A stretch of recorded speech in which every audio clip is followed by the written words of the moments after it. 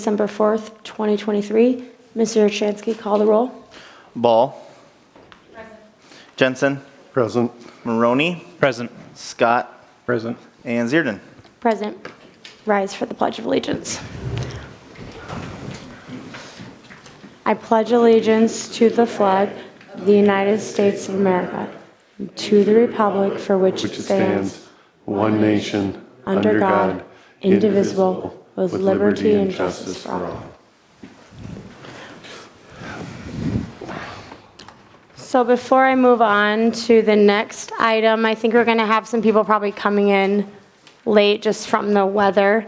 But I wanted to go through the meeting. As far as speaking, there's going to be 6 different opportunities to come up and speak. All of the items of public interest, there will be a forum, and then on the old business, Bushman. So if you have anything to comment on Bushman, you'll be able to do so on that item. On City Hall, you'll also be able to do that on that item as well, which is 11. And then open forum, please come forward with anything that is not on the agenda. So you will have plenty of opportunities to speak. So we will go ahead and move on. Do I have an approval or amendment of the agenda for tonight? I'll move with the, is it an amendment if you're adding those public comment? Okay, then I'll move to approve the agenda as written. Second. All right, any other discussion? All those in favor say aye. Aye. Opposed? Motion carries. All right, we will go ahead and go to the open forum if there's anyone here that would like to come up and speak on anything not on the agenda for tonight.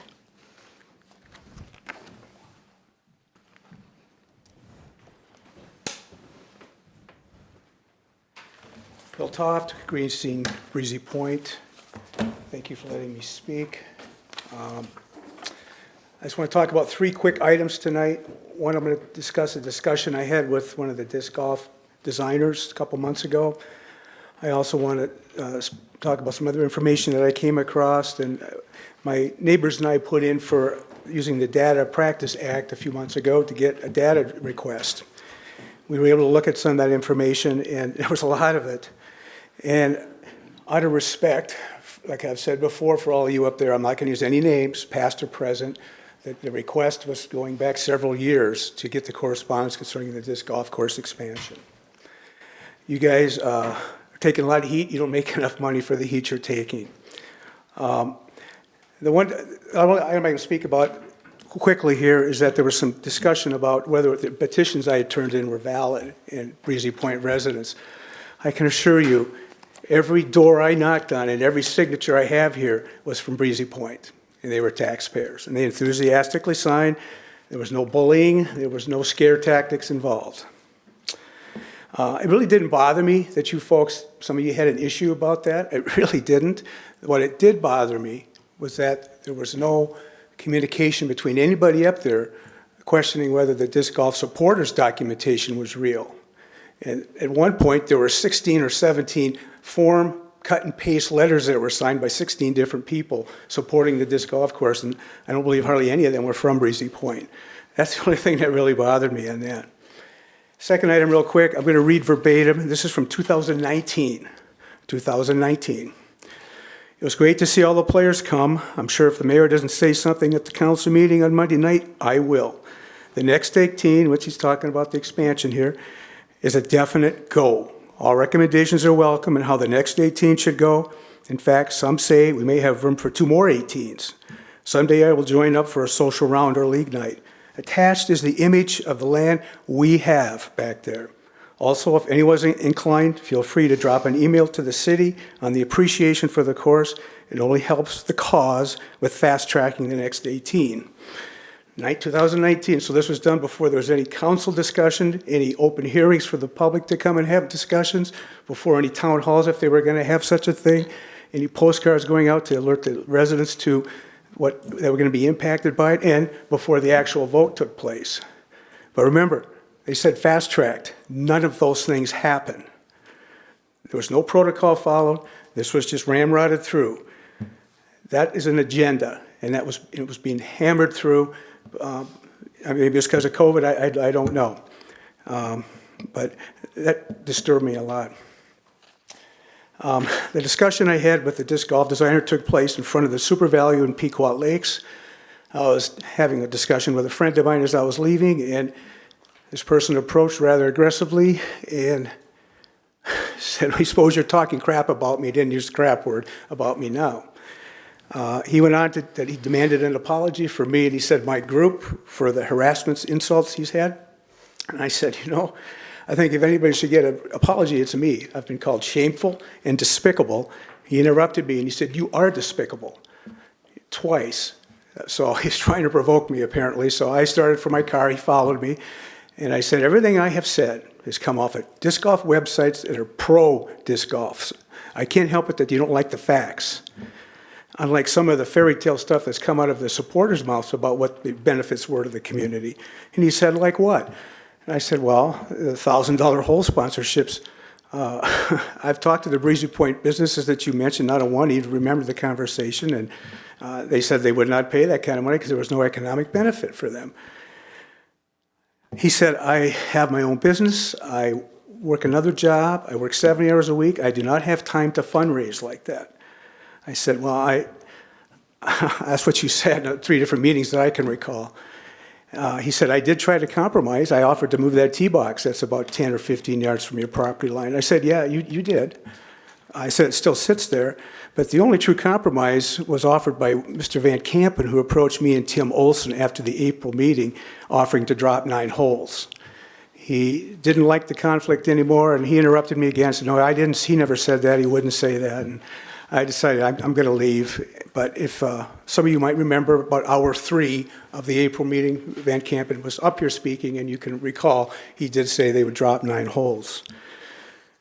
I guess just to finish this up quickly, so the process was tainted. There's no public good, economic or otherwise, in this whole endeavor. And the one thing that me and my neighbors have been wrong on is the behavior. Since November 1st, there's still drinking going on. I've sent most of you pictures. I have another one here tonight that I was going to show them. I want to you get a big agenda. I don't want to take any more time.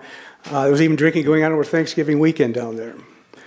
We've had to put up with swearing, public urination, loud noises, music. It's worse than what we anticipated.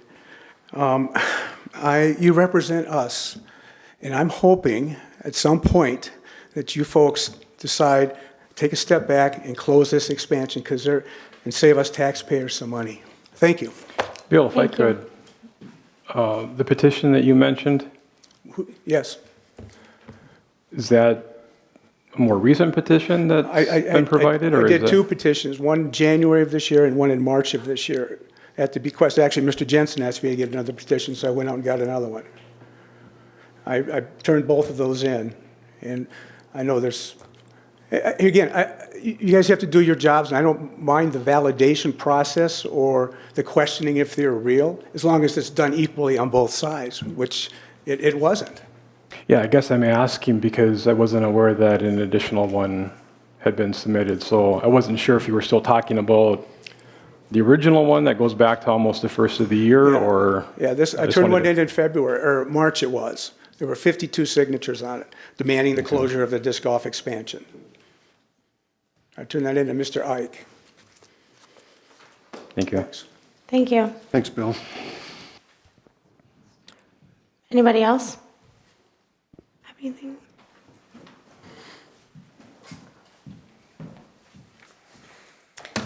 Madam Mayor and City Council, my name is Lisa Bear, and I live at 29726 Lakeshore Drive. As a resident of Breezy Point, I would like to express my deep concern over recent criticisms directed at our mayor regarding responses to a handful of residents' mean-spirited social media posts and emails. It is disheartening to witness an attempt to vilify a public figure based on isolated incidents without considering the broader context. It's also important to recognize that public figures can and do face a barrage of criticisms and personal attacks in the age of social media. Navigating these turbulent waters requires a unique set of skills, and it's unrealistic to expect leaders to remain impervious to the emotional toll such situations can take. Our mayor has a responsibility to represent our city, but she is also a human, a wife, a mother, a daughter, and a member of our community, and is susceptible to the same emotions as any resident. In light of this, it's unfair to judge the entirety of leadership based on responses to isolated incidents, especially when provoked by intentional acts of aggression. Let's not forget the numerous positive contributions Mayor Zierden has made to our community. Her commitment to our city is evident, and I believe it is crucial that we do not lose sight of the broader picture. As a resident, I urge the council and fellow residents to consider the complexities of the role Mayor Zierden plays in our community. Constructive criticism is essential for growth, but it should be grounded in fair and comprehensive evaluation of overall performance. I implore the City Council to focus on fostering a fair and transparent conversation that benefits our community as a whole. Thank you. Thank you, Lisa.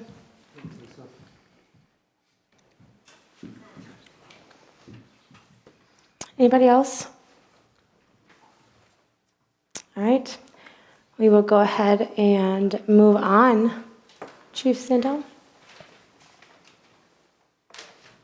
Thank you, Madam Mayor. On November 6th, during our last City Council meeting, at the same time we were presenting 2 life-saving awards, Paramedic Officer Dan Sathry was hard at work himself, saving a life. Pequot Lakes officer requested assistance with a welfare check. Upon arrival, officers located a male subject covered in blood from an unknown medical issue. As the officers were carrying the subject from his apartment, he went into cardiac arrest. Officer Sathry began providing advanced life support to that subject as a paramedic. He was also assisted by North Ambulance personnel. They worked on that subject for over 15 minutes. He was revived and flown out by Air Care. Excellent work, Officer Sathry. If you'd come forward, please.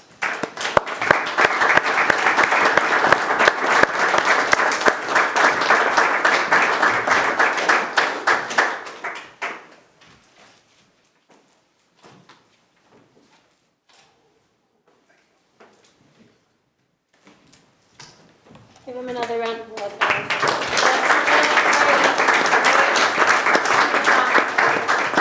In our community, and we're very proud. Thank you.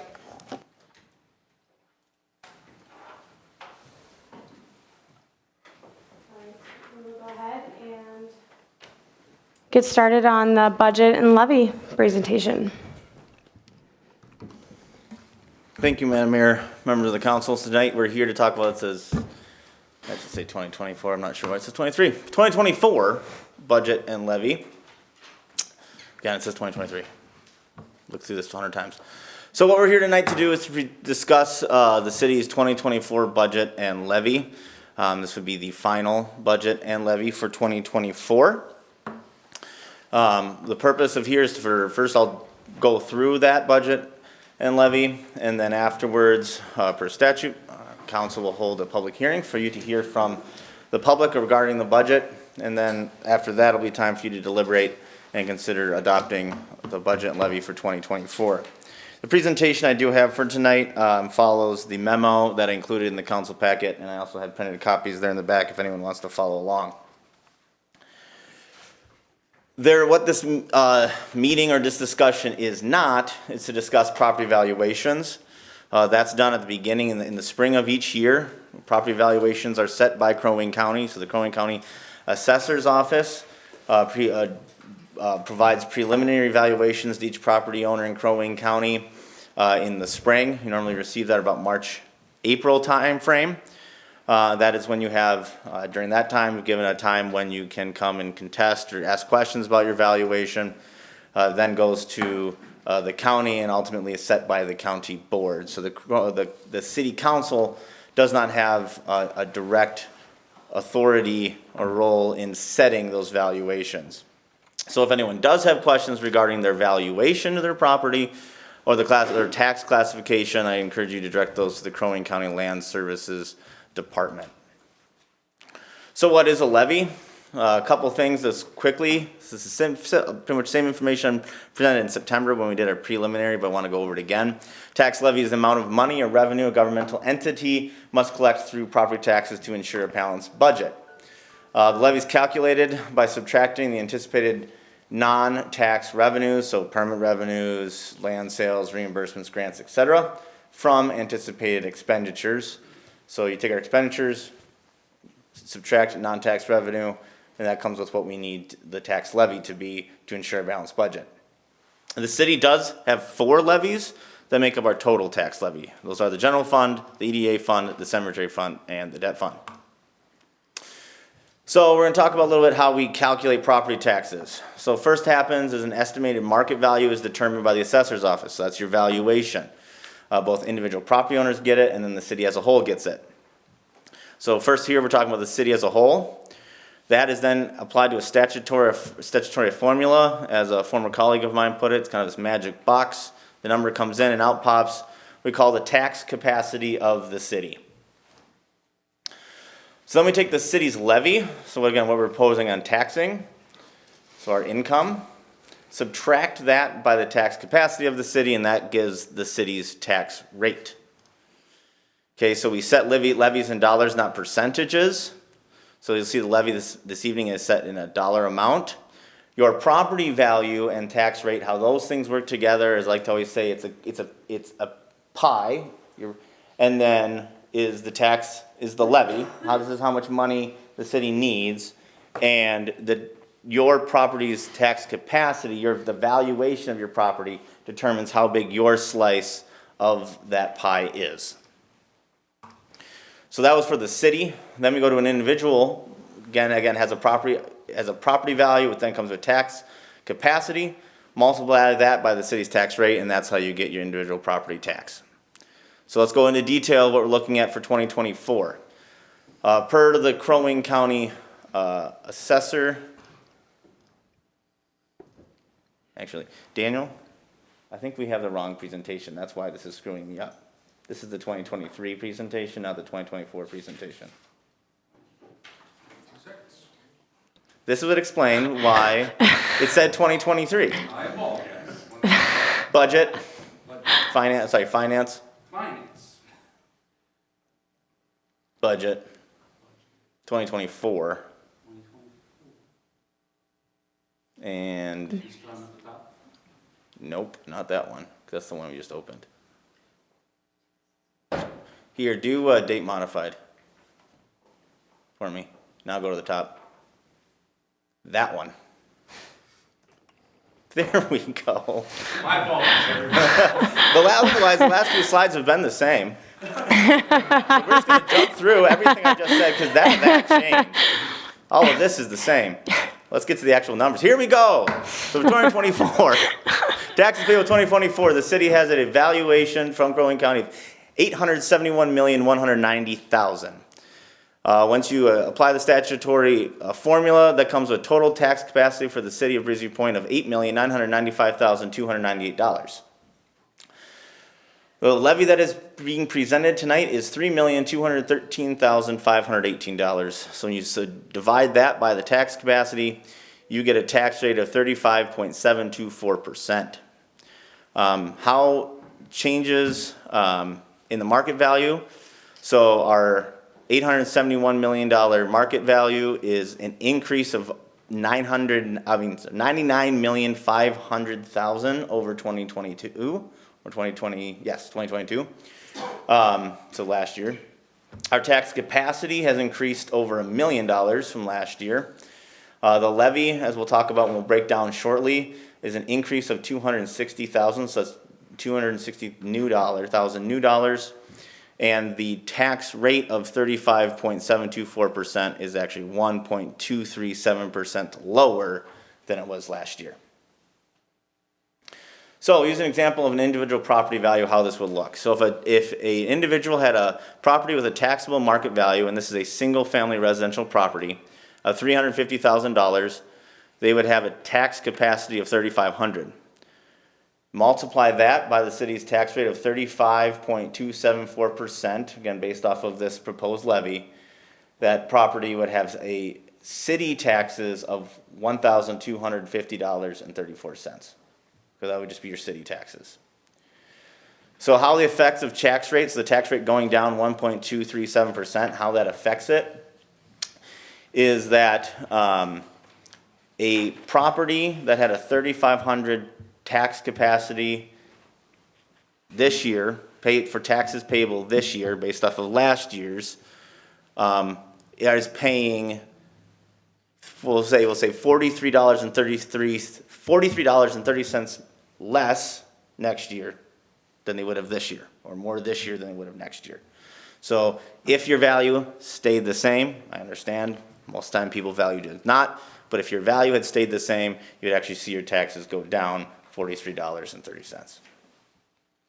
So, well, now we'll get into the actual budget. This is just a breakdown of what our budget looks like. 44% of our budget is public safety, which is very common. That's a general, that 40 to 50% is what you see from most municipalities when it comes to public safety. Public works at 18%, administration at 11%, land use, so the planning, zoning, building at 6%, parks at 2%, and then all the other things, so insurances and legal and all that is at 19%. So we're going to go into the budget considerations. A couple main considerations when we are looking at the 2024 budget. This is the same as I presented back in September. It was the Fire District Capital Improvement Plan, so I talked about it then. I'll talk about it a little bit now. So the Pequot Lakes Fire District that was established in 2022, once they got up and going, the first thing that they did was look at creating a capital improvement plan for the replacement of their assets. They did not have a plan. That's one of the impetus of why the district was originally created. And so a big portion of the increase this year, over 70%, about 70% of the increase this year can be attributed to the implementation of the fire district's capital plan. Also, new in this year's budget was the move into a full-time planning and zoning administrator position that was discussed throughout this budget process of our analysis. The desire is time to move into having a full-time planning and zoning administrator. So we have Monday through Friday, 8 to 4, someone's here, answer questions. We can be more proactive in planning and zoning. As we'll talk about here, one of the projects that the council wants to do in 2024 is update the zoning code, more proactive enforcement of short-term rentals and such, and that's the purpose of moving from a consultant to a full-time employee. Also in August, the council conducted staff and on behalf of the council conducted a competitive wage analysis, making sure that the city was competitive with its with other competing municipalities. So that's been included in this. That was adopted by the council in September. And then our annual insurance increases are as well, which again, on our health insurance side, we got a very nice thing, 7%. So we had 4.5% last year, 7% this year, a lot lower than what some of our other fellow cities are seeing. So that's nice. We're keeping our utilization low and being able to keep those increases low. And then the last thing is just general cost increases, fuel, cost of aggregate, and just other materials that we're seeing as inflation continues to stay high. So we're going to talk about some of our non-tax revenues. So Small Cities Assistance Program for Local Transportation, that came out of the last legislative session. So the city will be getting about $99,000 for that. The police PERA aid, something we get every year from the state to help offset retirement contributions for law enforcement. That number we anticipate goes up a little bit every year. Starting in 2024, the city will become the fiscal agent for the Pequot Lakes Fire District. So we will be charging $8,500 for that service. So that's a revenue that we didn't have before. And then the Pelican Township police contracts, we provide 20 hours of police coverage to Pelican Township. And so we negotiated a new contract, 2-year contract this year. It went up a little bit to about $58,500 this year, and in 2024 that'll go up to $62,500. And then a transfer from the capital fund of $125,000 to help offset some of those increases when it comes to wages. Okay, going into expenditures, administration, city council, and city attorney, not a lot of changes there. Most notable being that we do have election. 2024 is an election year. We will have 3 elections, which is the presidential nominating primary on March 5th, the primary election on August 6th, and the general election on November 5th. City attorney, we've kept it as it is, as we still are are still under litigation regarding the Osawatomie detachment. So that's really all we had on council administration. Otherwise, stayed the same. There was a reduction, if you look in the budget, on the actual budgets form from the council, as we were able to take some professional services off that was originally for the facility, a city hall facility assessment. Moving into police, obviously we have some increases there again, when it based off of compensation, training, education. One of the things we did add, we've been hearing, again, even heard regarding things like the disc golf course is a desire for extra patrols. We hear concerns on golf carts and patrols on the brush pile and other areas. So one of the things we've included in the budget is some additional funds for additional weekend patrols. So we're gonna try that out, see how that goes, see if that helps. We wanted to try to go this route before we didn't want to go into, okay, is this a new officer? We don't want to go that full-on compensation of adding another body. We want to see, okay, let's see what happens if we add some more revenue, some more funds to provide extra patrols. Specifically, the intention of this patrol would be to have a 3rd officer on the weekends in the PD's side-by-side to be able to do golf cart patrols, kind of those off-the-beaten-path patrols, and just providing a little extra coverage. Professional services, we talked about that again in September, moving body cameras and squad cameras into that column. Last year it was under capital when we adopted body cameras and new squad cameras, and now this is just moving that ongoing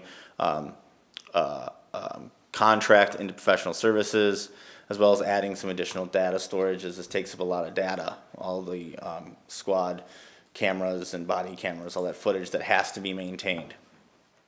Also, we have a lot of the PD's tasers. They had a handful that, I don't know if the word broke is the word, we'll call it broke, and needed replacement.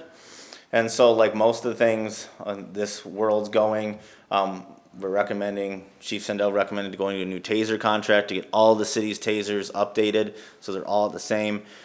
Benefit of this contract, it's a 5-year contract, so they help maintain it. They train you, they train the trainer, versus just when you buy things outright, obviously it's a bigger cost up front, and then how it tends to go is they provide you less customer service down the road. Capital, the only thing that's in the police capital is the annual squad replacement. We do replace 1 squad every single year. Under Public Works, the Parks and Recreation Committee did issue the council recommendation to reallocate some of the compensation related to parks out of Public Works and into the parks budget. Before, the parks budget was really just kind of things that were going on if they wanted to mulch, but there was no actual wages, any labor there. So there were some wages and benefits were reallocated to parks. The part-time seasonal person was also reallocated to parks. However, in the budget, we talked about this in September, we did also include money in there for a part-time extra public works person. The idea there was hoping that it would be more like kind of an on-call if we can find someone, be able to have assistance for things on, like if we have a really bad snowstorm, someone can come in, especially once we get the new plow truck, we'll have an extra piece of equipment they can jump in, or if we are short bodies, hopefully someone can come in and then aid in that as well. Fuels, we were able to reallocate some fuels to parks, because that's where it would be spent. However, we kept fuels in Public Works where it is at. Even though we've started now to see fuel start to come down a little bit, still kind of some uncertainty where fuel is going to be long term, so we wanted to keep our fuel budget right where it's at. Right now, looking at for this year, it looks like it's going to be right on the money. Road material, I think we've kept it, maybe increased it, kept it mostly the same. I know Joe's got a plan on what to do regarding some crack filling and such that he's gonna be presenting you in January as to that and what we're looking at for roads in the coming year. Professional services, mostly the same there. Transfer of the 401 fund stayed the same, so we transfer $50,000 every year to the 401 fund, which is our capital fund. The purpose for that is so that down the road, when we need to purchase a new piece of equipment, like a dump truck, upcoming in the next year or so, the tractor's gonna need to be replaced, we can use cash on hand to pay for that piece of equipment without having to add it onto the levy and increasing the levy unnecessarily and having a fluctuations year to year because of those bigger expenses. So Parks and Recreation, again, that looks like it's gone up. But remember, Public Works has gone down because it's just a reallocation. Seasonal wages, as I mentioned, fuels, landscaping, that did go up a little bit this year. They're looking at to redo some landscaping, some mulching. Professional services for additional porta potties. And then capital, initially, the Parks and Recreation Committee did request $100,000 for capital for future projects. What the council ultimately decided to do back in August when you had your workshop is instead you put that at zero, but you did take $50,000, place that in the capital fund should the Parks and Recreation Committee, as they're updating the master plan and then moving into their CIP, once that's up and running, if they have a project that comes up, they can present that to you as a council. And then we do transfer $10,000 every year in the capital fund for replacement. Main thing of that is replacement of playground equipment. Planning and zoning, talked again, planning and zoning administrator, we're adding that full-time. Seasonal wages, that's for as we do this transition, still have the ability to consult with Jerry on different things so that there's a smooth transition from Jerry to the new planning and zoning administrator. Obviously, as a new employee comes in, training, education, highly important. We want to make sure that they are on top of their skills, keeping their skills sharp, and on top of what we're seeing in the field and also in legislation. Inspection services, that's what we pay. We kept that the same to the building inspector. Again, that is only paid as a as-done basis.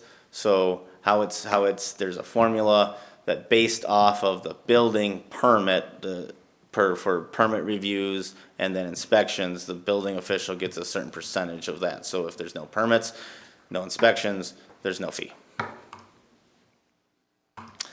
And then lastly, again, other fire district capital improvement plan. I spoke to that a little bit already.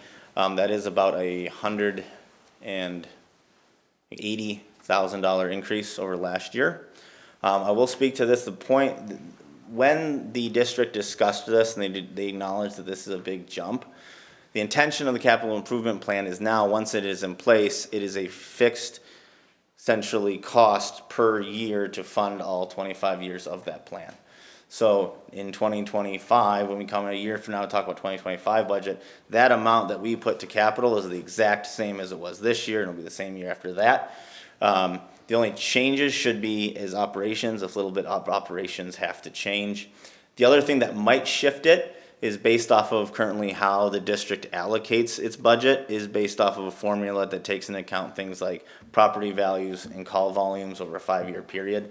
So if one city shifts more or less in one direction, that's how it kind of determines what burden of the budget each community, being Breezy Point and Pequot Lakes, has. But when it comes to a capital, the total number of that capital plan should not change.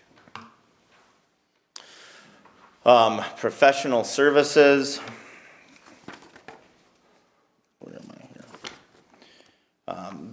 I think we reduced professional services a little bit. And then auditing, that went up a little bit. We actually have an audit contract tonight. Our previous audit contract expired. And so we have to, we're looking for the council to approve a new 3-year audit contract tonight, but that has already been included.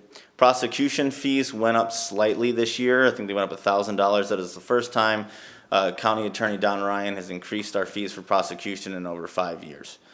We are really grateful for the county attorney for doing that service for us. We are one of the few communities that he still does that for. And I think the $8,000 we pay the county to do our prosecution, I don't think that would pay for half a year for any other entity to do that. So we are very appreciative of the great work that the county attorney does for us. Animal control, that was a contract that was signed in the beginning of 2023, so it has an annual slight increase to that. IT support has stayed mostly the same. Building maintenance, for City Hall, we didn't really do any increase. I think we reduced it slightly. And then for the rest of it, we maintained the amount. We increased it in part of 2023's budget. We increased the public safety buildings, building maintenance budget. We want to make sure that we are staying on top of that building. We don't want a situation here in the public safety building that we have with City Hall. And that's actually already come in handy with the replacement of one HVAC system, one furnace, and a AC unit this year. I know the chief's plan now is there's 5 of them over there, 3, is to now 1 each for the next 2 years replace those. So those are being maintained, and there's other things we're staying on top of the maintenance of that building. And then transfers to other funds. There are 2 transfers, well, a couple different transfers I already talked about. We have the parks transfer, we have the public works transfer. There's a small $10,000 transfer we transfer to the capital fund every single year. That is for we call it employee liabilities, so it's retirements or so retirement payouts. So if an employee retires, the city has to pay out all of their vacation and sick leave goes into another account as well. So we have funds, so when an employee does choose to retire, that's not a major hit on our funds. We have planned for that. We also transfer money, and I'll talk about this a little later when we get to Bushman Road City Hall, $230,000 for an old debt payment that was paid off our last debt in 2022 and then was kept in the levy, knowing that we were looking at potentially bonding the next few years, so that way when we do have to bond, we're not having to increase the levy to do so. And then there was $342,000 that's been put away every single year for roads. So that covers most of the transfers. There is a transfer in to the capital fund, in from the cemetery fund. That's a revenue I didn't mention from the cemetery. So the cemetery commission sends, it's about $3,000 this year. They upped it to $5,000 from the cemetery fund into the capital fund. That helps cover some of the work that the public works department does in the cemetery. So as I mentioned, there are other funds. Everything I talked about so far has just been the general fund. The EDA fund, about $3,650. What we do every year is that's a contribution to the Blair Lakes Area Economic Development Corporation. It's a small amount that they appreciate, but then what they do is they help with anything economic development. If you have any questions, want to reach out to businesses or whatever you want to do, they're there to help us with that. The TIF fund, we only have one, that's for reimbursements for TIF districts. We only have one TIF district right now, which is the clinic TIF district. The cemetery fund covers all the professional services and such for the Pelican Woods Cemetery. There is an increase in that fund, mainly because starting in it started a little bit in 2023, but moving into 2024, there will be, the commission has chosen to move to a contractor to be doing all the landscaping out there. For the last 2 decades, the wonderful ladies, and I guess gentlemen too, of the cemetery commission, they've been doing all that landscaping themselves. They would go out, starting in May all the way into September every Monday, and they would go out and they'd be doing all the weeding, all the trimming themselves. So in that aspect, they've actually saved the taxpayers and a lot of money over the years, but they've gotten to the point where they just can't do it anymore. So they're moving towards having a landscape company come out and take care of that for them. Mentioned already the transfer from the cemetery fund to the capital fund as well. Debt service, there's nothing in the debt service fund as we are currently debt free. Capital fund, this is a rundown in no specific order of the major projects listed in the capital fund for 2024. Being in the capital fund, this means they are using potentially cash on hand, reserve dollars. So these are not new levy dollars. All these projects are in here, are anticipated by the council. Obviously, when it comes down to doing them, the council will decide whether or not to do them as each one comes up. But what is planned? The council has been talking for the last year of updating the zoning code. That we've placed about $125,000 in there for that project. The general city code, with staff, we recommended that at the same time, we have the city attorney look at the general city codes, the rest of our organizational documents, and review those. That estimated there is $25,000. Software implementation, this is for the new Questica software that the council approved in November. So it's a one-time implementation cost about $12,000. We have the final design for Bushman Road, which I know Paul Sandy's here. We'll be talking about tonight. Streets plan, we've been talking about that. Look, it's time the city get together a capital improvement plan, a plan for replacing our streets. What would that look like? This is just a development of the plan. Once that plan is developed, at that point, then the council will talk about, okay, what does implementation look like? So this is for the development of putting all our streets together, categorizing them, figuring out where each one is at, and then putting a plan for replacement or repaving of those streets. Parks capital, I mentioned that $50,000 already. $60,000 for County Road 11 trail feasibility study. We'll be talking about that later on the agenda as well. And then $5,000 for scanners as we move to get paperless, have less paper around here. We need the ability to obviously scan it. Right now we have one large scanner, so these will be desktop scanners so staff can be scanning things as we go and not having to get up, go to the main scanner, taking that time, emailing it, and then having to file it properly. And then the City Hall design and construction management, that contract that the council signed in November, and then we have an update on that as well tonight. And then I already spoke to the $125,000 transfer to the general fund. Sewer funds, sewer enterprise fund, this is again not a levying fund. An enterprise funds, it means it kind of operates like a business. So the money that comes in is for usage. So this is funded by those on sewer who pay their quarterly sewer bills. So some of the only increases there are related to the wages, we talked about it. Audit increases, some of the audit is covered by the sewer fund. And then the software as well is covered by the sewer fund. Sewer capital, we're looking at $40,000 for some wet well rehab, and then $25,000 potentially looking at what potential next steps in the sewer plant expansion process looks like.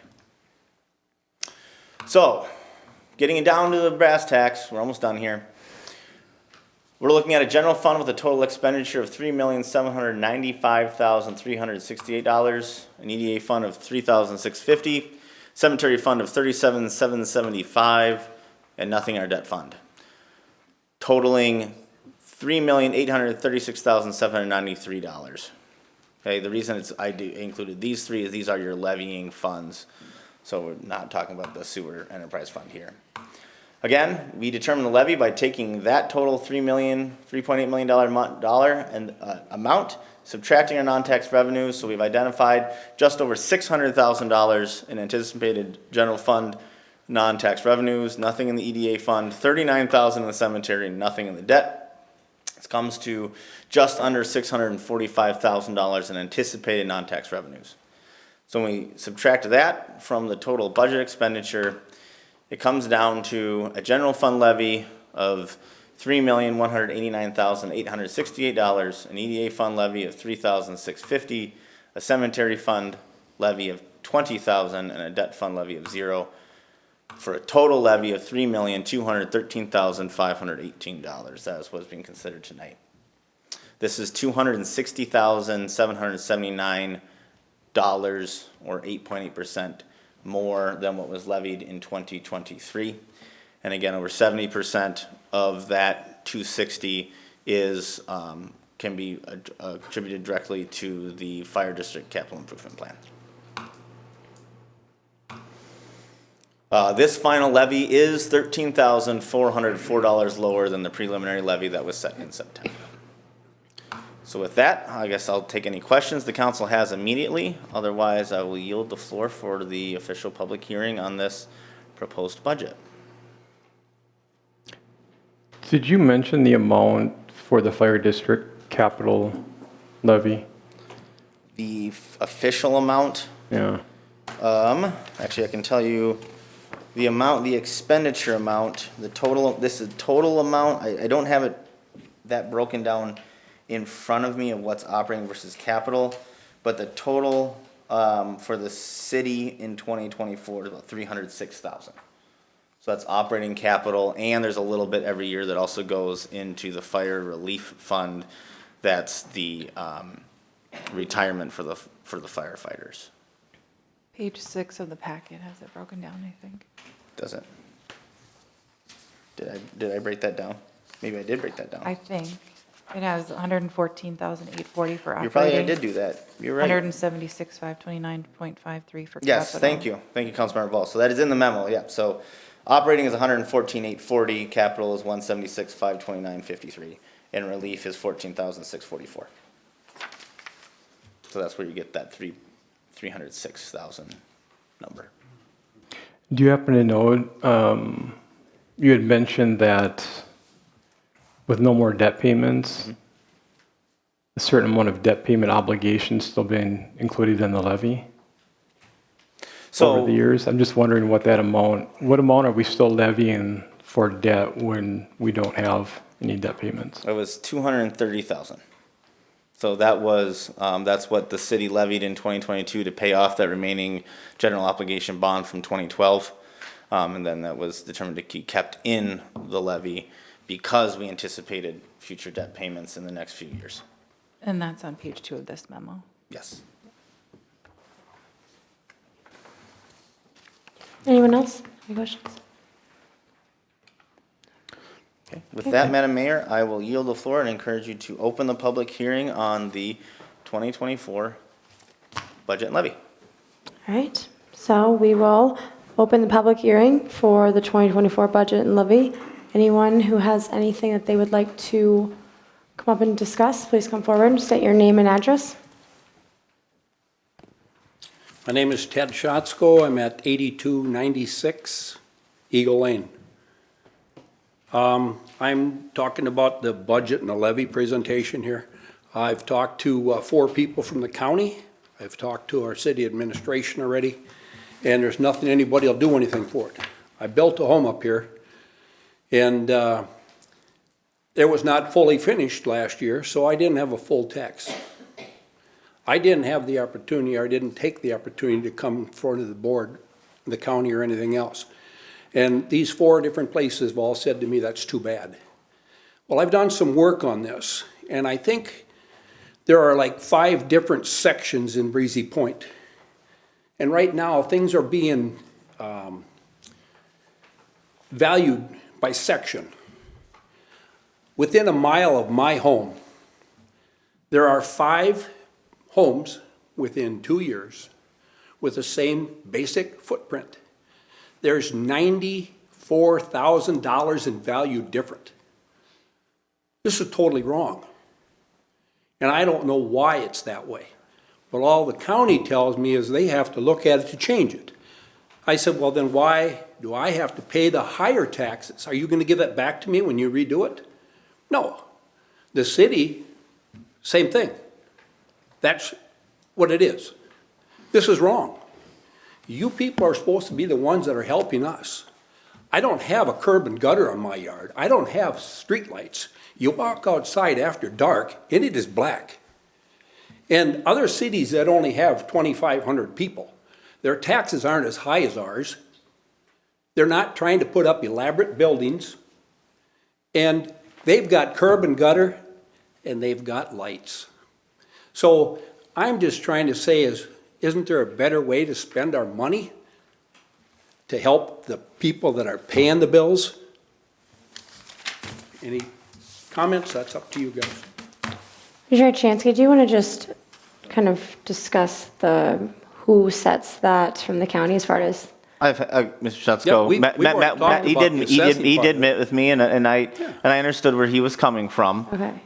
Again, as he's rightfully said, that is set by the Crow Wing County assessor, who sets the value. and then that's approved by the county board, and I'm not sure exactly when that was that they did their final approval, but that's been approved.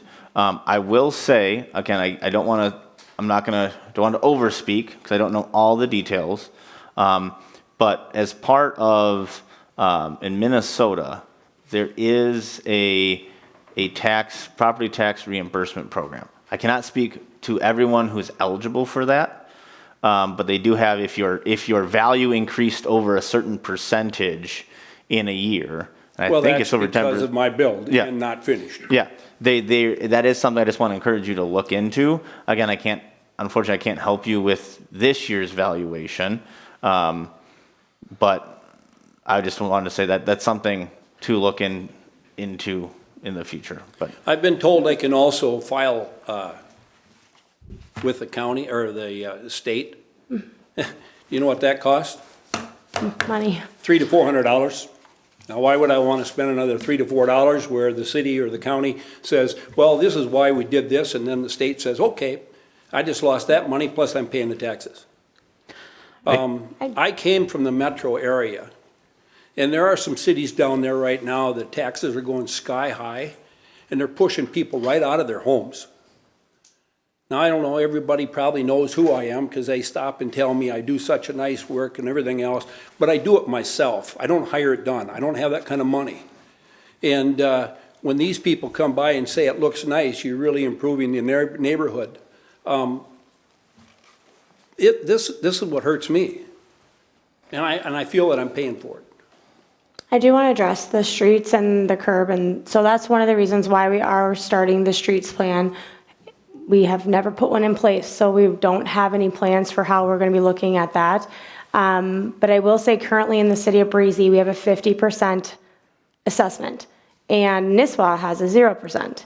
And I think in kind of, for my opinion of where we should go with our streets plan is look at too, how much do we actually want to assess our residents? Do we want to move from a 50% to a 0? So there's a lot of things at play when it comes to putting in streetlights and sidewalks, and actually in Nisswa, they have a 0%, but if the community on that street wants to have a sidewalk, then they have to then assess that sidewalk only, not the street. So there's a lot more that goes into it than just looking at, putting a sidewalk here, putting lights here, there's a lot that goes into it, but we are working on it to establish this as a foundation for the city of Breezy. So again, because we haven't had this. So it is something that we will do, but just know that we want to look into first, maybe do we change our assessments? How do we want to do our streets plan, et cetera? So in other words, we've been overtaxed for the last few years because of all the money that we've gotten sitting here and earning interest on to build the city hall, and that's going to cost the taxpayers any money. But now, the same difference that I'm saying. Well, and Administrator Chansky, but he gave a really good example at the last meeting. He did, and I actually had never thought of it this way. I thought it was really good, but even for our own finances personally, we don't usually typically allow our balances to go to 0, right? We put money away in a savings account so that it does accumulate. So for projects like City Hall or anything that we're doing, we have capital on hand. Otherwise, if we don't do that, we are going down to 0. So your taxes 1 year based on a project could go up significantly, right? The next year they can go down, up. And I think people in general would rather know that their taxes are more consistent than just having these peaks and valleys throughout the years. So that is kind of the direction that we want to take, and how we look at taxes is how do we keep them lower, but also consistent so that we don't see these large increases and decreases. So that is kind of the mindset behind. That's why I looked at the 5 properties that I did. Yeah. And that's not right. Yeah. I mean, And I I did understand your mortgages for a number frustration. of years, and when you do an appraisal, you go within a certain area, and if you don't have the comps, you go out a little further. I completely here, understand. The county says, too bad. Yes, I completely understand. I will encourage you to reach out to the county again to have them potentially even come out. I know we had a gentleman in front of us 2, maybe even 3 years in a row, having a complaint of where his evaluation was. And this last year, as they were discussing with the county, it was also stated how the build was done. And the county went, oh, wait, we had you adjusted to a different rate. And so they immediately reduced the evaluation based on a fact finding that they did not have for, I think, 2 or 3 years that he was taxed. So Gary said it's not gonna work this year, you should have did it last year. But yet they took an aerial view of my home and I had a composite deck on. And Breezy Point has a code that's after so many feet off the ground, you have to have a railing on. I had no railing on because I wasn't done with it till June, but yet they said it was completed. So their comment was, every township, every city has a different code. We can't look at the code. You shouldn't be assessing people unless you're up to their code. And we can only control what we can control here at the city, and like, I do understand there's frustrations with federal, state, county. I mean, it's all across the board, but just know that we are working to, alleviate some of these issues, and we are working towards, putting the foundation in place so that we have a smoother operation over the next. What I'm seeing is mine are gonna double in a matter of a few years if this is what you guys all wanna do out here. Because you're doing the main building here, and then you wanna do the streets and everything else. That's gonna kill me. We'll just have to see what those numbers look like in the streets plan, but just know that with City Hall, your taxes are not gonna be increased because of that project No, specific. I know they're not, Okay. but that's part of the stuff that that people have talked about out here. And we You know how will, busy County Road or Dove Street gets during the summer with the park up there? I live over there, yeah. Some of our residents are scared to walk down it. One of the I am residents too. even got a ride home from the police officer. I because her understand. heart I was understand. I have racing. kids. I run that road. I'm double stroller with my children. Yep. I understand. So just know though that we are looking to, it takes time. 'Kay. And we're working on it. And we want you to continue to stay involved. Okay, we do. We want input. We want you to continue to stay involved so you can, when we start the streets plan, we want residents to be involved in that process as well. Thank you.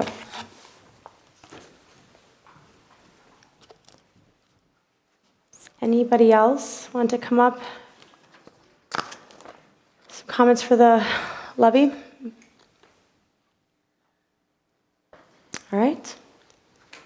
Well, I think we will move to a motion.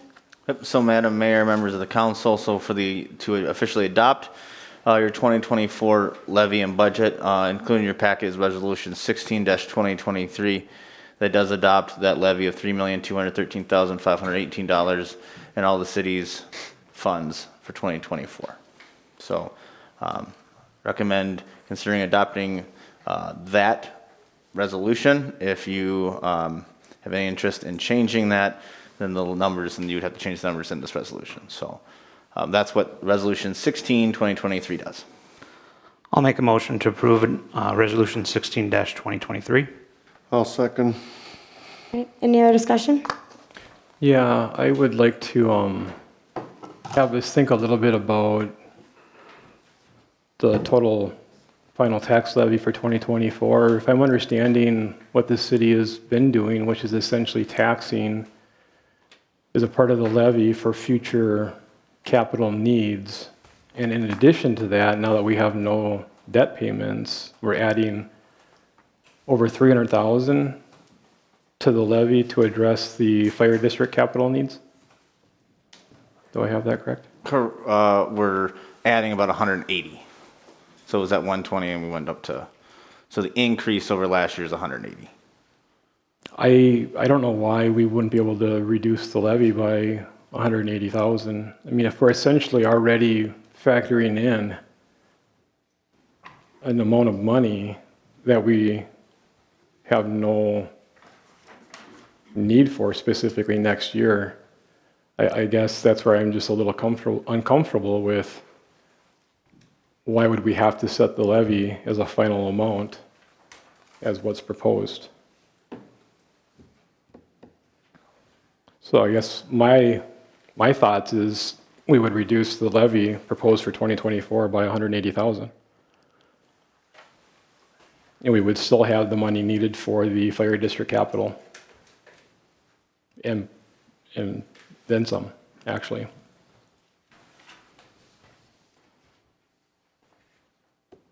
Does anybody else have any comments to piggyback off of that?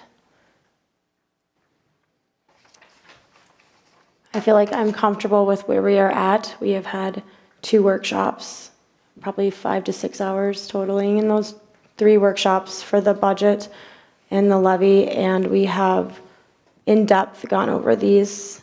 And so I feel comfortable with where we have landed for tonight's vote. Yeah, I'm fine with where it's at. I think what we have to do is plan for the future and where we're going and what we're planning. And if things do not progress, then yes, next year that they can be reduced, because if we're not going to go for those bonds, or if we're not going to do the projects, then they can be reduced. But in 2022, when we set the budget, it was known that we were going to have some big ticket items. Bushman Road, which has been mentioned as a safety concern. We knew something was going to be done potentially with City Hall. Whether that looks like a remodel or a new building, keeping it where as is where I'm comfortable with right now. I would agree. All right. Anybody else have anything to add? All right. All those in favor say aye. Aye. Opposed? Aye. Motion carries. We will move on to the proposed ordinance for the tobacco regulations. Thank you, Madam Mayor. So this is coming out of a recommendation from the Parks and Recreation Committee. It's kind of originally started back when we were talking about cannabis, but we really wanted to separate the two things. The way that they're treated in state statute and in the code are separate. So what we have before you today is an amendment to Chapter 112, Tobacco Regulations. You'll see that for the most part, it's pretty much repealed what's there, and we added essentially a brand new section here. When I went in to start looking at what it would take to amend it, really what the Parks and Recreation Committee was recommending is to prohibit the use of tobacco products in parks, public properties.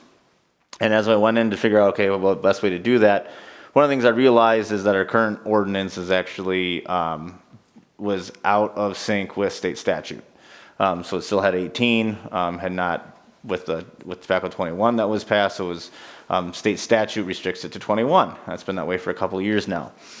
So what the ordinance before you is pretty much straight out of state statute with some of the definitions borrowed for some neighboring ordinance as well as defining tobacco products, tobacco-related devices such as that.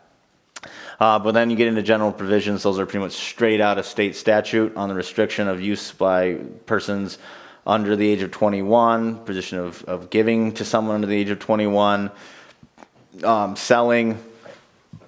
I will say, people should know, just aware that in Breezy Point, tobacco licenses are issued by Crow Wing County. So we don't do the tobacco licenses from the city's perspective. So this isn't a licensing ordinance, this is a use ordinance. Item E under 112.02, that's where it restricts the use of tobacco products, tobacco-related electronic delivery devices, or nicotine or lobelia delivery product in any form on public lands owned by the city of Breezy Point, excluding easements and right-of-ways therein. The point of that is we're trying to talk about our main properties, but we're not, unlike cannabis, if someone wants to walk their dog and have a smoke, we're not saying you can't walk your dog and have a smoke. Just don't do it in a park. So it doesn't really change this doesn't really change anything that's happens today, except you can't smoke on the playground. And then it just gets us back into sync with state statute regarding who can use and who cannot use tobacco, and to make sure our language is the same as state statute. So with that, I'll take any questions the council has. Again, as an ordinance, how the adoption process should follow is, if you don't have any further questions for myself, open the public hearing, give the opportunity for the public to comment, after which then you can deliberate and consider adopting proposed ordinance 2023-05. Perfect. Anyone have anything to comment? One question or clarification, and this is the reason why that we kept cannabis separate from tobacco use, is because we do restrict the use of cannabis walking their dog. Correct. Cannabis in both state statute and the new city's ordinance is treated more like alcohol. It's an intoxicating substance compared to how tobacco is treated. Thank you. All right, anyone else? All right. Well, I will go ahead now and open the public hearing for the proposed ordinance 2023-05 tobacco regulations. Does anybody have anything that they want to add? All right. Well, we can move to a motion to adopt the ordinance. I'll make a motion that we adopt proposed ordinance 2023-05. I'll second. Jinx. Any other discussion? All those in favor say aye. Aye. Opposed? Motion carries. All right, we will move on to the proposed ordinance for the well testing. Thank you, Madam Mayor. So this came out of November. We talked about that. Staff, we brought some concern regarding the well testing. Council, after discussion, said you wanted to keep it in there, but change the language to make it clear that it's required, but you need to do it. It's not be something that's going to be submitted as part of an application, but we do want to make sure that it is available should someone request it.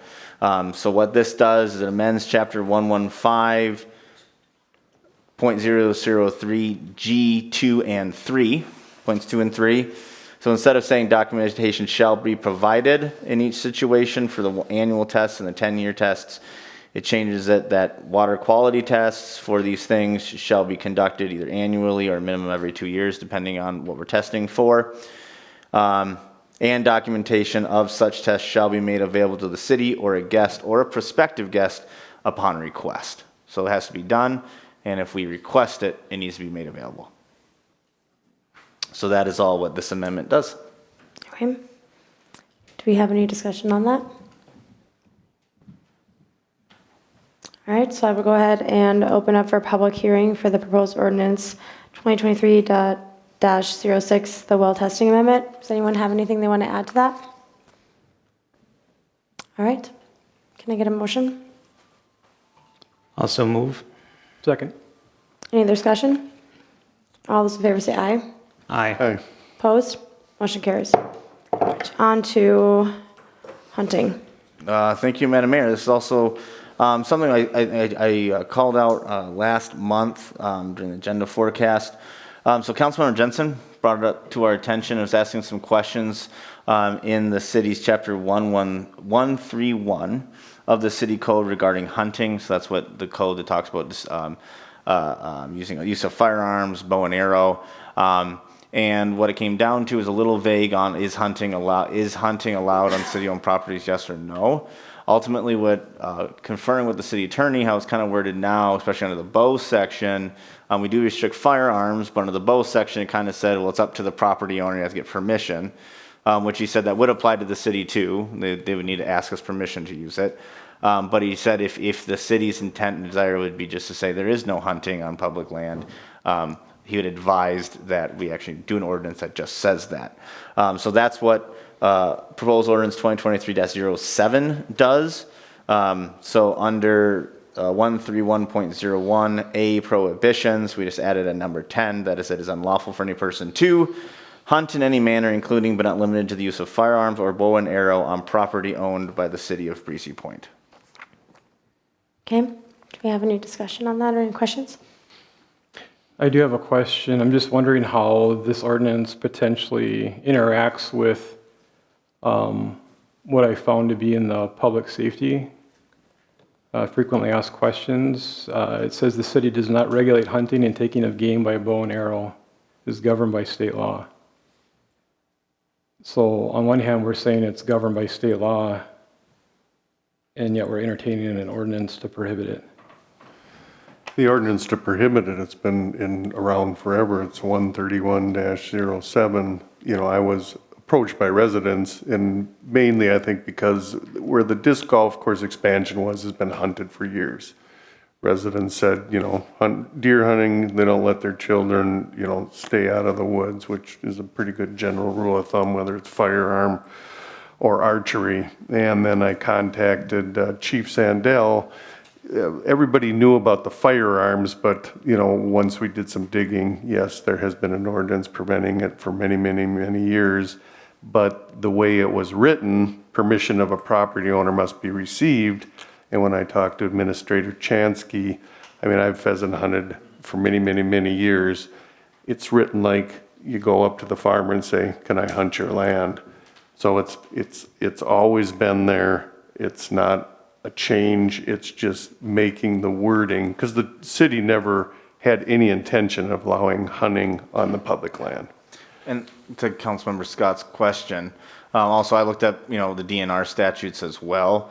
And from what I can see, most of the DNR statutes, when talking about kind of public land, it's been pretty phrased around state-owned property and then tax forfeit property. So in Crow Wing County, obviously Crow Wing County manages tax forfeit property, but as a steward of the state. So in this situation, individuals in Breezy Point would still actually be allowed to bow hunt on a tax forfeit property. So this is only property specifically by the city of Breezy Point. What the DNR generally, when looking at what their statutes and regulations, they tend to try to steer clear of municipal properties for this very reason, that the cities can set their own ordinances on how their land is used. So again, this isn't prohibiting the use on county property, on state property, on tax forfeit property. You can it's just only on properties owned by the city. And is it true we can be more restrictive than what county or state does? We cannot be more laxed. Correct. And so essentially, we're saying that the area where the expansion of the disc golf is at is in fact, without question, city-owned. Correct. It is. Property deeded to the city. It is property deeded to the city. So we own that, pretty much any outlot. Most of the outlots, we think about the sewer plant, we don't want, right now, this in theory, if the city said, yes, someone could hunt down by the sewer plant, we have a lot of safety concerns why we don't want someone doing that. So this is just pretty much saying anything that is owned, if you go into GIS and it says City of Breezy Point on it, as the property owner, then that is not available for hunting of any kind. Well, I'm just drawing upon the distinction because I would tend to disagree. I think property the city purchases in fee title, the city owns. Property that was dedicated to the public as a part of a subdivision, I would argue is not owned by the city of Breezy Point, it's owned by the public. So in my mind, I think, I'm not sure that this ordinance is really well placed if we're thinking about it in terms of what we're going to regulate and how we're going to manage public property in the disc golf course expansion area. Those are just my opinions. I guess that would be a question for the city attorney.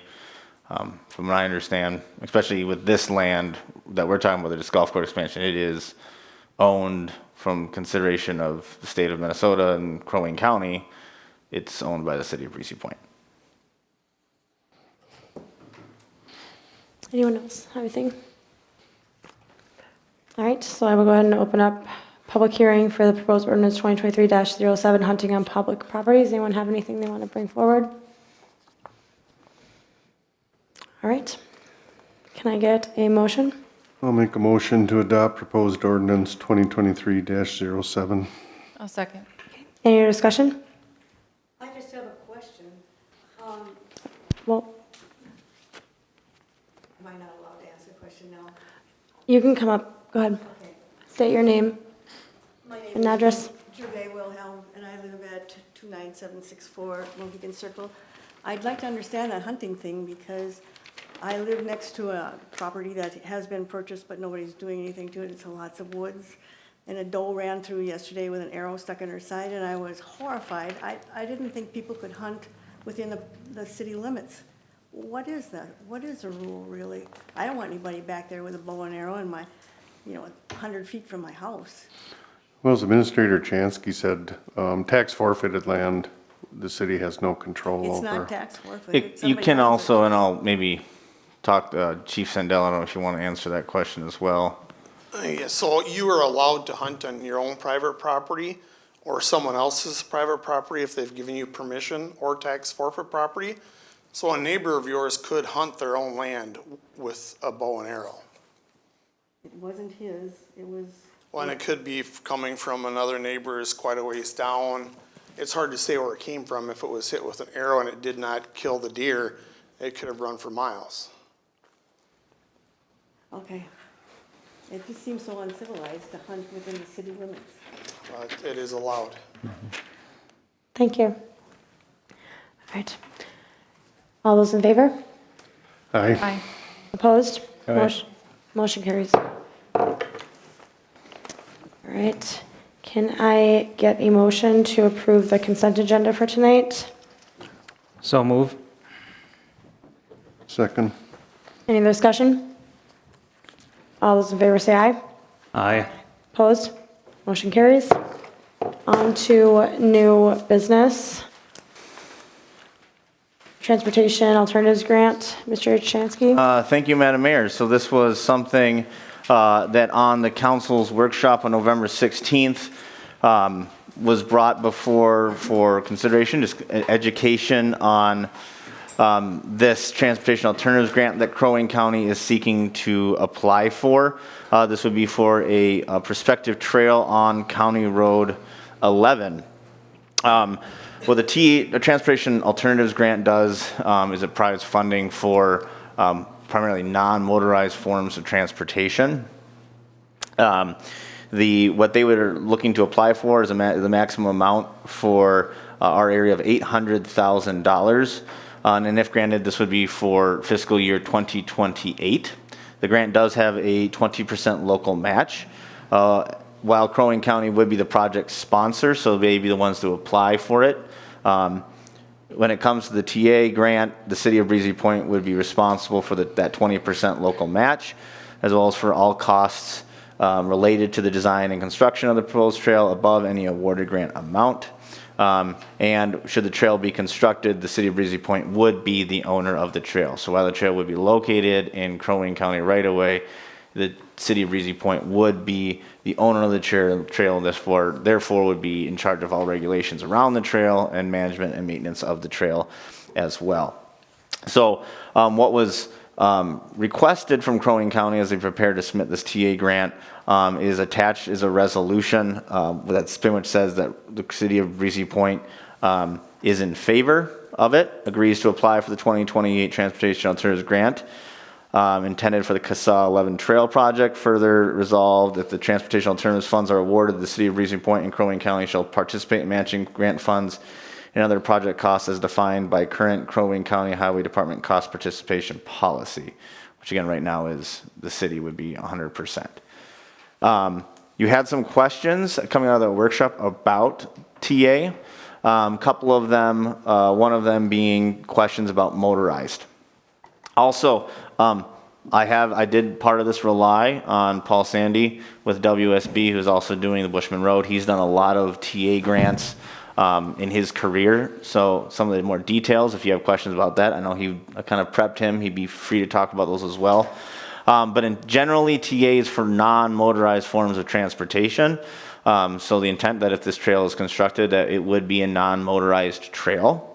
When it comes to winter maintenance, I think that was another question you had, is does it have to be plowed? Correct me if I'm wrong, Paul, but the answer to that is no. It does not have to be maintained. Now, I will say the thing with that always comes into is when you have a non-maintained trail in the winter in Minnesota, what tends to happen, snowmobilers try to use it.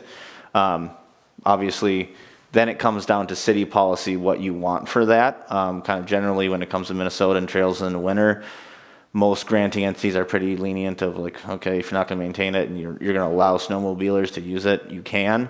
Concerns with that are always, especially if a snowmobile has studded treads, it can ruin, if there's not a lot of snowpack, it can ruin the asphalt beneath it. I know Paul, in previous cities, I think when we were both working for the city of Brainerd, they allowed it in some of their TA grant trails, but they said no studs. So there's things like that. Again, ultimately, it always comes down to how do you regulate it, how to enforce it. It's not easy to enforce a trail, I guess, unless you want to get Chief Sandell a snowmobile. So that was kind of so that covers, I think, your questions about motorized. Winter maintenance, you don't have to maintain it in the winter if you don't want to.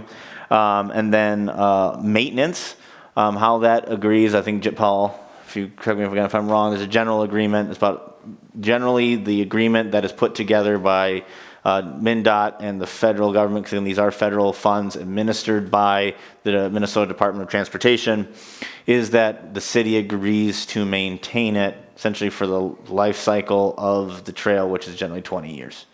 So if you do grant it, you are essentially saying we will commit to keeping it in good order for at least 20 years. After that, it's they kind of assume that's the life cycle of the trail. Paul, is there anything significant the council you think should know that I missed? Okay, thank you. So I think that covered the main questions that during the workshop you had wanted. If there was anything that I missed, please let me know, Councilmember Ball. When the 20%. Oh, yes, when the 20% match. So that's at construction. So you don't have to, even though we would find out, or the county would find out about the grant award April-ish, again, this is for construction year 2028, so the matching 20% would not have to be obligated, obviously, until you construct. One important thing to know with this, as per most MnDOT grants, including the LRIP grant, that WSB is submitting for Bushman, is how MnDOT generally does things. It is a reimbursement. So if we are awarded, and then we do move into construction in 2028, the city would be responsible for fronting all costs to construct the trail and then submitting for reimbursement through our awarded TA grant. Or at least it would kind of be through the county. The county would submit reimbursement and then give back to us. It's just the process. But so it's not they give you an $800,000 check. It's you build it and then you submit reimbursement. So that's how that works. So if awarded, we'd know in 2024. Correct. And then for budget seasons for the Fiscal next year years. 28. Right, for the following years, then we could allocate money into the budget to start saving money for said Could. project? You could. Yep. Okay. That's one of the benefits of, I think, why TA does it this way, is so that people do have time, if you're, generally these are pretty significant projects, to be building in, whatever additional costs you need. And I think too, in the add of that, in the meantime, I have a meeting on Wednesday with the Parks Director of Cross Lake and Mike O'Connell, who heads up a nonprofit to connect communities. So there is talks about looking at the future, connecting Cross Lake to Breezy to, and the more community we can get involved, the county, the more grant funding that is available to us. So we will continue to look at larger grant opportunities to help pay for that. So we can not burden the taxpayer as much as possible, but I do know from a lot of the conversations I've had, it is something that taxpayers have wanted for a long time. And I will say too, what a lot of communities do with grants like the TA grant, if it's for a specific project that they're pursuing, they'll essentially apply every year until they get approved. So they kind of wear MnDOT down. But with that intention of, as they apply this year, they don't have a lot of, they get denied, but then they keep slowly moving forward, and as their project comes more and more to fruition, they do the feasibility, they do design, and it becomes more of a significant project, then they'll end up getting TA grant down the road too. So this isn't kind of a one-time thing. They do this every year, and it's always for 4 years in advance. I will also say part of the Parks and Rec liaison, our Parks and Rec committee has thoroughly discussed trails. While we haven't discussed this in specific recently, I know that we have 2 members here too, but there's been a large desire in the master plan for additional trail systems throughout the Breezy Point. And I will say also with TA, one of the things they do focus on is getting people places. So it's not, generally they're not just doing recreational trails that just kind of go around a neighborhood. It's about getting it, they're mostly for transportation. So getting essentially pedestrians from one place to another, like this proposed trail eventually. Right now, it's included in the packet. The plan would be roughly from intersection of 11 and 4 area, and it could be expanded, but 11 and 4 to Ranchette. So that's kind of the corridor that Crow Wing County is applying for. But with the intention, I know when this was originally conceived in a 2011 Bolton and Mink study, that was a corridor study on CASA 11, would be long-term, would be to connect both Breezy Point and Pequot Lakes and hopefully take it all the way to the Paul Bunyan Trail. You're able to get DNR grants too when you start making a regional transportation and are connecting recreational activities. So. Correct. kind of where the Nisswa Lake Shore, Yep. Fairview, that. David, do you want to just repeat that? Oh, yeah, so as the city engineer just said, as you produce more and more, you expand your trail system, and it becomes an actual system, you also have more grants through the DNR and others that become available And that's to why you. Cross Lake, they're looking at that because they want to also do that, so. And that's where you see a lot of communities like Nisswa, East Gull Lake, being very successful, and part of that is because they've just, one, it's kind of, you talked like East Gull Lake, trails are kind of their thing. And so because they've created such a trail network, that's why you see them more often getting a lot of these grants, because it's just, it wasn't that way early on, but they've just slowly been building. I think 5 million is what they've received over the course of 8 years or something. Yeah. It takes a while. Yeah, It's it takes not a while. something that. It is definitely a process. It is not kind of a 1 year you get $10 million to build a trail. It's it's very much of a process. Think about the Cayuno Lake State Trail Association. They've been working on expanding that trail for 2 decades, and they're still not done. So.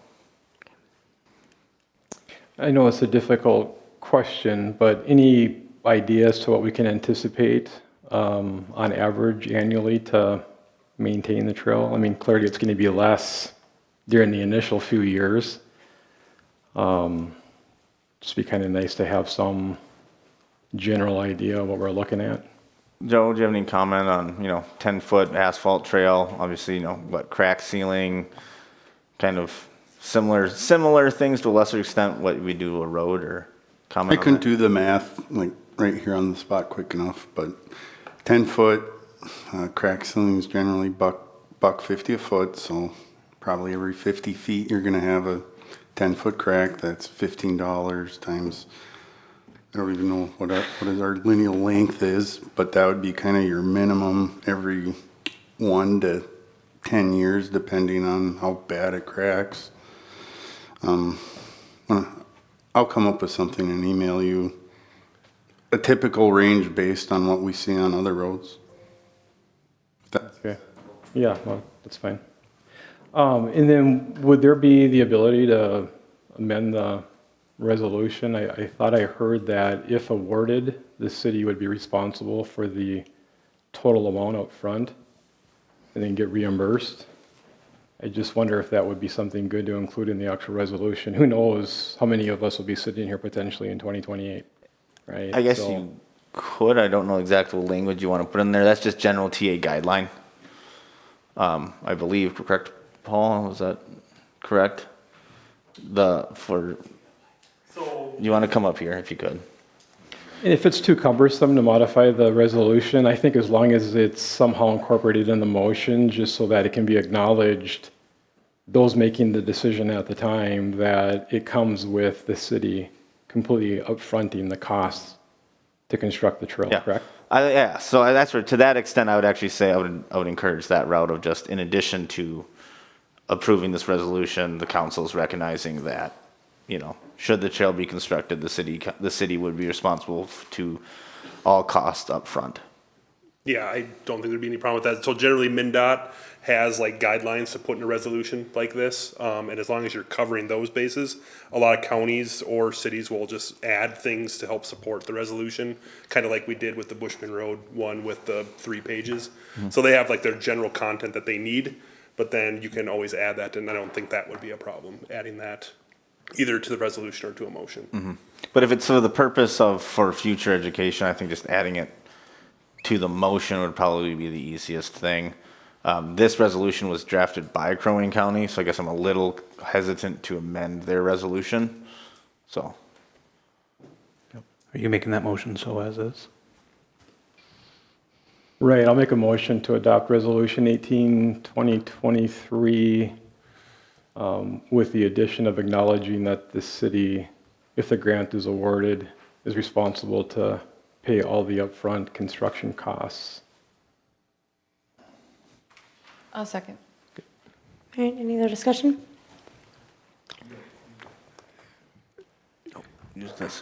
Sorry. You'll be responsible for all the upfront engineering costs too, and design and all that before, just so you know that's. Yeah, I guess I above should and clarify beyond this. the- TA, this covers construction only. Yes. So, Yeah, that was covered in the presentation. All right, any other? All right, all those in favor say aye. aye. Opposed? Motion carries. All right, we'll move on to the hiring of planning and zoning administrator. Thank you, Madam Mayor. So again, as I just presented part of the budget, this was included in part of the 2024 budget. In September, when you approved the preliminary budget, the council also authorized me to conduct the hiring process with the desire to get some of those projects like the zoning code up and going early in 2023. And concerns of, when we look at the kind of hiring world that we're in right now, concerns that this might take a while, acknowledging that this is would have been a 2024 budget position. So you did authorize me to begin that process back in September.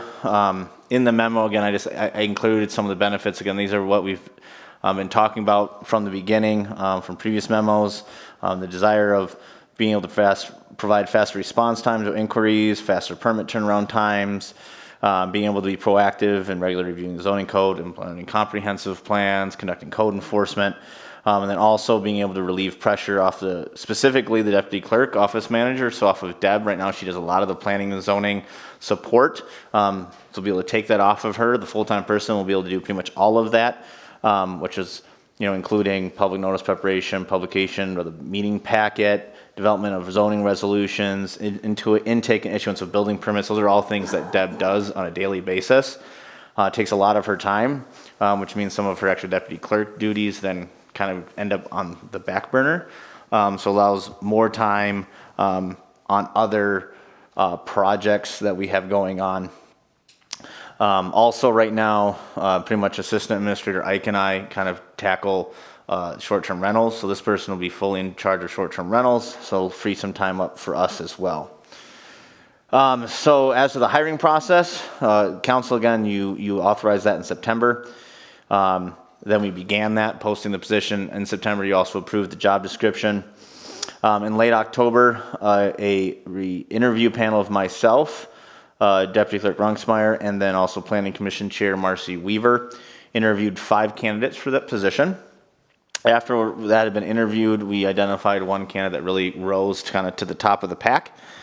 And then myself and Administrator Ike held essentially a second interview. We brought the candidate in to sit down and really have a conversation. Okay, we now understand obviously your skill set. We really want to have a conversation now of who we are as a community, what the expectations in Breezy Point are, and making sure that it's a good fit. I've always heard kind of that moniker of hire slowly, fire quickly, and we want to make sure we're making the right decision with this. And I've always said, in September, my intention is I wasn't going to just find a warm body. We wanted to make sure the person was the right person. So after that, ultimately, we felt that this person really fit us as an organization and would be a benefit to Breezy Point. So I did issue a contingent employment offer to the individual after that meeting. So of the 5 candidates, tonight we are recommending the hiring of Mr. Peter Ganson as the city's planning and zoning administrator. Mr. Ganson holds a bachelor's degree in landscape architecture, has over 17 years of experience in planning, zoning, and environmental services, and is a licensed septic inspector. He is currently the zoning administrator for the city of Cross Lake, spent 15 years as a zoning administrator, assistant zoning administrator for Aiken County, and has also served as a former township supervisor as well. So has as well as spending some time in the private sector and the planning and zoning arena as well. So you include it all. We think that Mr. Ganson is a great fit for us as a city to be the city's first full-time planning and zoning administrator, and he will be a great asset to our team as well. So we are recommending the council hire Mr. Ganson as planning and zoning administrator per the terms of the offer letter that I did provide you, including a starting wage of step C on the 2024 planning and zoning administrator grid, which is $42.61 an hour. Again, that was adopted by the council in September, and an employment date start of January 2nd, 2024. All right. Does anyone have any questions, comments? I've got a comment. I know this has been actually on the docket for city council for the last couple of years. And I think with current standings, we've seen a lot more demand from residents for quicker return. We've seen people want enforcement for short-term rental. We wanted to see code updates. So this has been something that has been in the works. Our planner, Jerry, has served the community very well, and I dearly thank him for all of his service, and hopefully he can help transition this period if this moves forward. But I think it's the right direction for where the city's going and the demands of the citizens. Agreed. Part of the background that David gave, implementing the comprehensive plan, as it stands, it's sat on the shelf for basically since it was rewritten. Jerry was great and has served the community, but we didn't have the planning function. At this point, we need the planning function. Sitting on planning and zoning as the council liaison, it's variance after variance after variance and some cups. But the lot sizes, there's a lot that needs to be addressed. The codes are archaic, and I think it's been mentioned by the previous mayor. Lillahai was one that comes to mind. It's long overdue. Administrator Chansky early on shared the rewrite that Brainerd did, and the codes are actually English language. For anybody that looks at them and tries to interpret them, if you are not doing this every day, it can be very difficult. With growth in the city, residents have demanded, 5 days a week. Right now, you can get a permit a couple days a week.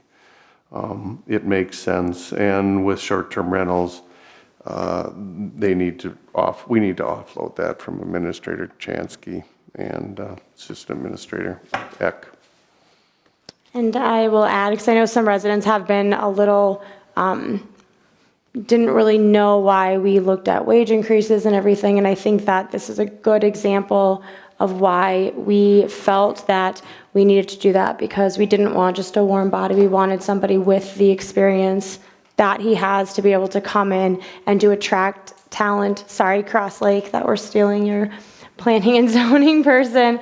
But I mean, I think that that is one thing that we can really say is important to us, is to be able to attract and keep top tier talent. So I just wanted to address that as far as why I'm sure he applied. And I will just mention, of course, as the council knows, I've been the outlier on this position. I was the one that brought up the idea of doing an organizational assessment so we could truly understand what our staffing needs are. And yet the council elected to move forward filling this position, which I think from a timing standpoint went extremely fast.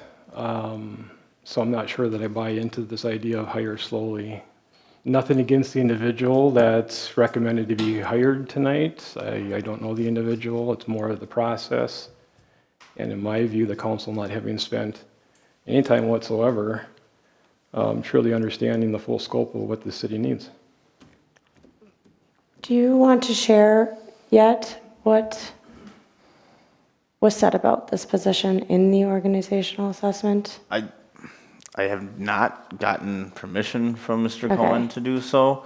I guess I won't say anything specific. I'll just say that many of his comments in the organizational assessment are phrased in a way, acknowledging that the city was already moving towards this, so it already kind of acknowledges that, but does identify the benefits of being able to now shed some of those weights from other staff to allow other staff to do other projects, as I also identified. So, but I won't go into further detail as that report is not yet finalized. Thank you. I think like the timing is also really helpful. This person can get, started in January, work with the existing planning and zoning administrator and be up and running by summer, more familiar with the city, which is when we'll really get busy. So I just think that's Correct. important too. And a fresh set of eyes to look at zoning and ordinances as we completely redo them. I think that it's going to be critical to have that. So I'm excited for residents to have more of the services that they have been asking for in this regard.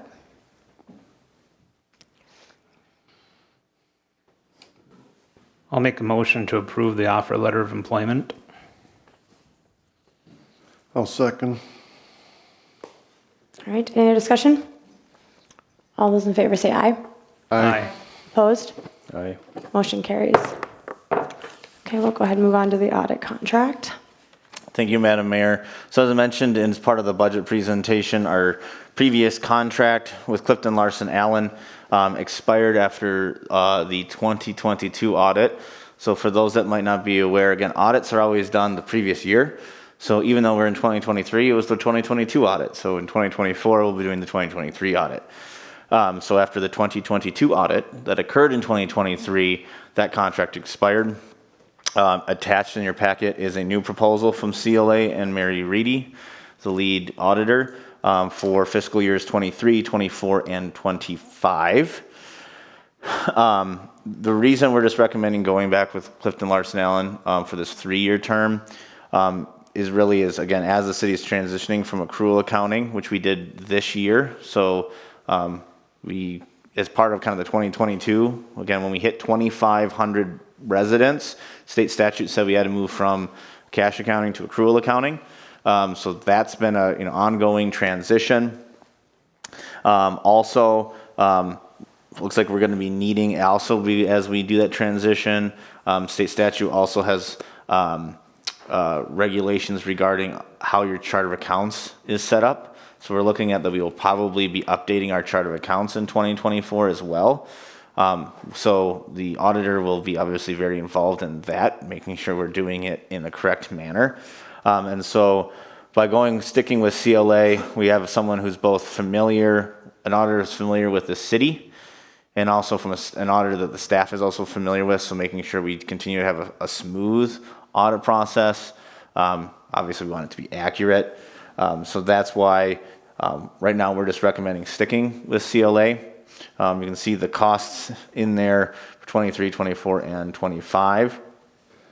I would say that Mary's been great to work with. She is the auditor also for Cross Lake, Crosby, Brainerd, all of who also sing her praises. She was fantastic this past year when we had her and her team at CLA were fantastic when we had the vacancy in the finance specialist position, willing to push off our audit so we could get Jeanette in and get prepared for the audit. Normally that happens end of February, beginning of March, as it will next year, but being able to be flexible and push that off so we would have a successful audit. So with that perspective, that's why we were recommending just sticking with Clifton Larson Allen for the time being. My thoughts would be after this 3-year term, it would behoove the city after this 3-year term, once we're done having to do these accounting changes, to then do a RFP, request for proposal, for the next round, to see all auditors that are out there. But for this time being, I'm recommending we stick with CLA. 2017 was the last time we went for an RFP, correct? Correct. So 2018, I think, was the first year of that. So we essentially had a 5-year contract with CLA previously. So they've been and they were not, prior to that, they were not the auditor. And so staff is at this time most likely going to recommend, when this contract is up, to be doing another RFP. Yes, so I would recommend, normally in a situation like this, I would recommend just doing an RFP, but due to the timing, also, again, the things that we need to be doing, they are familiar with what's going on, they're familiar with our organization and our staff. We just feel it'd be much more smooth to stick with CLA and next time do a full RFP, absolutely. Thank you. Okay. So what's important in your mind about the 3-year period? I understand that there's some additional financial implementation that's needed heading into next year, 24. Mm-hmm. But I'm just wondering what's sticking out to you as to continuing to work with them for another 3 years?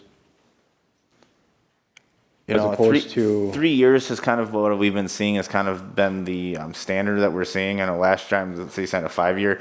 I don't think CLA's even doing those. What we're seeing for across the board from others are pretty much doing 3-year contracts seems to be the standard, mainly because you got kind of year one, even though they've been here, you got year one, that first year, even though it's not going to be their first year, this situation. Then you kind of have that 3-year, and then in that 3rd year in 2025, they'd be doing the audit, but that's when we'd be doing our RFP. Also, from a consultant firm perspective, what we've been seeing is consultant firms, again, generally in situations like this, like that 3-year kind of commitment versus having to rebid year after year for a service. It makes them more comfortable. You generally get, from what I've seen, better costs than if it's just 1 year at a time. Because then they have to balance is it worth it to invest into that community, get to know that community's finances for 1 or 2 years. So 3 years is kind of what I've been seeing as an industry standard for these.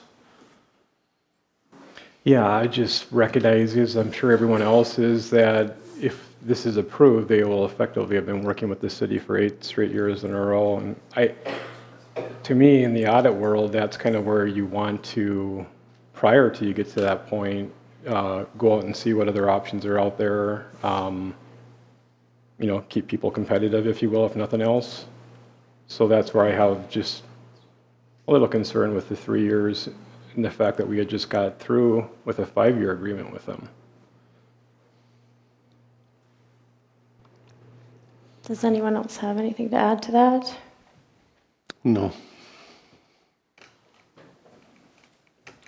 I have nothing further to add, but I would like, I'll go ahead and make the motion to approve said contract with the concept, and just like Mr. Scott did in the previous motion, that in 3 years' time, that we go out for RFP before signing another contract.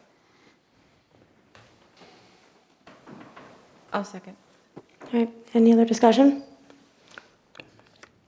All those in favor say aye. Aye. Aye. Opposed?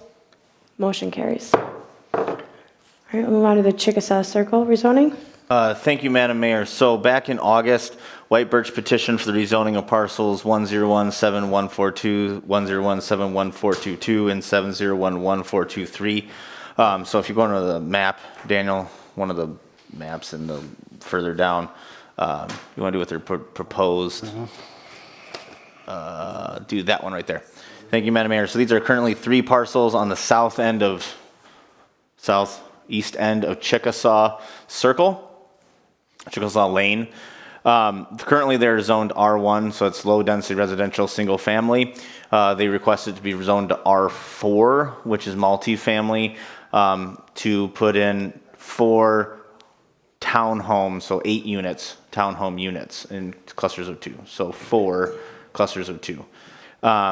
The outlot E, as you see to the south of that, that is the White Birch Golf Course. So it goes up, these are butts up against the golf course there. The intention with this would be to add it to the existing townhomes. David, is it just the White Birch, the townhomes? Why am I blanking on their names? White Birch? White Birch Estate. White Birch Village, thank you. And to incorporate that into that HOA. When the public hearing was held, some of the neighbors had some questions about short-term rentals. Mr. Landecker spoke to that at that time, talked about how in that White Birch Village covenants, short-term rentaling is actually prohibited, which pretty much was the main concern. And then after that, there wasn't much comment from the public. So when it comes to rezonings, this is something that is recommended by the Planning Commission to the City Council because a rezoning is technically a change in the ordinance. One of the things that has to go on with this proposed development is, per the city code, R4 properties, multifamily properties in the R4 zone have to be served by municipal sewer. Again, that's kind of a density reason to get the amount of, generally, and you have a high density situation, get the amount of septic that you would need is just not feasible, and it's recommended that you have sanitary sewer in these areas. Chickasaw is not directly served by sewer. So White Birch would have to bring sewer to these properties. There is sewer in White Birch Village. So we did work with the city engineer, Joe Dubel, worked with us to look at what is the feasibility to getting it there. So one of the things they wanted to do and the Planning Commission recommended is that if this is going forward is to look at bringing sewer not just to these proposed 8 units, but actually into the cul-de-sac on Chickasaw, so that if the city in the future wanted to expand sewer into the Chickasaw neighborhood, it would be there in the future. So that's when we worked with the city engineer. Attached to your packet is some concepts that he put together. White Birch, the city paid for it. White Birch reimbursed the city 100% for that cost. So White Birch ultimately paid to have those concepts. You want to scroll down to that, Daniel? Let's do concept 1, the first one, right there. Thank you. There was 3 concepts. This first concept, it was the one that was kind of the most feasible. Ultimately, this proposal, again, from a kind of a concept stage, had an estimated project cost of $247,800 to get this sewer extension in there. When that broke that down, kind of a per unit cost, it came to about a little over $31,000 per unit. When White Birch received that, they felt like that was a little outside of their what they were hoping per kind of a unit cost. And so they did approach me to discuss if the city would be looking to be involved. As I discussed with Mr. Landecker and with Mr. Spizo, really, when it comes down to it, the question, in addition to the rezoning here, the real question that we have before the city council, and I'm trying to summarize it. I apologize if you felt like the memo was confusing. I rewrote it like 3 times trying to figure out a way it not to be, but sometimes it's just easier to explain it. Really what it comes down to is this. If these 3 parcels just had single family homes on them, they could just have septic. What is requiring the sewer is the fact that they want it to be 8 townhome units. Okay, and the code requires the sewer. So it's not that they are undevelopable. It is just that they can't do the development they would like without the sewer. So from my perspective, that seems like that's a burden to be owned by the developers to get sewer, okay, to those properties. However, it's the city and the Planning Commission's recommendation that said, well, if we're bringing sewer there, we should look at extending it into the cul-de-sac so that, you know, when we do Chickasaw next, and we have no idea when that's going to be, the city has the opportunity to extend sewer to the rest of Chickasaw. The neighborhood currently isn't asking for sewer right now, but just something to think about, again, as we look at long-term. So where I came from is, well, you need to bring the sewer to these lots to service 8 properties. It's kind of the city that's thinking potentially of, you know, long-term, potentially putting it in the cul-de-sac, as the Planning Commission recommended. So my thought was, well, if the council does indeed want to get sewer there for the future, that would be something for the council to consider if we want to participate on that part of that cost. So really what we are at this point is coming to the council at the discussion of, are you interested in getting sewer into Chickasaw as part of White Birch's proposed project? Then if so, are you willing to participate at another level? Obviously, there'll be some probably additional engineering to be done to figure out kind of what Engineer Dubel did, again, anticipates putting into Chickasaw. And he can probably speak to a little bit of, you know, if White Birch just brings it to their townhomes, what would they need to do different, or what could they do different than this? If we wanted to figure out what the 2 costs for the 2 entities would be, you know, the city just going over and above what the minimum Chickasaw or White Birch needs to do, that would require more engineering. But we wanted to come and actually have that conversation of, are you even interested in pursuing getting sewer into Chickasaw before we incur more cost? So again, we've already incurred about $4,800, which White Birch did White Birch did reimburse the city on. But before we incur even more costs trying to figure out, you know, how much White Birch should pay, how much the city should pay in theory, we want to have that discussion. Council, do you want to get sewer into Chickasaw as part of this project? And then do you want to participate in the cost, yes or no? I will say, if the council does choose no at this time, there is still opportunity in the future to get sewer to Chickasaw from other avenues. This might just be the cheapest avenue right now because it's a potential project ongoing. So I don't know, Joe, is there anything you want to add to that? Well, the Chickasaw area that goes up there, I would consider this as being the line that's going up to the cul-de-sac would be the trunk line. So if I was to look at this and also the split up costs, I'd see what the potential is for how many units can be served from that line.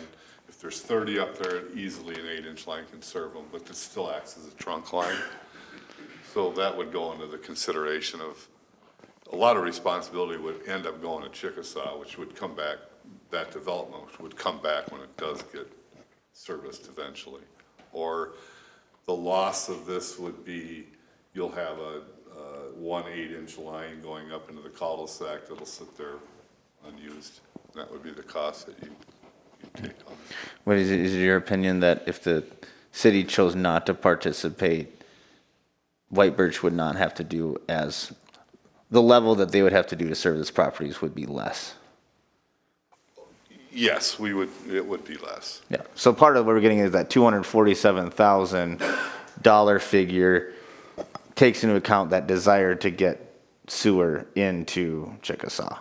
So if we don't require sewer into Chickasaw, White Birch's cost would be less, and then my recommendation is White Birch cover that whole cost because it's purely for their own development.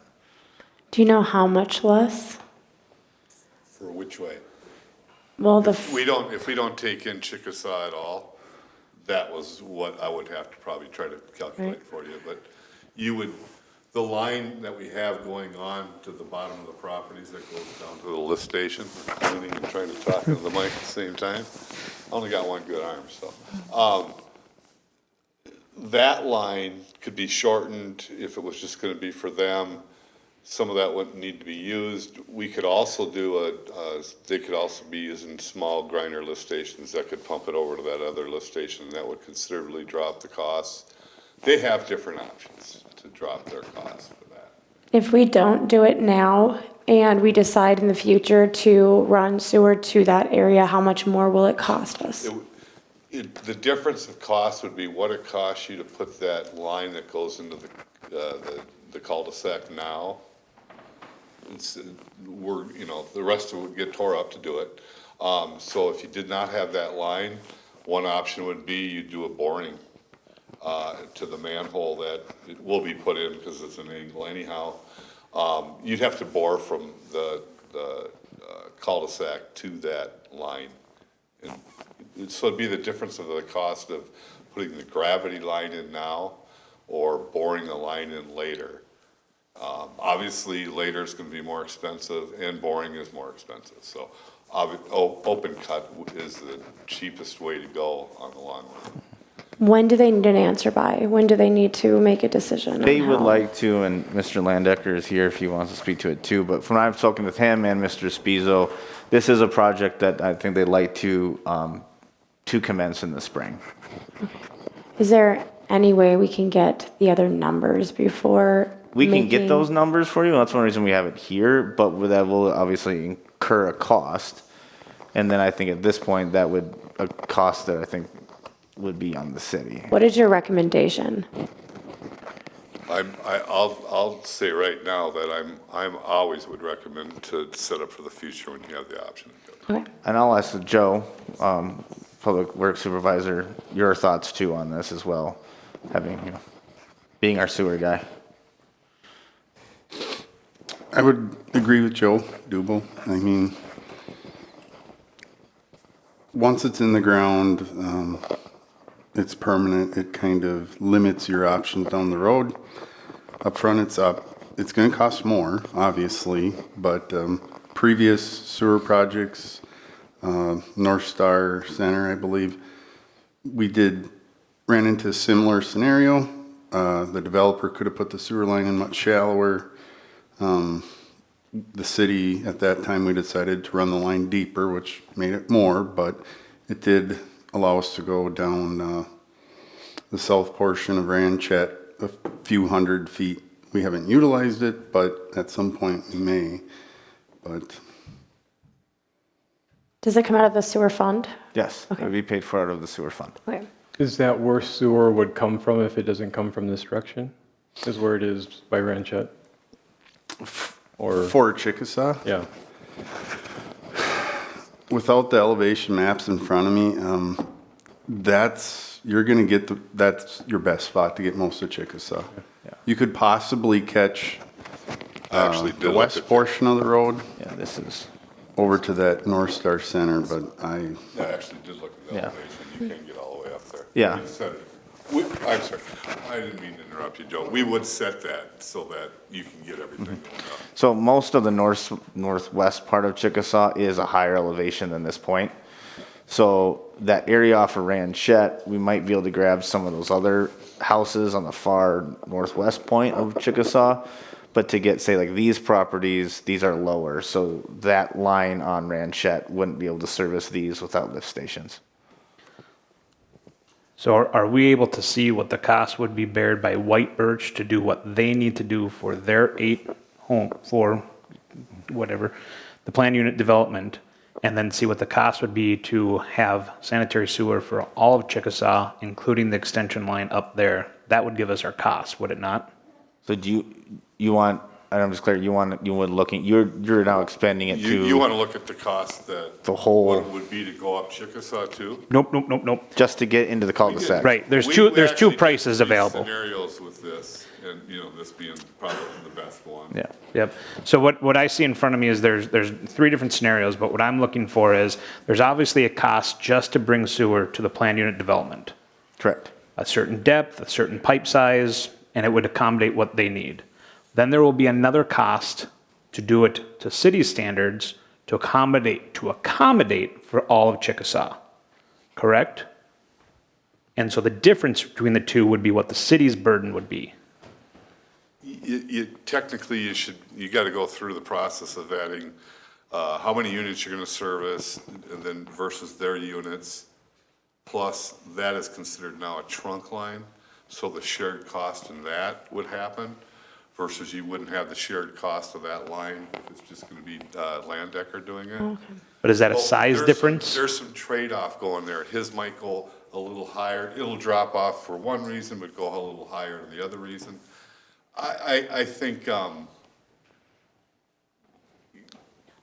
it's pretty hard to say that right now without looking at it. Yeah, so we have wouldn't, to break but, down yeah, how many so units are gonna we would have to have Mr. Dubel do that to figure that out. So we'd have to, again, there would be some cost to have him run the numbers and the different scenarios to figure out your question of what is the minimum with what their checks to do versus if we want to do this, what should, in theory, the split between the city and White Birch be? If we want to put in this trunk line, so to speak, would we have to figure out those costs anyways, Yeah, well, or no? we're going to a lift station. So, for them to put it in, they could do, and they own the property that, if I believe so. Yep. They could make their own easement and go straight through and cut that in. When we do this, the city will own those lines, so we have to set it up into a little different scenario. Yeah, We so, have to be, we're gonna go to, we're gonna have a right of way to do. which we've discussed with White Birch. Obviously, they'd be willing to provide us the easements to put in that line across their property. But as Mr. Dubel said, it's kind of the difference of essentially almost a private line versus it being a public line. So as a council, if we're interested in sharing this burden, when would we be seeing real costs in front of us of what our share would be? How If you much want to would that authorize cost staff us? to do that tonight, we'll have Mr. Dubel start working on it right away, and we can probably have something before you in January. You can pull that off? Oh, yeah, we can get, So in January, we'd see a proposal of what this engineering would be to figure out how much the cost would be for the shared burden cost. Correct. no. No. He's asking, if you're asking me to do it for January, he's asking that we know in January what the cost is for me to do it. Oh, okay. Is that? Do we need a proposal from what's up to? It depends on, do you want a proposal or do you just want to authorize him to do it? This, what he did here with the 3 different options, I think it was like $4,800. But granted, it'll probably be a little less because we're sticking with He's already done a lot of the groundwork. Less. No, it'll be more of. He said it. See what I'm trying, do you see what I'm trying to do? I'm trying to save people money. But, no, what I'm gonna do is break down, kind of like an assessment role. Because that's where I would wanna evaluate how many properties exactly can be done. I think it's in the 30. And then I'd break up the cost accordingly towards that.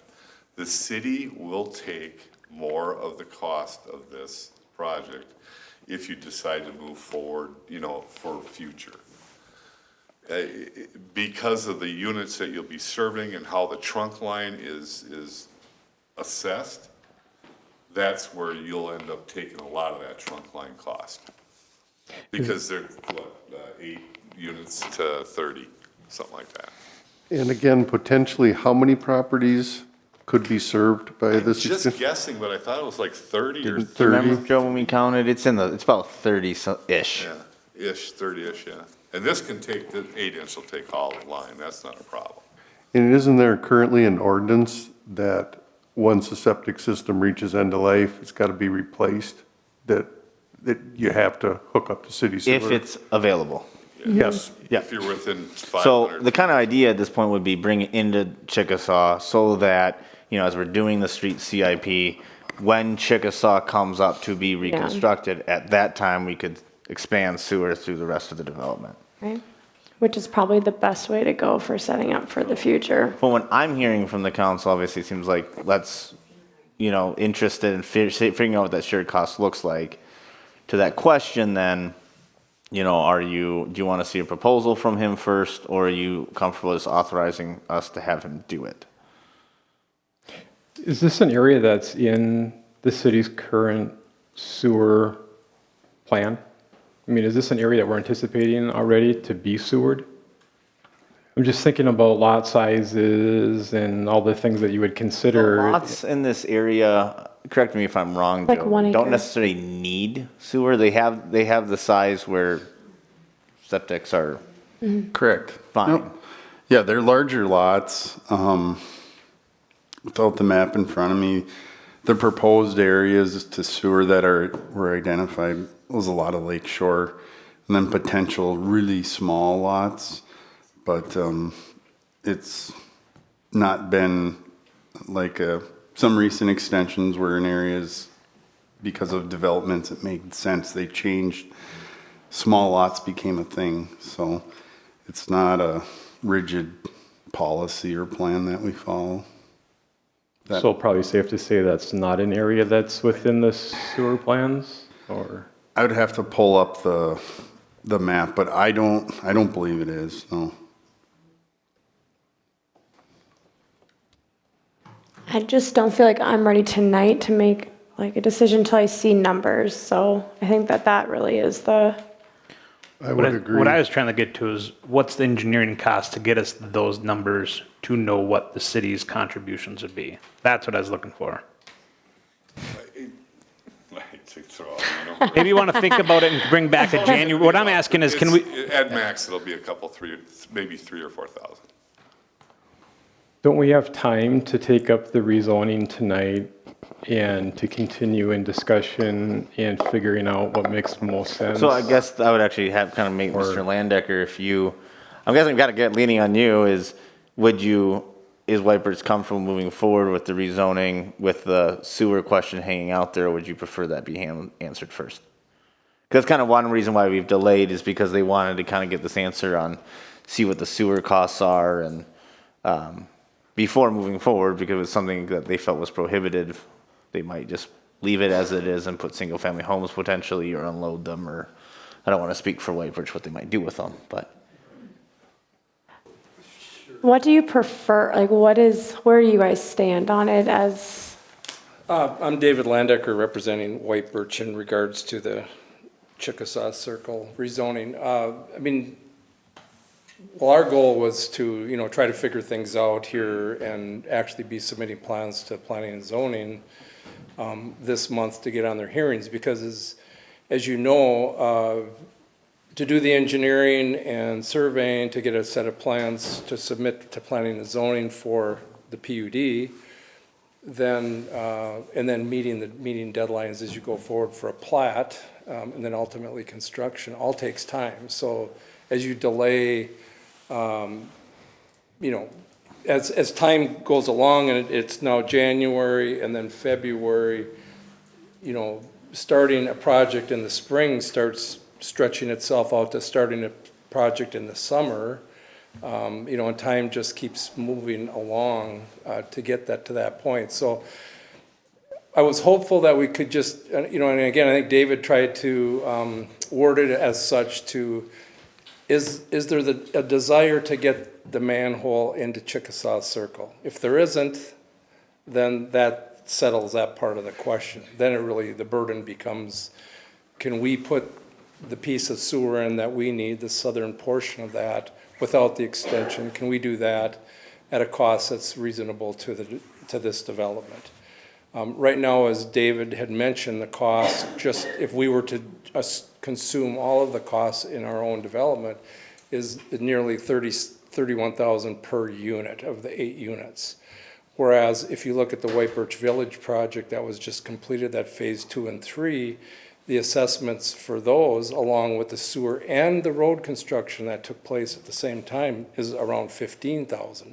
So it's significantly different in the cost of how much does a unit cost, or how much can you sell a unit for when the time comes. So that's why all of a sudden the sewer becomes sort of a critical component of, is it a $20,000 bill, is it a $30,000 bill, what might it be? So I understand the magnitude of your question, to want to know, you know, what is that amount? How does the split work? And I've done some calculations of splits in my head, and David has, and Joe probably has too, and we've come up with, okay, what would the idea look like?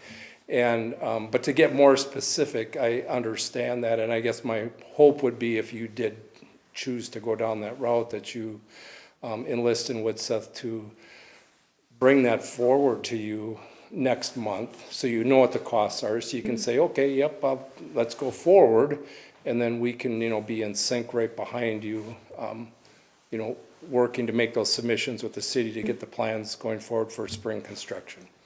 Because we'd like to do the spring construction on our project in conjunction with getting the sewer put in at the same time, so that we're kind of like sharing a lot of expense and, you know, construction events And simultaneously. I know one thing we had shared, and Mr. Spizo had shared too, just concern of with that construction of spring construction, that would have at least as minimal impact, obviously, on the golf season as possible. There's a hole. I don't know what green this is. That's 18 tees, or, you know, we're shooting across 18, so we're disturbing some tees there and so forth, so. My question too, because I think Councilman Scott brings up a good point about, is it in the plan for expansion? Because I know that some of these homes on, is it Arapaho, I don't even know how to say that, are brand new. So they're brand new septics, they're 1 acre lots, new development. So, I mean, how many years would we actually need or look at to even put sewer? Every single expansion's been different. I think with the last expansion, Joe, what was it, 15 years or till, I think there was like 3 different triggers. It was like 15 or 20 years. I believe it was 15 years after the project was completed, or as your system reaches 20 years of age. That's our most recent And policy. I think there was also one that said, or transfer of ownership. Yes, yep, that was 3 triggers, so either it was a time trigger, a failing of the septic trigger, or you sold the property trigger. But that's after the sewer's brought up the entire After the road, sewer's been which could be, again, we don't know the next time when Chickasaw needs to be done. So it could be, we could stick it into the cul-de-sac, and then it not get expanded for 10 years, and then it would be how many years after that people have to hook up. Well, you're looking 20, 30 years into the future potentially. Well, and if I can just speak towards that too, I mean, we didn't advocate to put this manhole up into Chickasaw Circle. That wasn't our, it wasn't part of our request to do that. Again, it come from the Planning Commission that if you're gonna go through this expenditure and this planning, let's get it up there for the future potential needs. I think Joe said the same thing happened with North Star. We were not happy to add another 2 or 3 manholes to get to the south end of the North Star addition. But the city felt it was in their best interest at the time, because construction is occurring, you're gonna get your best cost, you can go under, you can do an open dig versus, some other avenues. You can create the easements where if the easements aren't there, it becomes more complicated, et cetera. So I don't disagree with the planning commission. If at some point in time a manhole ever needs to be placed there, this is the time to do it.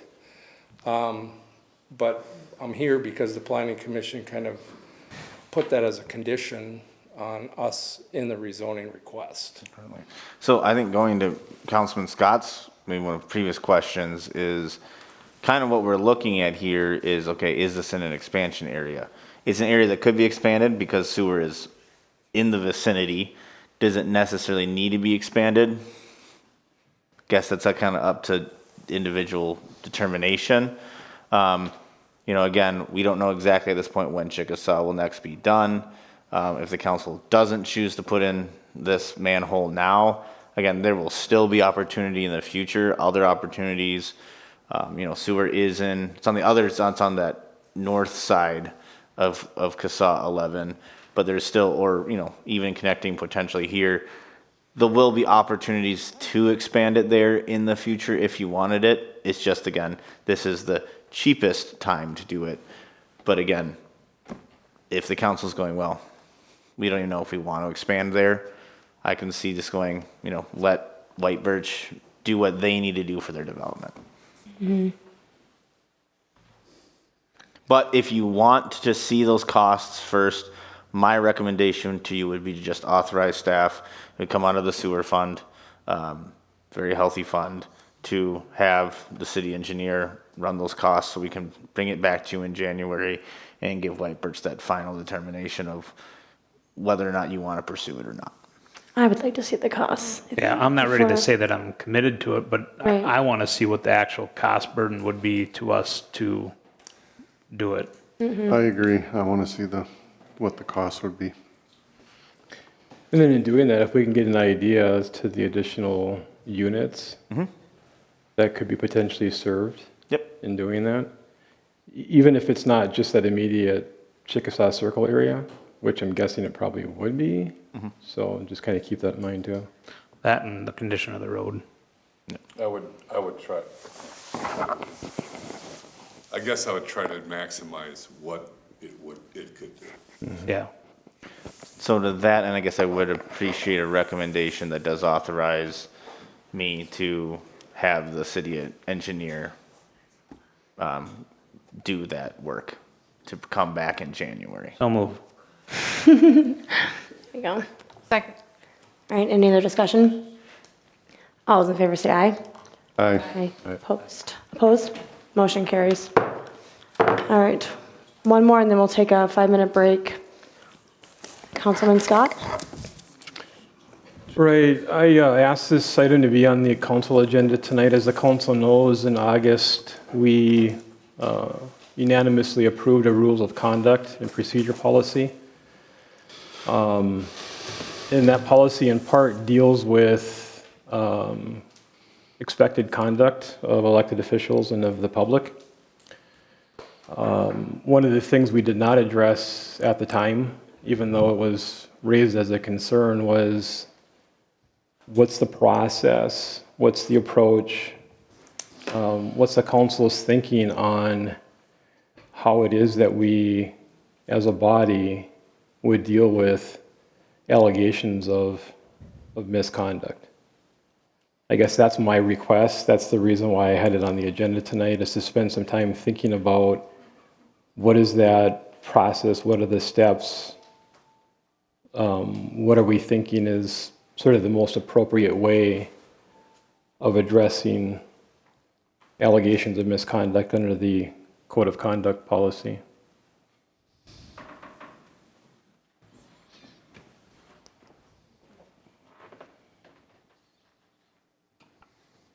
I know when we passed this, this was kind of, talked about like a self-governing thing. So at this point, I don't know. We, like you said, we did not discuss it. And do you have any ideas off your cuff, or is there something that we want to bring back up, or? I mean, in thinking about it, what continues to come to my mind is if a significant part of the policy is dealing with conduct of an elected official, it almost seems to me like the appropriate place for those allegations is to come to the council, probably by a council member. I think it would be a rather uncomfortable place to put a member of the community in, to bring an allegation of misconduct forward. I mean, that's just some of the, thinking that I've given to it. Is it something that we want to bring as a workshop discussion? I don't think it can be I don't think it's a private or a closed session. If I may, this I think is definitely a good question for the city attorney. I know when it comes to elected officials, unlike, a member of staff, if there's a misconduct member of staff, there's process for dealing out punishment for, addressing issues with staff. When it comes to elected officials, there's less so. I know I think he'd be better to speak to kind of what other cities do, what other practices they do. I know his firm recently, actually on behalf of another community, investigated allegation of misconduct of a council member. So I guess if you're looking for more information on maybe how the city should handle it or how other cities have handled it, I think he would be an ideal person to come in and inform the council of kind of generally what that looks like. If that's something you're open to, I can definitely reach out to him and have him come and discuss that with you. But I guess for me personally, well, I know you're not asking me, but I would say that I think it's definitely a good conversation for the city attorney, just because, again, when it comes to elected officials, it's really, the one question is how do you want to handle it? Then the question is, kind of the next question is, well, so an allegation comes forward, so what do you do about it? You can't fire a council member. And what is the misconduct in general, according to who and what kind of misconduct? This is where, again, I mean, it's a gray area. Anything that kind of, when it comes to this area, it comes to elected officials or even appointed officials, I would lean heavily on my recommendation is to lean on the city attorney on this, just to make sure, you don't get into a position as a council you don't want to be in. But again, I do know councils do deal with this. Again, as I said, I know I won't go into the details of what city or whatever, that his firm though did investigate an allegation of misconduct on a council member from a community, which they weren't the city attorney. They were brought in as a third party to do the investigation. And what would it cost us in attorney fees in order to have this even looked at? His rate is, I think it's like $170 an hour. Okay. I'm not how much time that would take him to look up, draft a memo, come in and present. Talking $1,000 probably. I think it's a good suggestion to do that. Have the attorney look at it, draft a memo, come present it. We provide them with the rules of conduct and procedure and say, okay, here's what the council has drafted. How would you recommend it be implemented from a violation perspective? Does any other city have this detailed of a code of conduct? Yes. So again, the code of conduct that when I presented it to you, I took it off of, I think I borrowed heavily from the city of Alexandria, Brainerd, and I can't remember, there's a third community. I can't remember which community that was, but. Because I feel like a lot of this is that the city subjective. council adopted in August is a very common thing for cities to have. Yeah, I think a lot of this is subjective, right? It's how you read it, and how someone would take it. So it's really hard to, I guess, have an allegation of misconduct in the sense of social media or text message. I mean, it just seems very trivial in a sense. Like, we're all adults. Like, I feel like if there is an issue and we should be able to address it with one another outside of this as well, or inside a meeting, either way. I don't think we need someone to mediate I won't. those discussions. Yeah, I guess I won't go into the full detail because I'm not fully versed. I think the situation that I know his firm looked at, from what I understand, was an allegation from a council member of, I think it was like I think there's a multifaceted, like intimidation of staff, misuse of city resources. And I can't remember, I think there was something else in there, which again, it's all things that are in our code of conduct as well. So, you've seen allegations, I think the city of Brooklyn Park had one a couple of years ago where it ended up with a censure of a council member for similar allegations of intimidation to staff, kind of a hostile work environment. I've seen other communities, issues with public data, interaction with the use of public data, things like that. All things, again, in here. So this is where I guess it wouldn't be a bad thing to have the city attorney to come in and talk to you about how if an allegation comes up, here's how he recommends that you as a body deal with it, because it's you as a body that has to deal with that. If it has to do with one of the five, well, any kind of allegation, even with staff, but staff is a little more cut and dry of how you would deal with us. But amongst the five of you, it's much more nuanced to how those kind of allegations have to be dealt with. Is that something that we think we could get from him for the January meeting? I believe so, yes.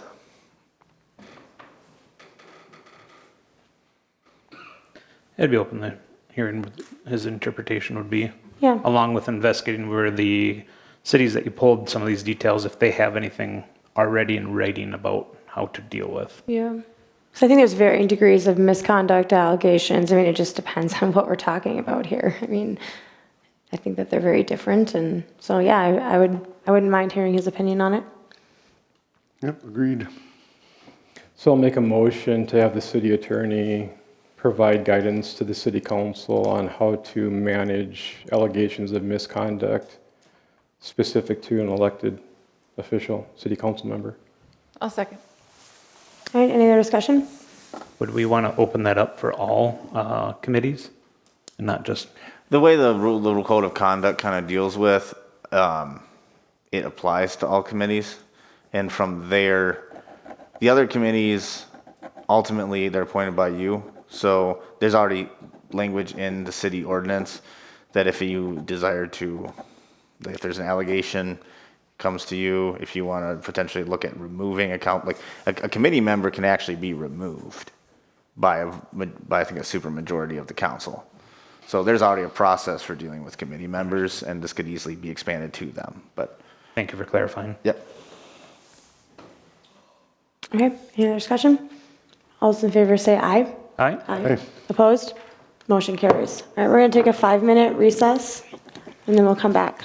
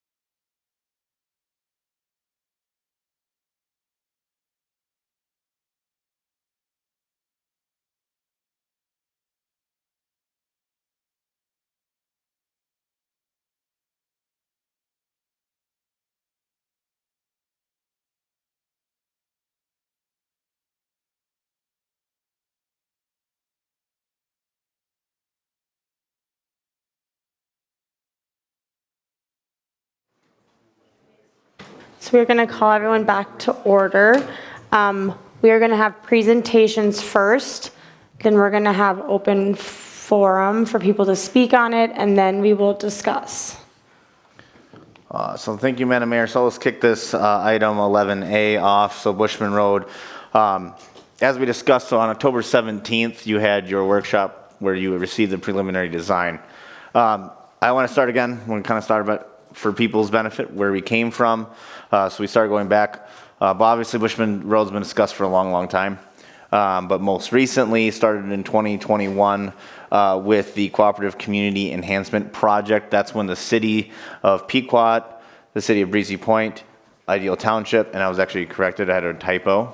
Commissioner Levy, who was the former mayor of the city of Jenkins, wanted to make sure we knew that it was the Township of Jenkins, not the city of Jenkins, Township of Jenkins, participated in looking what did the whole corridor of Bushman Road, Ackerson Road, and Nelson Road potentially look like if it all kind of got done together.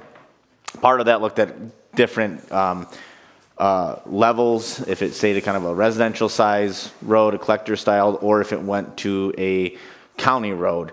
Obviously at that point, they didn't pursue the county road. The other entities decided that it wasn't a top priority for them, but the city council felt like it was important time to move forward with Bushman.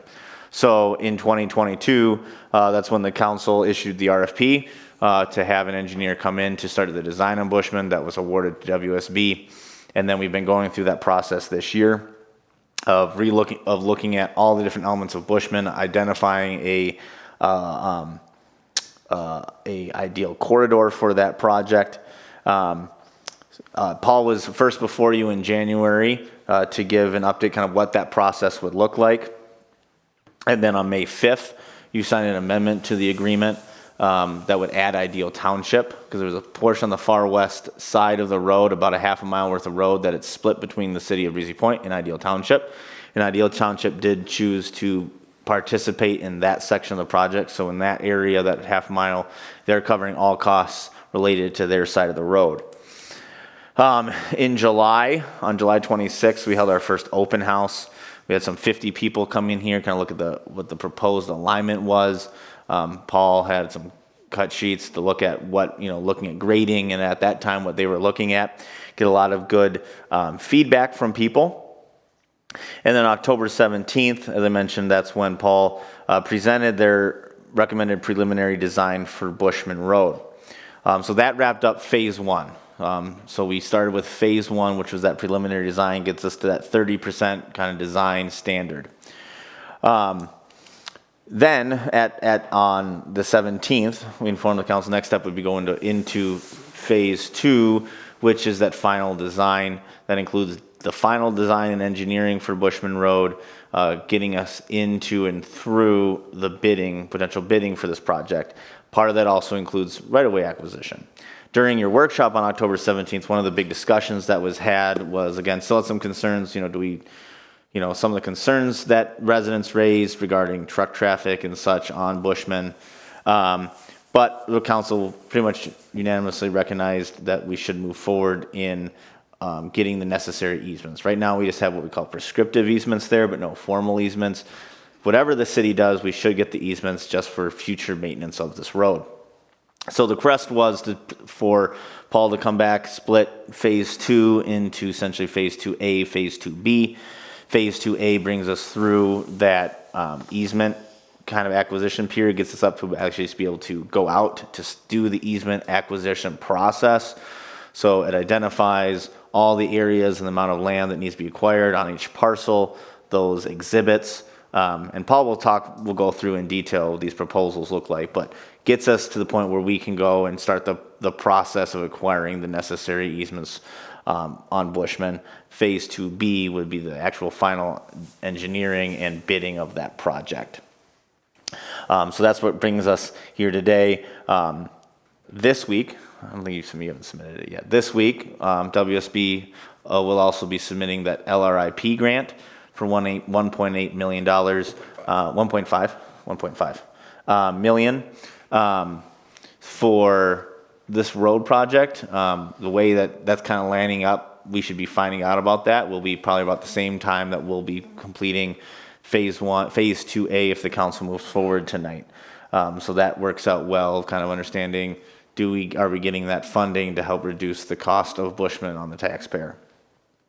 So, one of the things you also requested, let me get my notes here, was that we would sit down with some of the aggregate haulers. We did actually have an opportunity to sit down with Anderson Brothers, myself, I think Assistant Administrator Ike and Paul, to sit down with Terry McFarland, and also one of his vice presidents to kind of talk about it.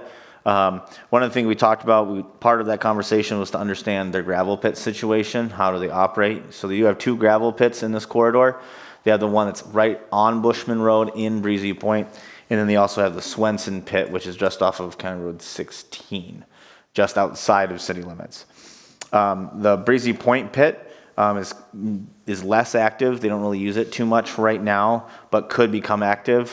They recognized if they are awarded, if the city works for this project and they are awarded this project, they probably would use that pit to their advantage as part of this, which would be something that potentially would allow them to give an effective, cost-effective bid, is that proximity of this pit. But it is not the most active pit right now. Could be in the future, depending on what local projects look like. That pit has many decades worth of life left in it. Regarding the Swenson pit, that is the active pit. I asked Mr. McFarland specifically if he could give me kind of an idea of how much of that pit is it for their use, for their projects versus others. And he said most of it is third parties. So most of what comes out of that pit is them selling. They will use that pit when it comes to projects that they have in the area, but the vast majority of what comes out of that pit is from smaller aggregate haulers, landscaping companies that need aggregate for their products. So most of it is not them. In the summer, Joe, I believe they also have a asphalt plant there some years to service the local area as well. So most of what's coming out of that pit is not Anderson Brothers, but other smaller companies. Let's see what else they had. I'm going to hit here, and then Joe and Daniel, or Paul and Daniel, if you have any comments that I missed. One of the things they mentioned, they felt like if the city, obviously they aren't really in favor of the city restricting access to Bushman. It is a significant thoroughfare east-west. It's just they'll have to, if it gets restricted, they'll have to find other ways to get places, which could increase costs to the end user because it means they have to drive more. They're going to take that into account when they're putting in bids. They felt like in situation, the smaller companies, they would get through it. They're a large company, but they had concerns of what would that do to smaller companies that maybe don't have that level of gap that Anderson has. And he was just honest with us that communities, there have been other communities that have restricted their operations, and he was just honest with us that they stopped providing competitive bids to those cities. If it was something that the city was not working with them, they didn't work with the community. So that was, I think, the most of the things I had. I don't know, Daniel, Paul, anything you felt like I missed from that conversation? The only thing was, I think he said the Swenson pit none of us in this room will see that pit go inactive. That pit has a large mineral deposit. Multiple decades. Yeah. So none of us probably in this room will be on this earth. We'll probably be under it when that pit gets deactivated. So that pit is not I think that was one of the questions we had. We didn't know where the lifeline in that pit was. It going to close next year? And he said it will outlive us all. That's really it. Yeah, I think that was the gist of the conversation. So, with that, I think what we're going to do, one of the other requests that the council had was us kind of come back and have a presentation on, again, it's a lot of the discussions that's been had, pros, cons of Bushman Road, really when we talk about what a collector corridor looks like versus residential streets, kind of the differences, why we're recommending what we're recommending. So Paul went in and put that together, and I think he'll give this brief presentation and run you through that. After that, I think he'll go over briefly what they're, how they split out Phase 2. And then after that, Madam Mayor, as you intended to take public comment, I would encourage you to take public comment. So Paul, I'm going to hand it over to you. All right, thanks, David. So thanks again for having me tonight, Mayor and Council. This presentation really it came from the conversation we had with a few of you at the workshop. And there was some questions that kind of got brought up in that process. And I did went back did some research and some homework and kind of documented some of these questions that you guys had, or just general topics, right? Like the agenda here, collector street versus a local street. How do we decipher which one is which, and what is the definition of each one? Land use, I think, was a topic that got brought up, and how a roadway can affect neighboring land use. What is the city's obligation to maintain a city street once it's open to the public? Safety, that's been a large topic of conversation when we've talked about Bushman Road. I did a life cycle cost analysis. So we have a standard like 75-year life cycle of a pavement, and it goes through crack sealing and seal coating and mill and overlays and at the end of the life a full depth reclamation. And I went through and tried to document the cost of what it would take over 75 years to maintain a collector street versus a local street. And you'll find the results are actually quite shocking when you look at the difference over that 75-year period. At the end of the presentation, I'll get into some of the pros and cons as I see them. All these discussion points we kind of discussed internally just to make sure you guys kind of have the full picture. And then we also wanted to show you some similar city streets and how we think Bushman will operate once it's reconstructed to this local standard. So first off, collector versus local. So these definitions come right from the Federal Highway Administration website. So definition of a collector road is a major or minor road that connect local roads and streets with arterials. So you could consider in this aspect the arterials being like County Road 11 and CASA 16. Bushman is considered a collector road. It brings a lot of local streets together, and it's used by the public to travel to many places, right? So that's why I put that second bullet point, used to get places and connects multiple local streets. The vehicle types are typically a little different than what you'd see on like a local street. You have higher amounts of passenger car traffic and higher amounts of commercial vehicles and truck traffic. I think on the west end of Bushman, there was a 24% truck traffic count in the Bolton and Mink report. On the east end, I think it's around 11%. So generally higher than what you would see on a local street, which the definition is it provides limited mobility and it's used to access a place, a singular place. That's usually a resident, a business, or anything similar that someone is going or looking to get to, right? What end did you say was 11%? The east end. East end. More towards this end. Yeah. So just overall, cities over 5,000 population, they're required by federal highway to maintain maps and designate collector streets, local streets, arterial streets. That's because they have state aid funds that come to them. Cities under 5,000 aren't required to have those maps. However, it is known by the community generally which streets are their local and which streets are their collectors. Streets or cities under 5,000 generally aren't going to have an arterial unless there's an interstate running through the town. So when we talk about collector versus local, the typical section is also different because you're carrying higher traffic, heavier amounts of truck traffic. Your roads are usually constructed to a heavier section, 9 or 10 ton, as we've been discussing. They're usually wider and they can be higher speed, but that's not required, right? So we have collector streets in Breezy Point that are 30 miles an hour, 40 miles an hour, but they generally range, they're generally not typically over that 40 mile an hour. Local roads are a little bit different. They're typically consist of that 7-ton design. They're a little narrower. They typically promote on-street parking, and they're typically only built to support passenger vehicles with the occasional school bus and garbage truck or aggregate truck to deliver local aggregate to someone building something. There was a little bit of discussion about land use and how roads can dictate how land gets used around that area. I look at that a little bit differently, and when I look at land use, I think the land use surrounding a roadway actually dictates how the roadway functions and how it's used, right? So in a case of Bushman Road, you have mostly residential surrounding land use. You guys are the ultimate authority, right? However, it does connect major points of interest. You have Pequot Lakes, you have Breezy Point. So it is used to collect traffic from multiple local streets and bring it places, back to the collector kind of overarching theme, right? Can that not work though in reverse? I mean, certainly roads can widely influence adjacent land use.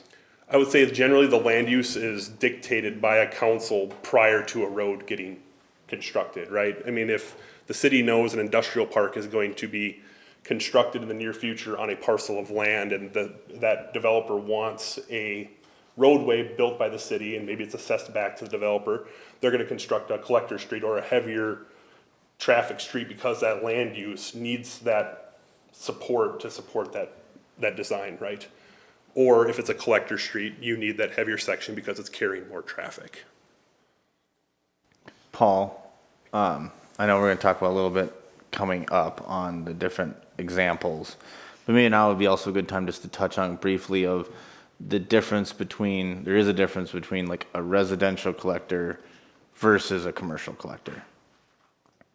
In some instances, yes, I would say that that's the case. You know, commercial collector is usually wider, I would say. You're gonna have some industrial parks, you have a 44-foot width. You know, we're getting to a 32-foot width here, but you're trying to accommodate truck traffic. So if you're in an industrial area or a heavy commercial area, you might go wider to accommodate 53-foot semis, on-street parking of heavy vehicles that are waiting to turn into an industrial site and things like that. So with, yes, strength standard, it's very typical that all collectors are constructed to a 9 or 10 ton design. That's pretty standard across the industry. What is Ranchette?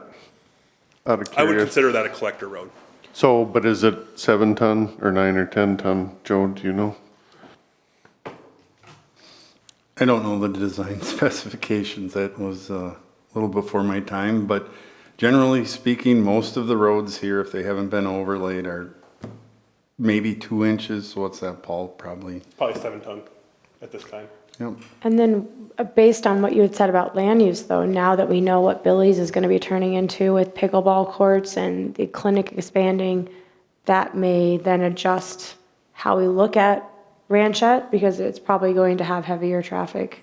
Yeah, I mean, it all kind of, Potentially in the yeah. future because of the way that the land use around Yeah, and at certainly the end of it roads- is going to. Roads can change over time. Yeah, I mean, what used to be a residential street can change to a collector street if there's major points of interest in the vicinity of these areas, or if a land use changes and all of a sudden you have what used to be 5 residential homes turns into a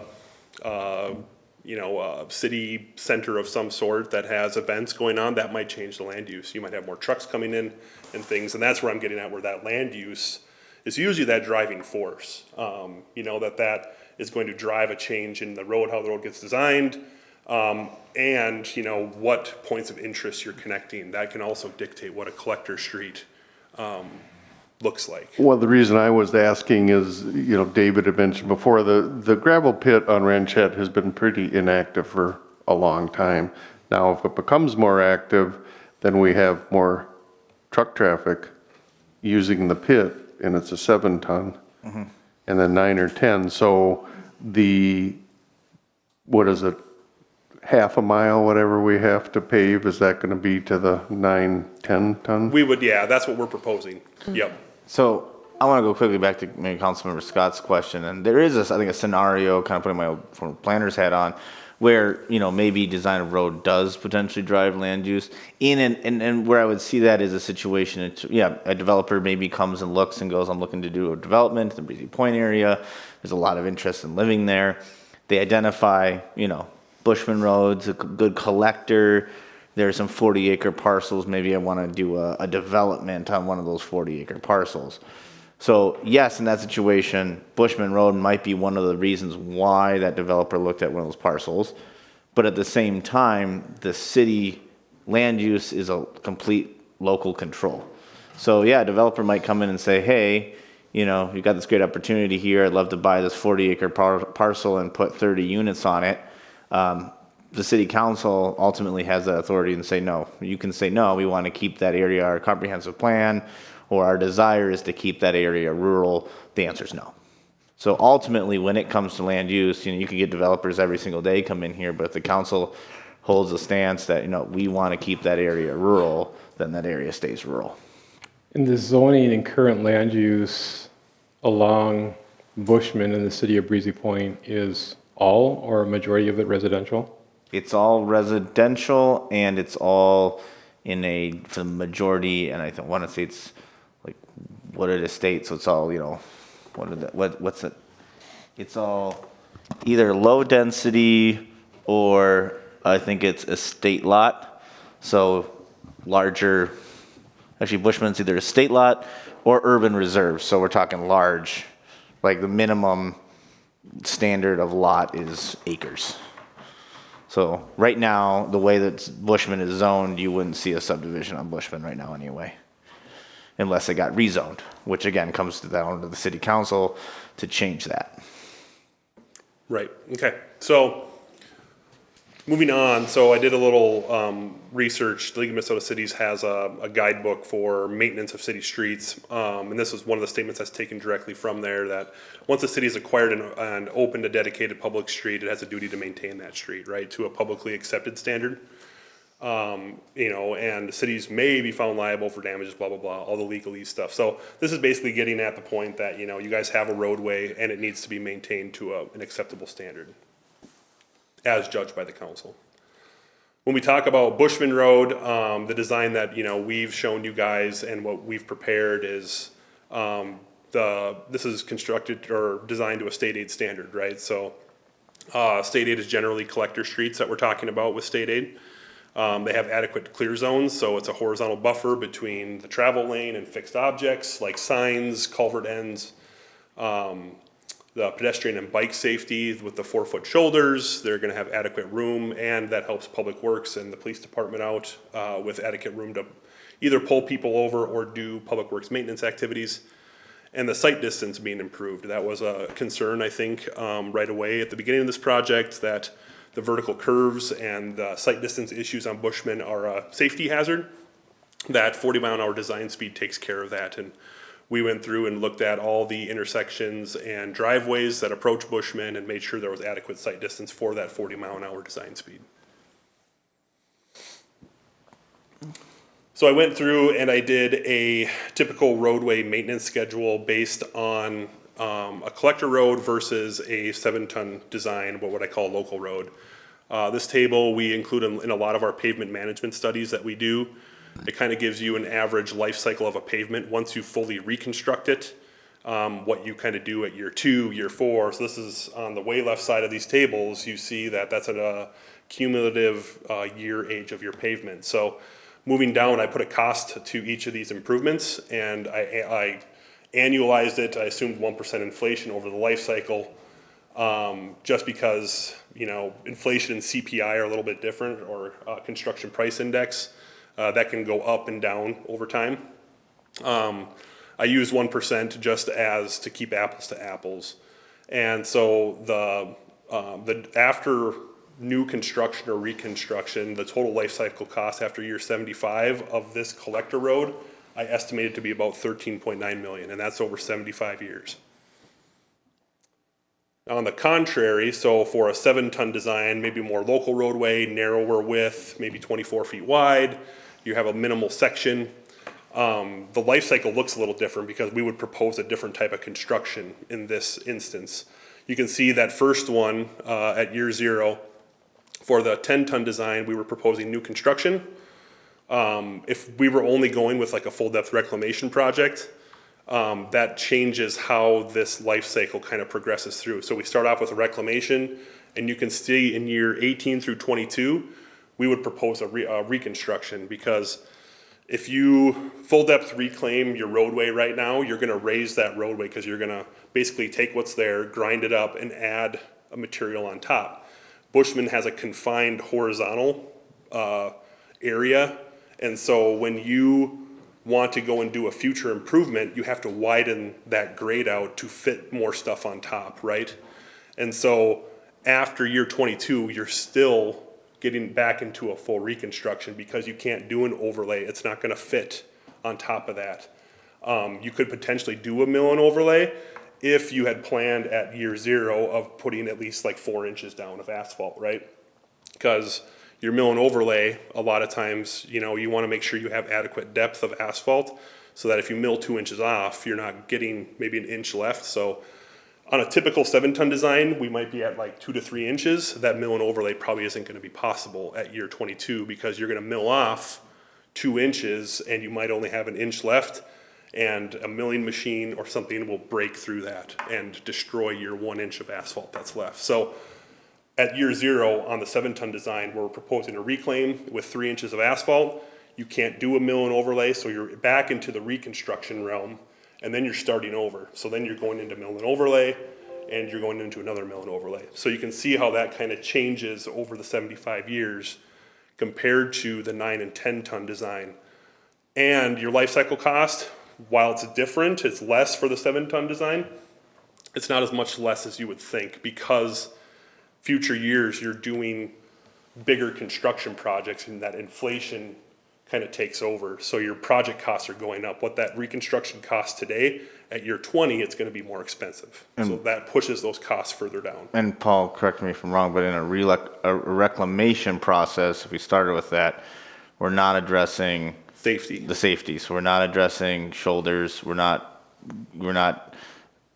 grading flattening the grade, flattening grade and increasing site distances. It's really just removing what's there and putting something new. Yeah, on top and raising up the roadway. So why is it not possible to address some of the sightline concerns and? So an FDR project, if you're going to go in full depth and reclaim a project, typically a contractor will just pave over the top of the full depth. If you're gonna reclaim and pull that reclaim off and do the grading and then bring that reclaim back in, you are better off just milling all the pavement off in the first place and hauling it away. Does that make sense? Because the contractor, when you're removing relaying, you're just moving material multiple times. It's not cost effective.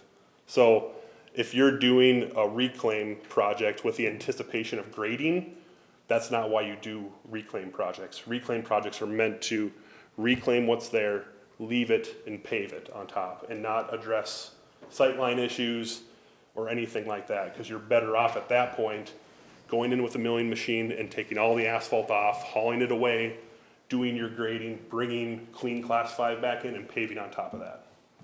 Because you're just moving material back and forth when you could have just moved it off once and brought it back in. Does that make sense? Yeah, and I think we're talking about maybe two different things. I was thinking of it as it relates to going with more of a local road standard.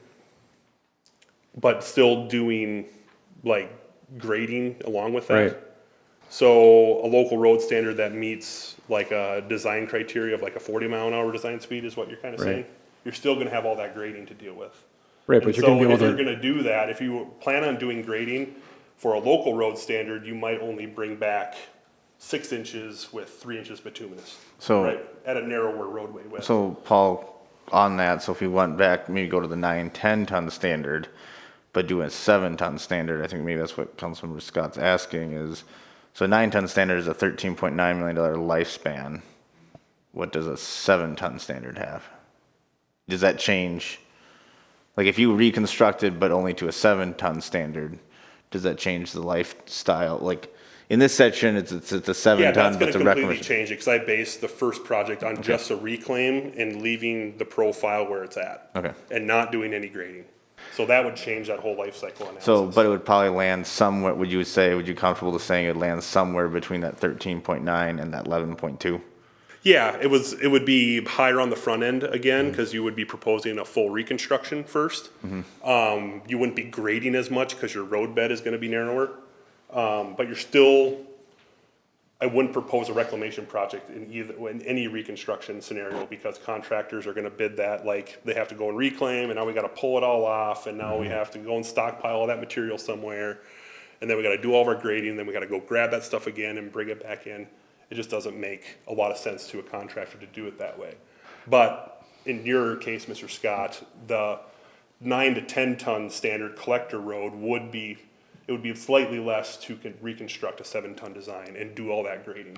It would because you're narrower And you're still cutting the hills down, Right. but your road grade's narrower. The 7-ton wouldn't qualify for the LRIP. Correct, no. No, so. So does this make sense, or generally, it's a lot of numbers and a lot of text, but I was trying to get at that difference between the two because of when you're doing certain construction techniques is not as far off as what you think it is.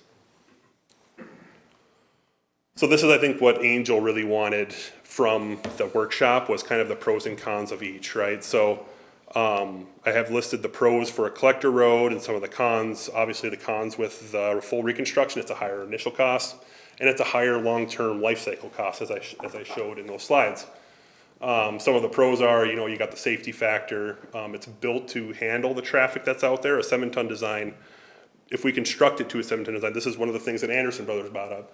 A lot of those trucks that they can get down close to a 7-ton axle weight on most of those trucks. So even if you construct it to a 7-ton design, you're not guaranteed that that's going to restrict them from using that, because a lot of those have enough axles on them now where they can get down really close to that. And if they haul a little bit less aggregate, they're going to be able to use that road anyways. Where that 7-ton design isn't going to change the use of that road, right? It's still going to be used by trucks. And it's going to last a lot less time because it's still used by the same amount of traffic. And those trucks are going to continue to use it and beat the pavement up and use it as a collector road. There's opportunities for more grants in the future. Bike and ped safety is taken into consideration.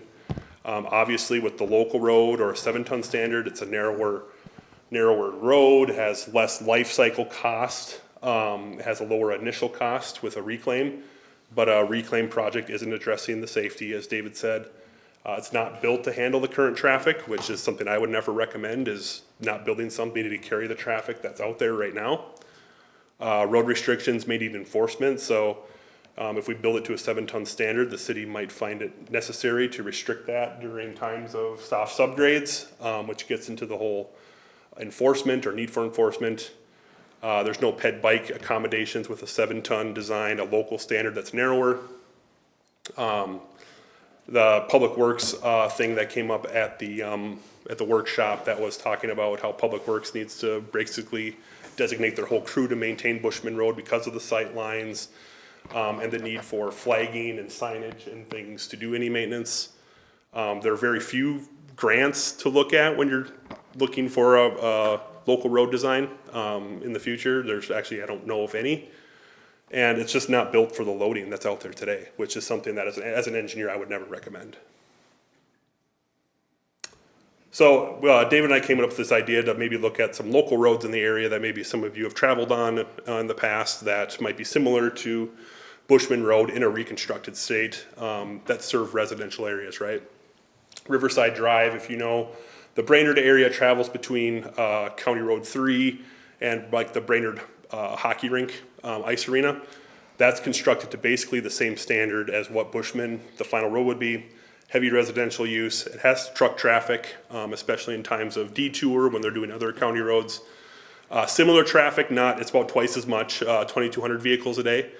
A lot of that is more residential, though. I think you guys have more trucks on Bushman than Riverside Drive, and I think David and I both live up there, so we know exactly the type of traffic you see is mostly passenger vehicles. It connects other collectors and arterials, 210 Beaver Dam Road, Wise Road, brings everyone to their homes. Residential use dominates the corridor, and it's a 30 to 45 mile an hour design speed, so very similar to what Bushman would serve as. Here's another similar road in Baxter, Knollwood Drive. They just reconstructed this. I think Widseth just reconstructed this. Very similar in roadway standard and how it functions in the overall system. Collects a couple county roads and a trunk highway. Brings people to their homes or other businesses. This one is probably the closest, Memorywood, 1,000 to 2,900 vehicles a day. I think it's 1,000 more on the north end of Baxter. But it will and does operate very, very similarly to what Bushman Road will operate as a collector road. Majority of the neighboring land uses are residential, and that hasn't changed since this was built as a collector road. And it's a 30 mile an hour design speed, 12-foot lanes, 4-foot shoulders.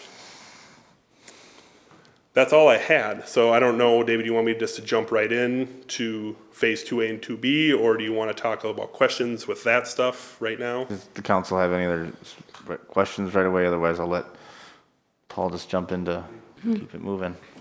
Okay, so in front of you tonight are what the council requested for phase 2A, which is our right-of-way acquisition proposal. When we first submitted our proposal for Bushman Road, we were using the Bolton and Mink report to assume a number of parcels that would need right-of-way acquisition, and it was 8 off of their report. When we got through the final right-of-way determination mapping and our corridor design, we found it to be 27. So it's 3 times the amount. And this proposal reflects that for the acquisition of 27 parcels. In talking with our right-of-way agents, this isn't something that benefits from economies of scale. You're doing 3 times the negotiations, 3 times the letters, 3 times the packages, 3 times the appraisals, 3 times the appraisal reviews. So everything is X3. Basically, when you increase one parcel, you're going to increase incrementally as you go. So this phase 2A is just to get us through right-of-way acquisition. We need to do a small amount of final design, which is basically going to lock in our construction limits so that we know how far away from the center line of the road we need to acquire right-of-way to be sure that we're acquiring enough so that when we get to final plans, we know we have enough right-of-way and that we're not going outside of that. So, Does this include Ideal? yes, it Okay. does. Yep. And so I think Ideal had 4 parcels. You guys have 23. Or Okay. It's something like that. So, so this basically a small amount of final design. I think it was like $14,000 of final design. The rest of it is acquisition services. Your biggest cost increases are the number of parcels that we're doing and the amount of appraisals. So you can see that appraisal valuations at 27 parcels. I think the original proposal was for 8 and it was 20,000. So that raised about 47 with the 27 parcels we need to acquire. We do appraisal reviews, which is part of our right-of-way process where we have another appraiser come in and do a second opinion on the appraisal.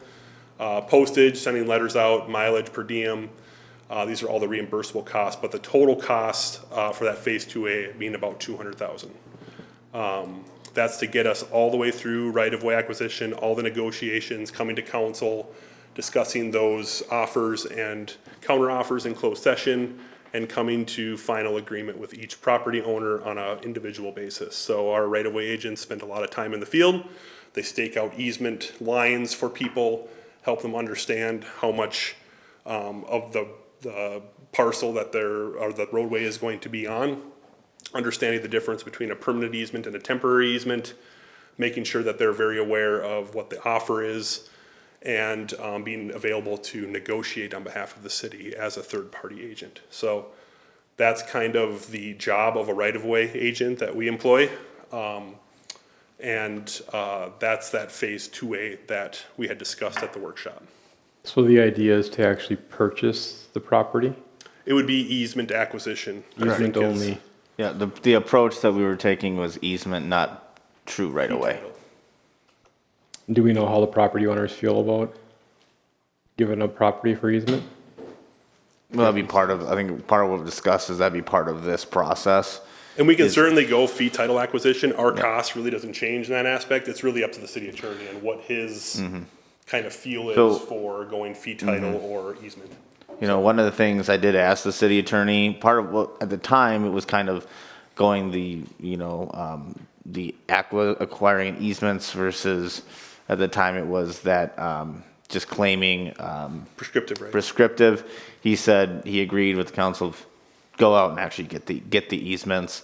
At that time, he didn't state that he felt like we should actually get actual fee title.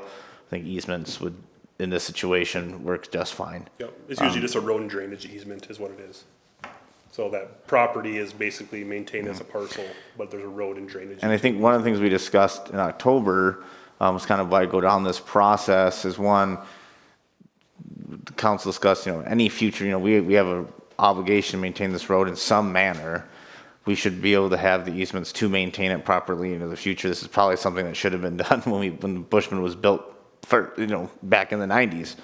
But also part of by going down this process is we're able to specifically identify how much of each parcel and have that kind of appraisal done, so then we actually can have an informed conversation with the property owners. You know, any conversation we have now is purely going to be hypothetical. We're not going to be able to tell them exactly how much we need from them. You know, we don't want to tell someone, well, we need 15,000 feet from you when we only need 10, or vice versa. We need, you know, we tell them we need 10, but then we actually need 15,000. Be able to actually put exhibits together where we can go to every property owner and say, you know, to do this project, here's what we need. Here's the map that shows, as Paul said, the right-of-way agents have gone out there and we can like stake it so they can visually see it. And then at that point, then we can really, you know, the council can get that, I feel like that true feedback from those residents of how they feel about it. You know, without that, it's gonna, again, it's hypothetical. So that's phase 2A. You know, that is like critical path. If the council wants to move forward, this might be a year-long process, right? It's a lot of back and forth, one-on-ones with property owners, between our agents and individuals, and it takes a lot of phone calls and just discussions back and forth. Phase 2B, which is also in your packet, and I apologize, David pointed out this typo earlier. The numbers in bold are the correct numbers on these proposals. I realized that that this number was listed up here, and that is not correct. Phase 2B is the final design, so we subtracted off that little bit of final design that we did in 2A and added on the ideal segment, and the phase 2B proposal did not change much from the original because there wasn't any additional scope. Just the little bit of additional ideal township stuff, which we tried to minimize the cost to you guys as much as possible, just because we know they're both really big numbers. So where your cost increase is coming from this phase 2 is the number of parcels that we have to go out and acquire.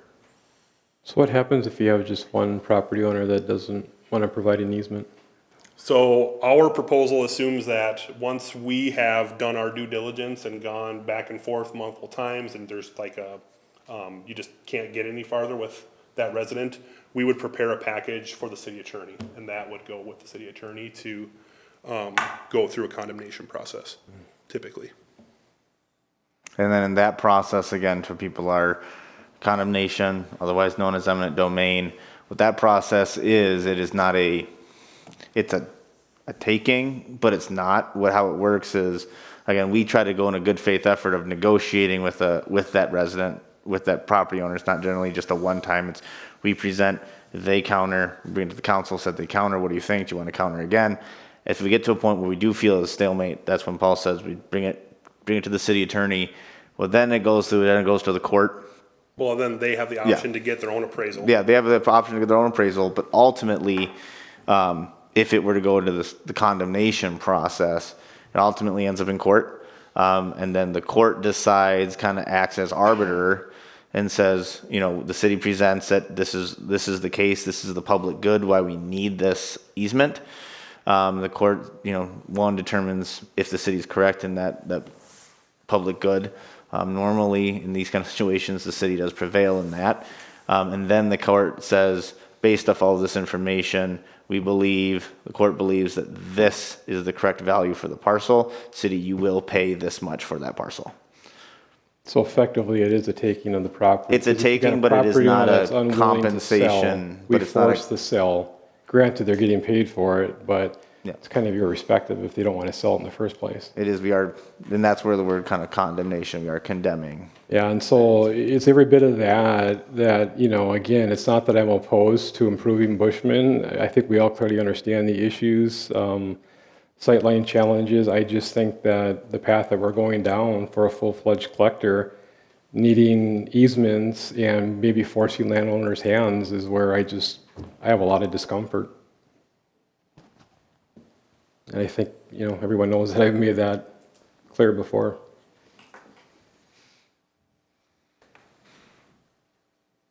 So I think, again, tonight, I think what the council's kind of desire is, so I think, Paul, we've talked about estimated delivery of, you know, the right-of-way exhibits would be April-ish. I mean, we could get them done pretty quick. The exhibits and packages, you know, the appraisals are probably the longest thing. We did talk to the appraiser and see a lot of times they can, use one parcel and do a lot of appraisals similarly because a lot of the parcels are very similar. In this case, you have a lot of different parcel sizes and things, and so they said it's basically gonna be that I don't remember, it was 1,500 per parcel. A lot of times they can take advantage of economies of scale, but they said there was just enough variation in these parcels and sizes and how they're accessed and things that do make it difficult. They have to do basically 27 individual appraisal reports. But you think it could be done by? Yeah, I mean, I April? think if we gave them the authorization, they could start in the next 2 weeks and try to hammer them out by April and May. The negotiation process is really dependent on how negotiations are going, and that's kind of why right-of-way is such a time-critical thing. The sooner you can authorize it, the more chance we have of completing it by December of next year. I think, and what I was getting at is, it gets back to, I think what the council's interest is, we'd have those exhibits, we'd be communicating, engaging with those residents by the time we pretty much find out about that LRIP. Regarding phase 2B, Paul, that is not necessarily, the time sensitive. If the council chose to wait until, April, May to engage on phase 2B, that would not be detrimental to the project. Yeah. So I think tonight, what we're kind of looking at is, I think would be mostly phase 2A, going down that phase. So, Madam Mayor, unless the council has any other comments for me, Paul, I know you said you'd take public comment. I think now would be a great time to see if there's anyone in the public, anyone who's still here, who would want to speak to anything that's been talked about tonight, anything concerns, questions about Bushman. I think now would be a great time to do that. Okay, perfect. Is there anybody that would like to come speak?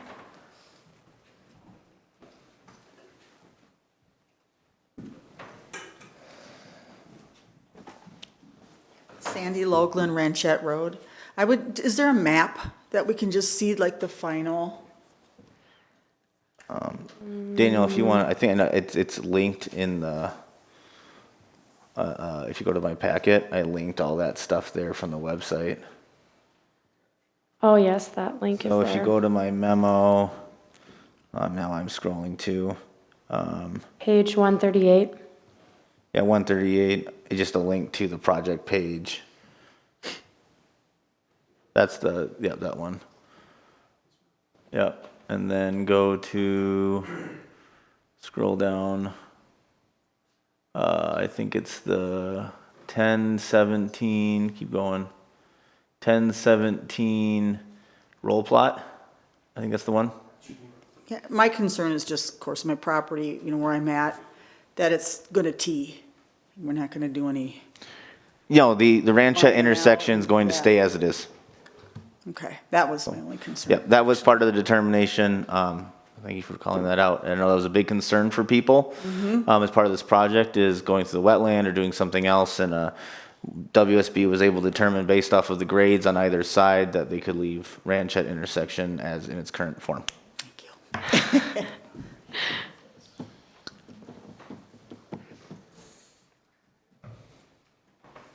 Anybody else? All right. Anybody have any comments they want to make? I pursued the thought process that Brad had about 7-ton road. And to redo this road without the safety improvements, I cannot justify it. To me, it doesn't make sense to not have the sight lines, not have the wider shoulders, the safety. It's a safety hazard for the police officers. I mean, I don't know how you do a traffic stop on that road. For public works, the reality situation is the traffic dictates it. Funding options, the grant, it would be phenomenal if we could get that. You can't use a local option sales tax. That's not you can't use it on roads. The county can. The only other thing I'd have is, it always was kind of, we're led to believe that the gravel pit on Ranchette was pretty much inactive. But now if Anderson Brothers starts using it again, can we pursue a gravel tax, which is a long process? we can, I think it would be probably done through Crow Wing County. When we talked to Anderson Brothers, that was brought up. They said they've worked with other communities. They were honest. It gets passed down. Yeah, it doesn't really affect them though. Based off of the revenue we would get from it. Again, it's pretty Sandy. menial. I guess it would depend on how much, if that became active, when it became active, how much tonnage starts coming out of there. So Kind of my question, if it's Yeah. just an occasional for projects, it's not worth pursuing. They're open to it, so. Are you talking the pit next to my house? I own the land in front of it, so there's really not much they can do there anymore. Because the property, the pit itself behind, going to the east is, the houses are getting pretty close there. And then I own most of it to the front, to the access road that goes back into that pit. I own all that up in front. So I don't know what they would even have to take out of there anymore, actually. So that's just. FYI.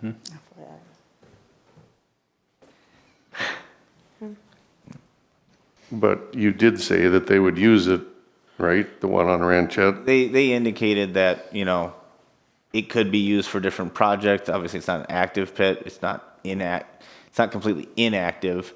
And, if they were to be awarded this project, they could definitely see using it versus the Swenson pit.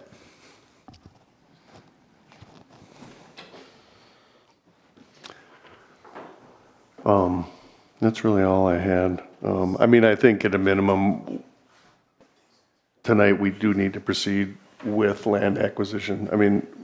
It's a year process. Again, to do the road without any safety improvements, to me, makes no sense. It's still a large cost. The truck traffic's still gonna be present. And as Joe Zierden, David Chansky, and Paul, I've looked at the con side very heavily, and at the end of the day, it needs to be done. So that's where I'm at. I don't have much to add. I just know at that last workshop, we kind of asked ourselves, if we didn't pursue with a land acquisition, we're going to be right back here again in 5 to 10 years talking about, should we acquire the land? Should we get the easements? And I think at least getting those easements secured now, it's not locking us into doing the project, but it's getting it so we can move forward, should we choose, when we choose, how we choose. But I'll echo everything that you said. And there's enough time to finish the final engineering. We would know if the grant was approved, then, that would be, because our portion, I believe, is what, 1.3 million, Paul? Something like that, an ideal.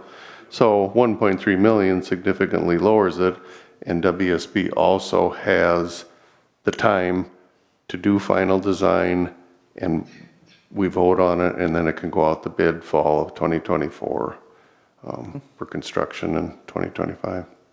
I think the phase helps to, this next phase would help to get the reaction from some of the residents, like we discussed. We'll at least have some of that feedback then by the time we're looking at voting on phase 2B. So we'll kind of have a feeling, at least for some of the residents, what their impression is as far And I as think those one of the easements things go. we had discussed, and I think as we kind of discussed it internally, I know originally you kind of talked about hearing, I think we discussed the best avenue, maybe in that April timeline once those exhibits are done and we send them to all the property owners of here's the exhibit, here's what we're looking at, is having that, I think better approach would be that open house.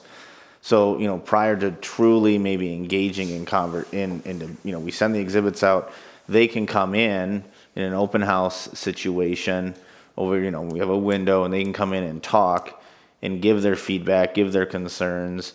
It's not something that necessarily is a concern. Once you've kind of engaged in that process, there's an element you kind of need to be a little guarded because you don't want to be throwing away your bargaining chips, but at least you can still be getting that feedback from residents of kind of what they're thinking about, initial reactions to what we've provided to them from their exhibits and kind of what the appraisal was and things like that. we're not promising anything, but at least we can understand what their initial reactions are at that point. I think too, at the last workshop, it was good to kind of gauge some of their concerns, because I thought that some of their concerns were more just not understanding like what was being done. They had concerns about their trees. Well, when they found out that those trees weren't going to be touched, they were good with that, or that the road wasn't going to, I think there's just a lot of, when it's unknown for residents, I think you can start to like have fears, and that those fears kind of build up to, but if we have someone working one-on-one with them and really like showing them exactly what, I think that the fears they will. And I know, as Paul said multiple times, as part of that process, if there's an element where someone's tree has to be moved to get that drainage or something in there, part of that process could be replanting a tree or a couple of trees, further in or something to replace, that, might not be a 40-year-old tree, obviously, that we had to remove, but at least putting some foliage back. So it's not just you're losing a tree and that's it. It's we have to remove this tree for this project, but we'll put a new one in. Being able to have those discussions with people. I'm prepared to make a motion to accept the proposal of 2A. Second. Any other discussion? All those in favor say aye. Aye. Aye. Opposed? Aye. Motion carries. And then for 2B, do we Do we table it? do we or- table it, or do we bring it back in 2B will come back in, another in the later spring. date? Okay. When we're ready for it. Okay, perfect. So we will go ahead and move on to our last agenda item. Yep, so, Madam Mayor, so this agenda item is intended to be an update on the City Hall design process coming from the design team. So I wanted to again provide a little bit of some background. Obviously, we had an open house last Monday. At that open house, we had a really good turnout. I think, might have been a little testy in the room, a little cold in the room, but I think it went well. Opportunity, I really appreciated, opportunity that people did show up. Opportunity to present this project, start pretty much going, I went all the way back in 2022 when I first started, and how this conversation started with the council and what brought us, to doing the facility assessment, with then the council looking at the two options of remodel versus build new, then moving to build new, the schematic design, and then final design, and where we're at. 75 minutes of fielding questions from residents, all good questions. If you want to talk about, I call it the sickness of local government. I actually went home and told my wife, I think that's the most fun I've had all year, believe it or not. And we've actually gotten a lot of good, it was nice to see, I get a lot of positive feedback from residents. A lot of people reaching out, thanking us for doing the project or doing that presentation. Felt it was very informative, even if it didn't necessarily, if they didn't move to being, fully on board, understanding. One resident who I think she's actually the first one that showed up and kind of peppered me with some questions early on. Actually gave me a call on Wednesday and thanking me for doing the presentation. It was kind of funny. I think she hesitated from saying, I could hear her kind of start saying, didn't want to say good, but said it was informative. One of the things she did say, she was glad that the council was looking at, looking to the future and doing the basement.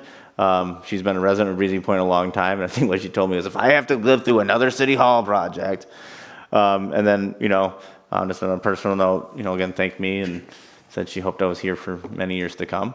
But, that was just one example. I know a lot of people, again, I think they felt that was informative. I can't say it, maybe changed everyone's minds towards this project. But I think a lot of people walked away feeling much more comfortable and understanding what this project is.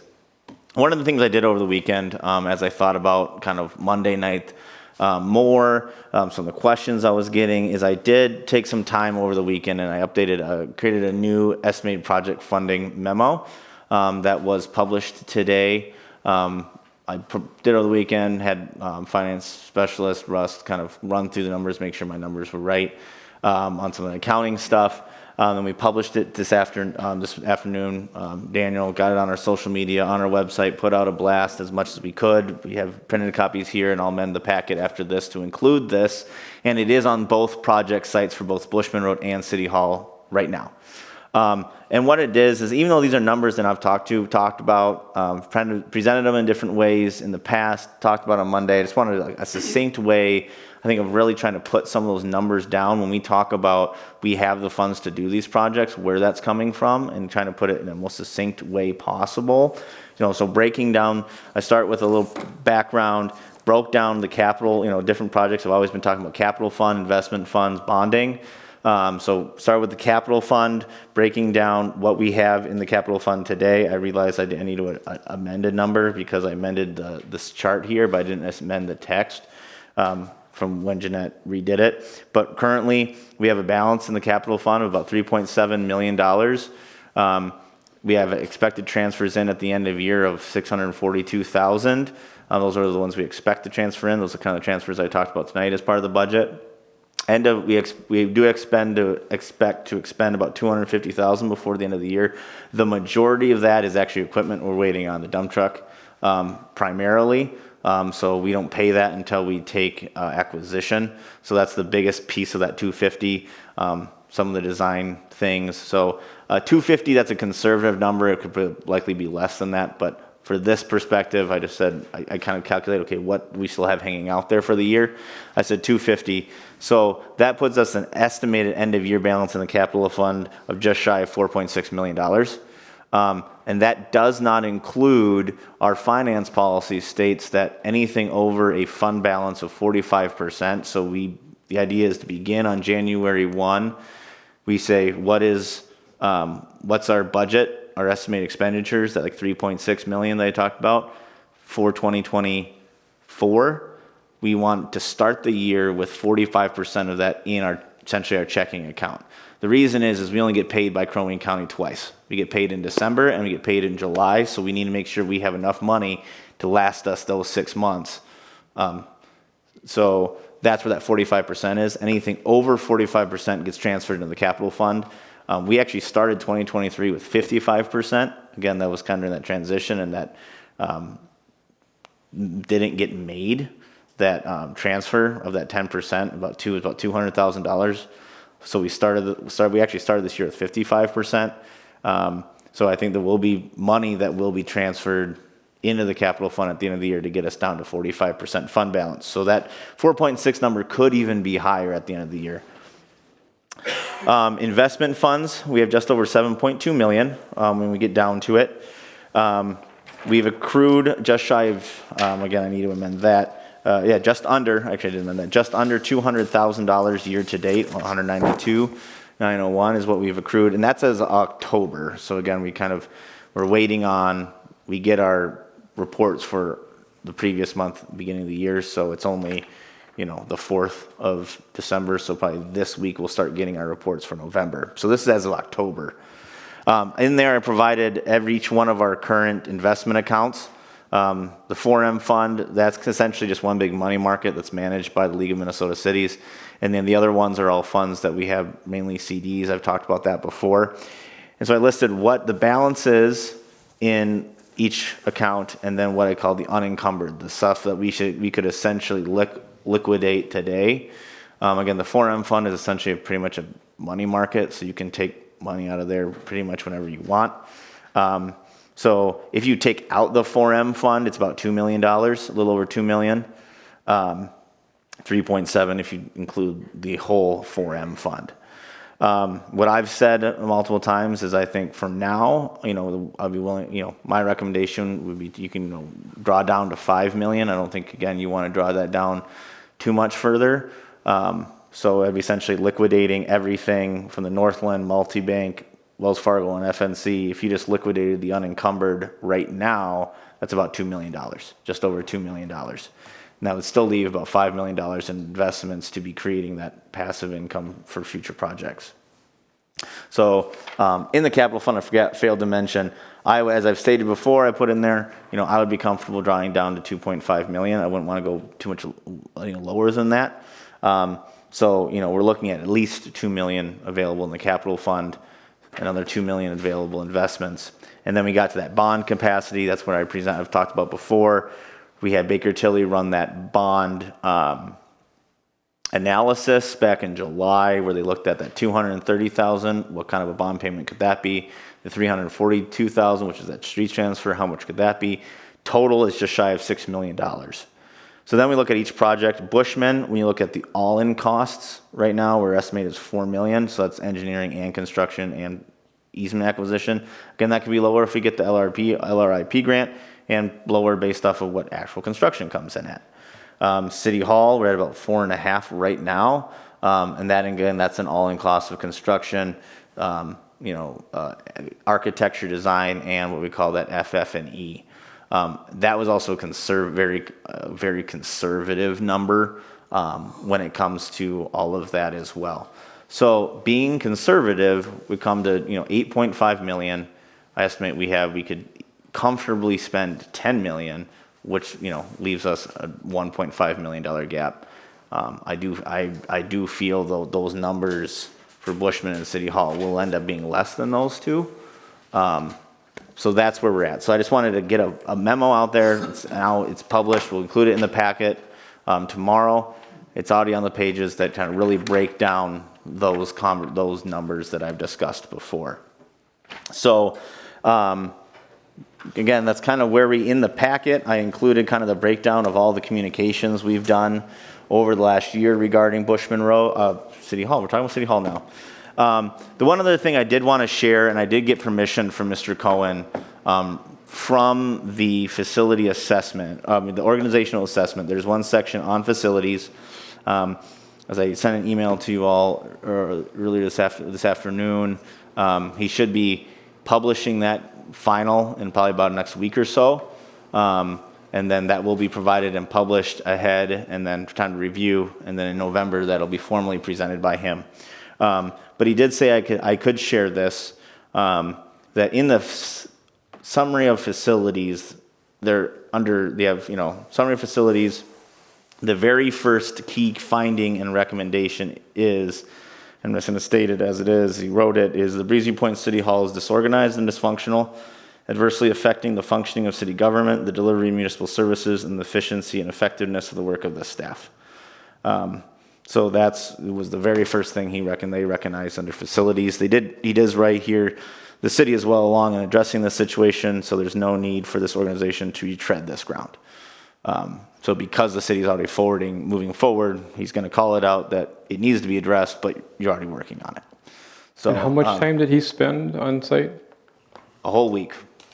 So he was here Monday through Friday, like 8 a.m. to, I think on some days it was even past 6.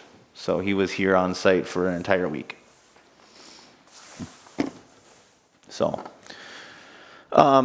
with that, I just wanted to give that kind of background, some of the things we've heard. And then now I'm going to kind of leave it over to Mike England, and he's just going to give a little recap of what the design team's been working on for the last 3 weeks. We've been starting, as I put in the packet, meeting every Tuesday at 3:30 as we work through this process. So Mike can tell you where we're at. All right.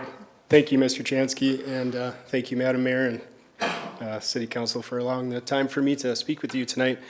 Just going to give you an update about what we've been up to and what we're working on. So on November 6th, you gave us approval to proceed with final design, so that's what we've been doing. We've been working on design development drawings, and so if you recall, we did some preliminary design and also some schematic design over the course of the last year. So as Mr. Chansky mentioned, we've been meeting every Tuesday, and when we meet regularly, we meet with Mr. Chansky as well as Councilman Maroney and Councilman Scott. And that is also with our design team, so that's architects and engineers. And also within that team, you are meeting with High Tech as well to review construction and also construction feasibility. I've also reached out to Scott Sadusky, the building official, to also speak about this project, make sure that he's on the same page as we are in terms of looking at the building from a code standpoint. Also, as part of those meetings, so We meet every Monday morning internally as a design team with High Tech. And then also that prepares us for the meetings that we have on Tuesday. When we meet, we talk about some expectations, and those expectations come from our meetings with you. And they were clearly identified and laid out for us from a design standpoint, and that was to confirm that the space provides you with the current needs and then also planning for the future. What we also do is that we're trying to design a building that provides operational efficiencies, that's an energy efficient building that will provide longevity for this facility and for the city. Also, we listened, and another key component to that was in one of the workshops, we talked about designing and how the design will align with the anticipated budget. So thank you. It was a nice review of what that budget is. It was a big part of the conversation the other night, last week at the council, open house, I should say. So our weekly meetings, again, we have internal design meetings, but then we also have meetings with City Council, as well as David Chansky and High Tech. We basically talk about specific items at each meeting. So we talked about mechanical and electrical systems at one meeting. So we're trying to just identify and talk about certain things and not have the meetings be too overwhelming. One example out of the electrical meeting is that we actually brought in On Systems to talk about the IT. So for that's just an example, but we're reaching out to vendors that the city is currently working with, and also identifying what the infrastructure currently is on this building, how we can maintain. It's tied in with the PD building right now, and so working through all of those details. Also, another meeting, we talked about civil, so we're talking about the infrastructure as it relates to wells, the sanitary sewer, grading and parking.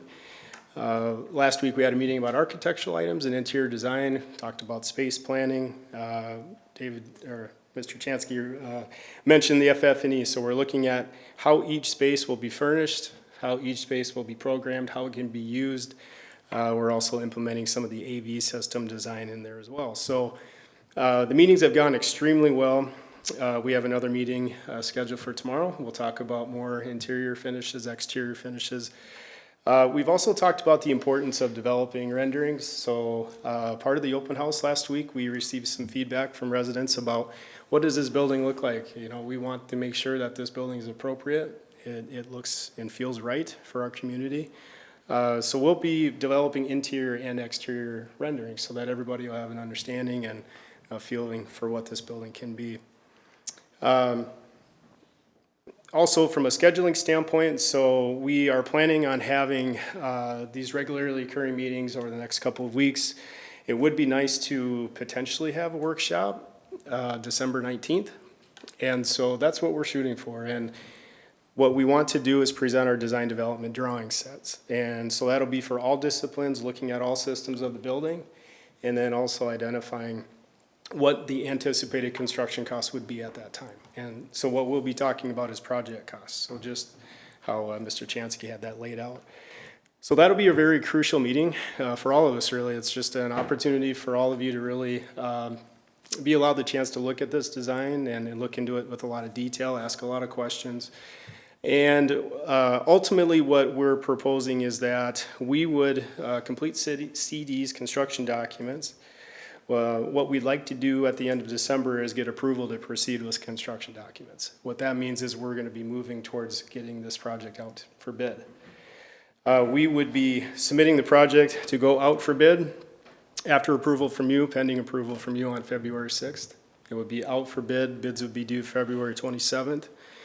That would allow us to review those bids and then get that information ready, get it into the board packet, and then allow you the opportunity to review the bids and ultimately decide whether or not you want to proceed with construction on the March 4th City Council meeting.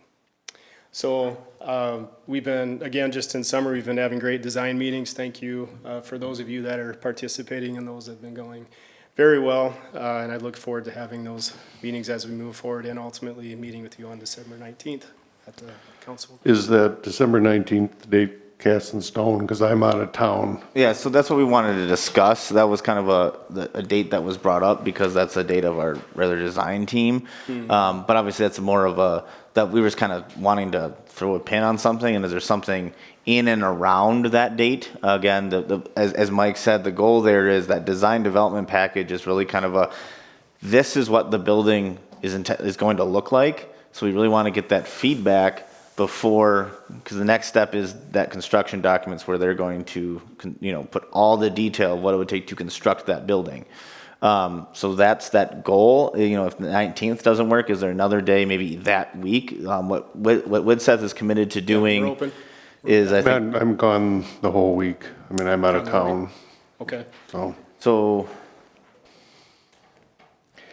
Well, and maybe before we try to settle on a date, I'm curious to know from the open house on Monday what the council's thoughts are at all on, I think it was, the point was made relatively loud and clear that residents would appreciate an opportunity to vote on constructing a new city hall and spending that kind of money. I agree. I mean, the council has to have that discussion after the open house, in my opinion, to,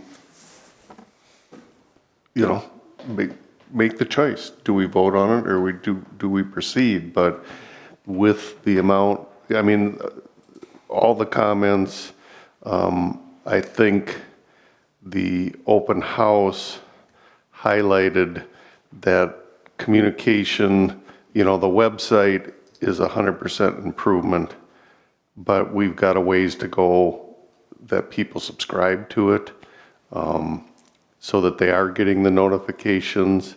I think we need to go back to newsletters, quarterly or 4 times a year to make sure residents are getting the information. We did do a lot. I mean, staff has worked very hard to communicate to the residents, but I think we still have a little bit that we can improve upon. And it's not saying it's killing the project, but we need to have that discussion. Well, and if we're going to act on what we're hearing from the community, I mean, that obviously it's going to have an influence on the time frame that you mentioned of getting construction documents put together and having that approval by the end of this month. We open it up for public comment before we start discussing. Sure. Are you still presenting? Nope, I'm good. Okay. Yeah, Is there anyone in the audience that wants to come up at all?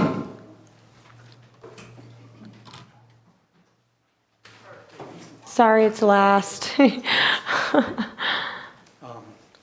I'm Tim Floor and Margaret Floor from 29777 Shoreview Lane.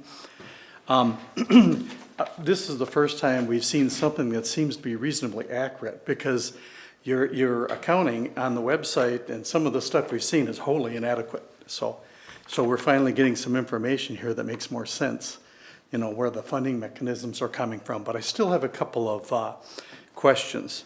When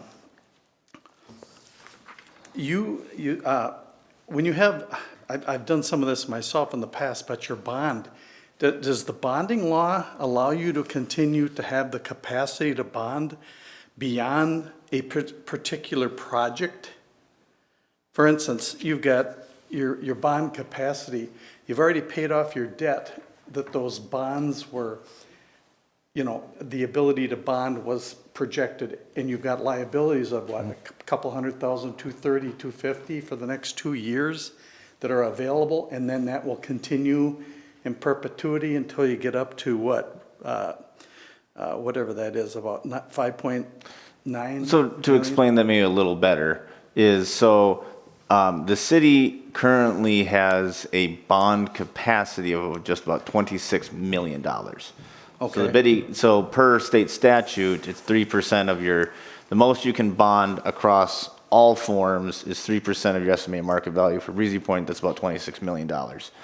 So what this is showing in here is kind of what I talked to during the budget, is these are just 2 identified sources within the current levy. Right. Where a $230,000, again, we just been keeping that and transferring that in the capital fund. Instead of it having it as a transfer, you can make it a bond payment, and per our municipal advisors, $230,000 is about 2.5 million. So that's what I was trying to understand, is where the idea of your bonding mechanism, that didn't exist, 25 years ago. Yeah, and again, with this. That's what I was trying to figure out is. With this you have to 540, with this 542, the council could, I have it broken out as 230 and 342. Yeah. They could do a bond for 275 and 320. It's how they choose to do it. That's what I'm saying, kind of that total estimated bond within these two structures right now, this 572,000 is about 5.9 million. Sure, so that's where you're coming up with the bulk of your money to fund the project is already existing based on your levies. How long would that take? I don't know, do the math. This is based off of a 15-year bond. Oh, okay. So so these are both based off of, which is industry standard for either Bushman, pretty much any kind of bond most municipalities do today, a 15-year is standard. Okay, that wasn't there, so because I like I say, bonding in the past that I'm aware of from my experiences is not this. So, okay, that's interesting enough. So you draw down your other capital fund, your investment funds, about 2.5 and then 2 million each or something like that. Yeah, and that's where it kind of came to that 10 million total. Yeah. Is, you could draw down that cash on hand, still leaving cash on hand for future projects. Sure. And then using the existing bond authority, and that's where we get, $10 million without having to add anything to the levy. Yeah, and you also discussed at that meeting that there was a state-funded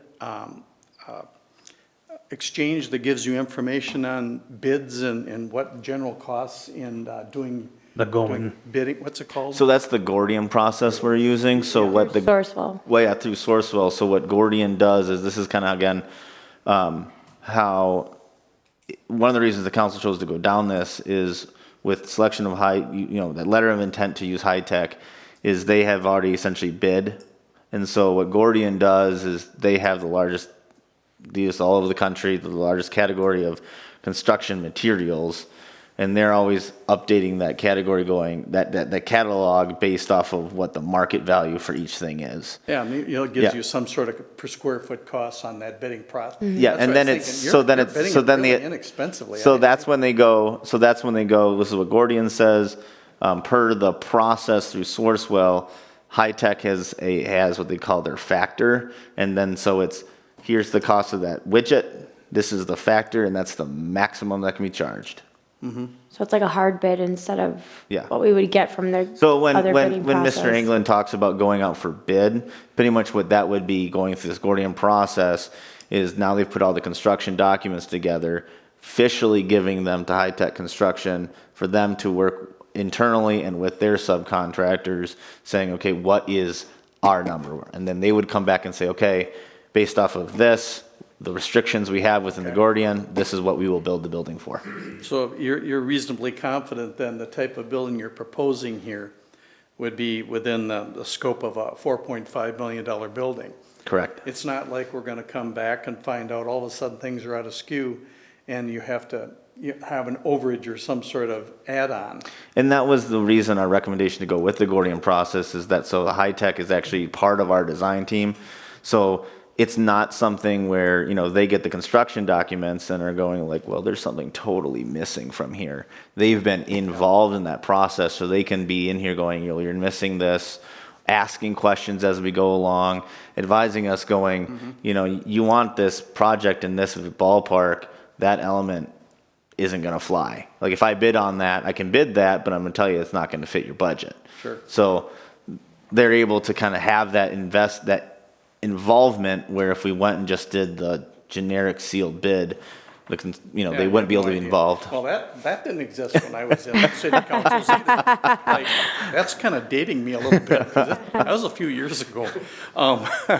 So the design that you have and the square footage you have and the way you've identified it, is that something that you guys have got a pretty good handle on now, and this is what you've come up with for a final design that appears, or really close? And I actually wanted I saw a picture. And I actually wanted to speak with that a little bit, because I know some of the feedback we've gotten is, 15,000 square feet's a lot for 6 people.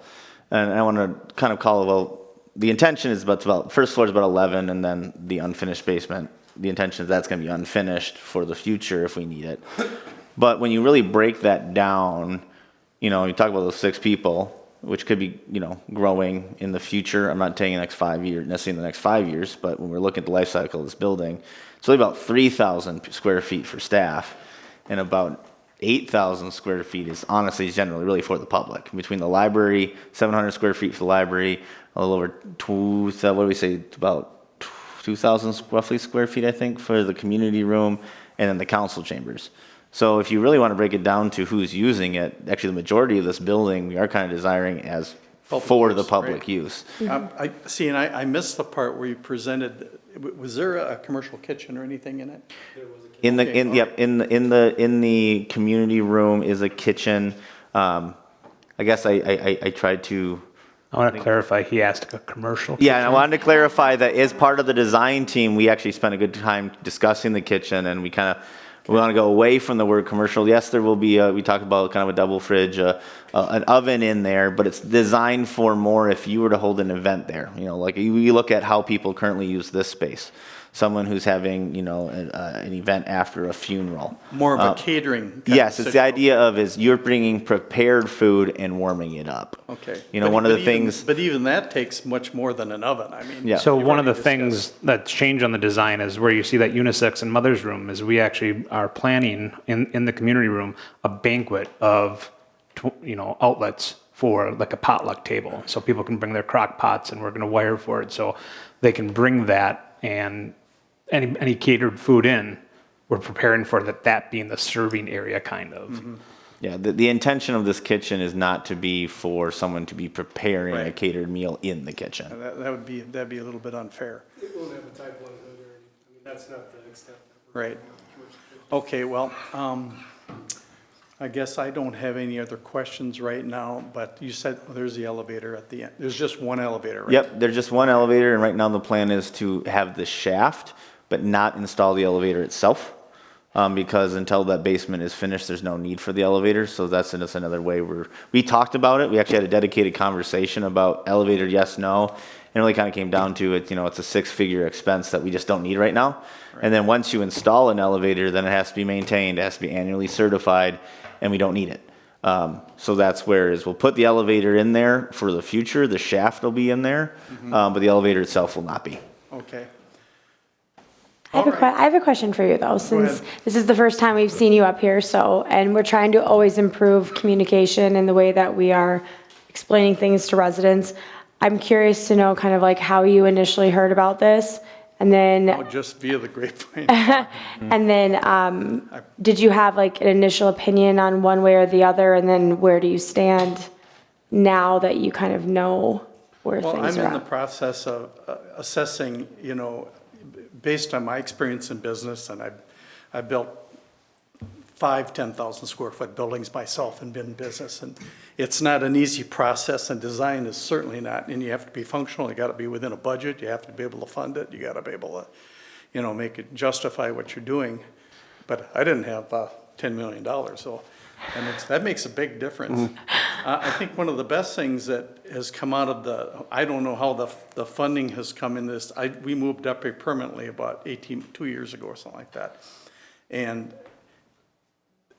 the idea of you being able to generate extra income from all your sources through the years is pretty phenomenal. A lot of cities don't have that opportunity to have that amount in their capital funds, and, you know, different, you know, that just didn't exist in the positions I was in. So that's to your advantage. The city, whoever was here, generated enough income to make sure that a large capital expenditure is not as big an issue, because you're talking about some whoppers here, and which is good.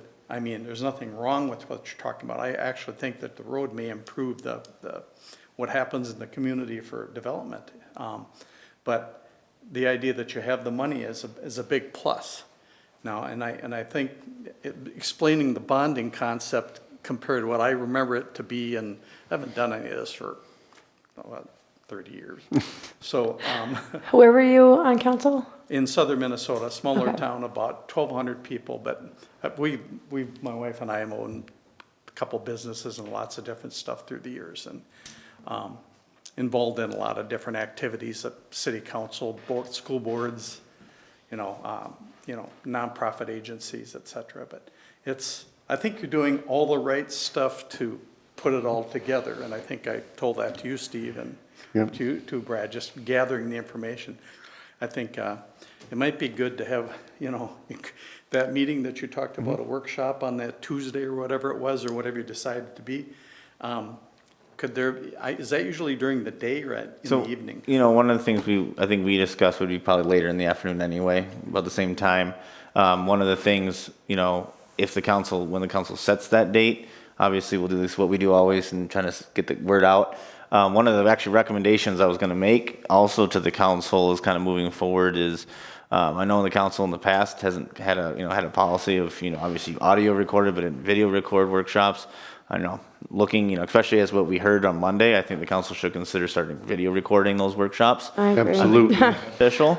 And so we would, have that recorded, get it out there so people publicly can attend and see exactly what the council is seeing. I was going to suggest have that after you've had a real thorough discussion among yourselves on your workshop, to maybe open it up to the public for an hour again, and then maybe take the time to vote after that. Yeah, and that's where I would actually, recommend, I would say, is I think, whether the council wants to entertain putting something on the ballot or not, I think doing so before we've gotten the design development package, again, we're only about a week and a half, 2 weeks from that point, so we can actually sell the public, like, this is what the building will look like. I think is if you're looking to really get the public's feedback, I think that's a big portion of being able to let the design team finish the development package. This is what the building looks like, having those renderings so people understand it. I just want to use an example of something we discussed actually over the course of 2 meetings, as we talked about the electrical. There was a debate on, should this building be backed up? Should it have a generator or not? And I think as staff, we were kind of settling on, well, maybe just the significant systems. So if we have a power outage in January, we don't want pipes bursting in our brand new building. There's actually, I think, Councilmember Scott that brought up, well, if we're looking at benefiting the community, maybe we should look at backing up the community room. So if we have a storm, it's not necessarily a shelter prior to the storm, but it's a respite space after the storm. We don't know what position people might be in, where maybe we can open that space up, put cots, have that as a place people can get water or food. And so in that perspective, maybe we do need to back that room up. And that was kind of, something that, again, we were trying to go, just the minimum. And that was a really good recommendation as we talked through it of like, no, this is a space for the public, and we want it to be made available for the public in the case of an emergency like that. So, that's one of the things we thought about and are moving forward with, is designing that space that you could get a mobile generator and back it up. So, and that's something we would discuss and present as part of the development package of all those different elements. And we have pricing for that to discuss tomorrow. Yep.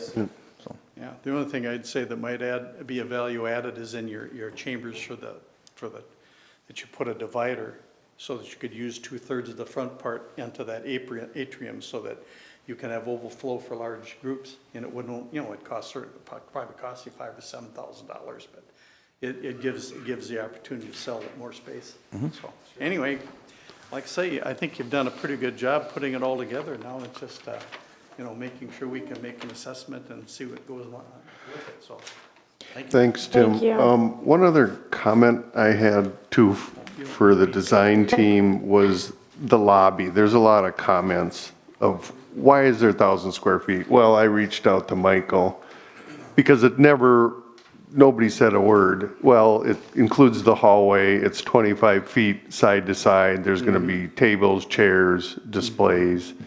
Also, I think the renderings should be, simpler for a lack of a better word. I think all along, I've always felt we don't need to build Taj Mahal, but we do need to have functionality for staff and residents.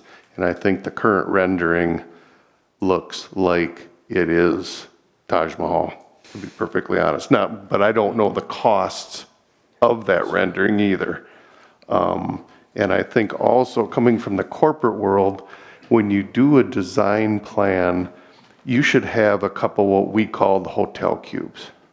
So if you're bringing in interns, say from Sourcewell, to do projects, or if a council member, or if you have a consultant come in, they have a little area. They have, you know, internet, either hardwired or they do Wi-Fi. But I think that's one thing that I hadn't thought of, but you kind of look at it, then there isn't anything for. They're actually, in this rendering, you know, and this is what we're planning on. So like the cube space, there's currently 4. Yep. You know, right now, you look at those office spaces, the office spaces will be probably taken up, you know, not in any specific order here, but like, you know, the finance specialist, planning and zoning administrator, the assistant, the administrator, and the public works supervisor would all have offices. Deb would be out, you know, the deputy clerk's position would be out kind of in that counter front space. So we actually have spare cubes. One of those spaces would be dedicated to the building officials or the building inspectors. So when they come in, they have a space to be working. So that actually leaves here 2 spaces for that very thing.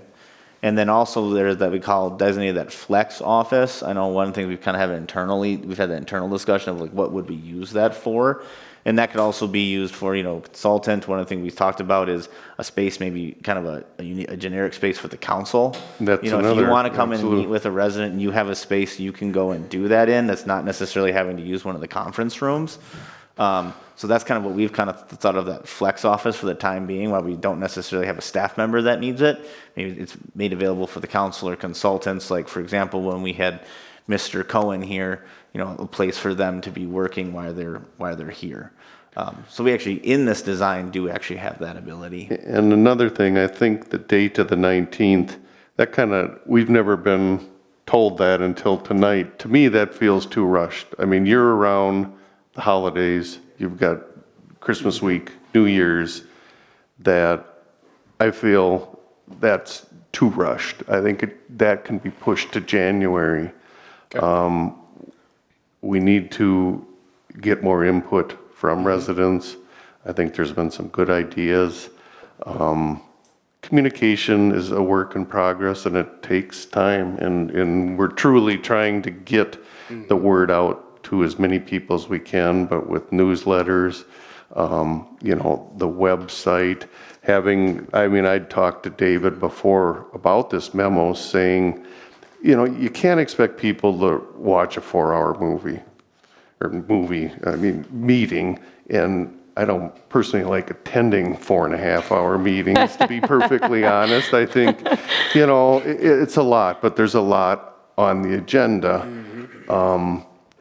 And we just, you know, need to, you know, keep communicating, provide the information. But as Tim stated, you have a 2-page document that answers so many questions. You know, all your presentations are great, but, you know, you got, 100-some pages of stuff. The original budget spreadsheet was tiny lines. It didn't make a lot of sense to residents. Council, it made sense at the time, but then you go back and look at it. You know, there's always questions.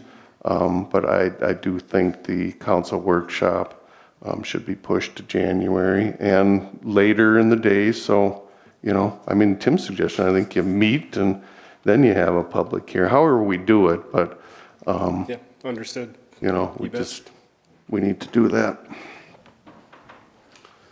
Yes, thank you. Did any of the other members of the public have any other comment? I know. Yep. Oh. I'll go quick because it's really late.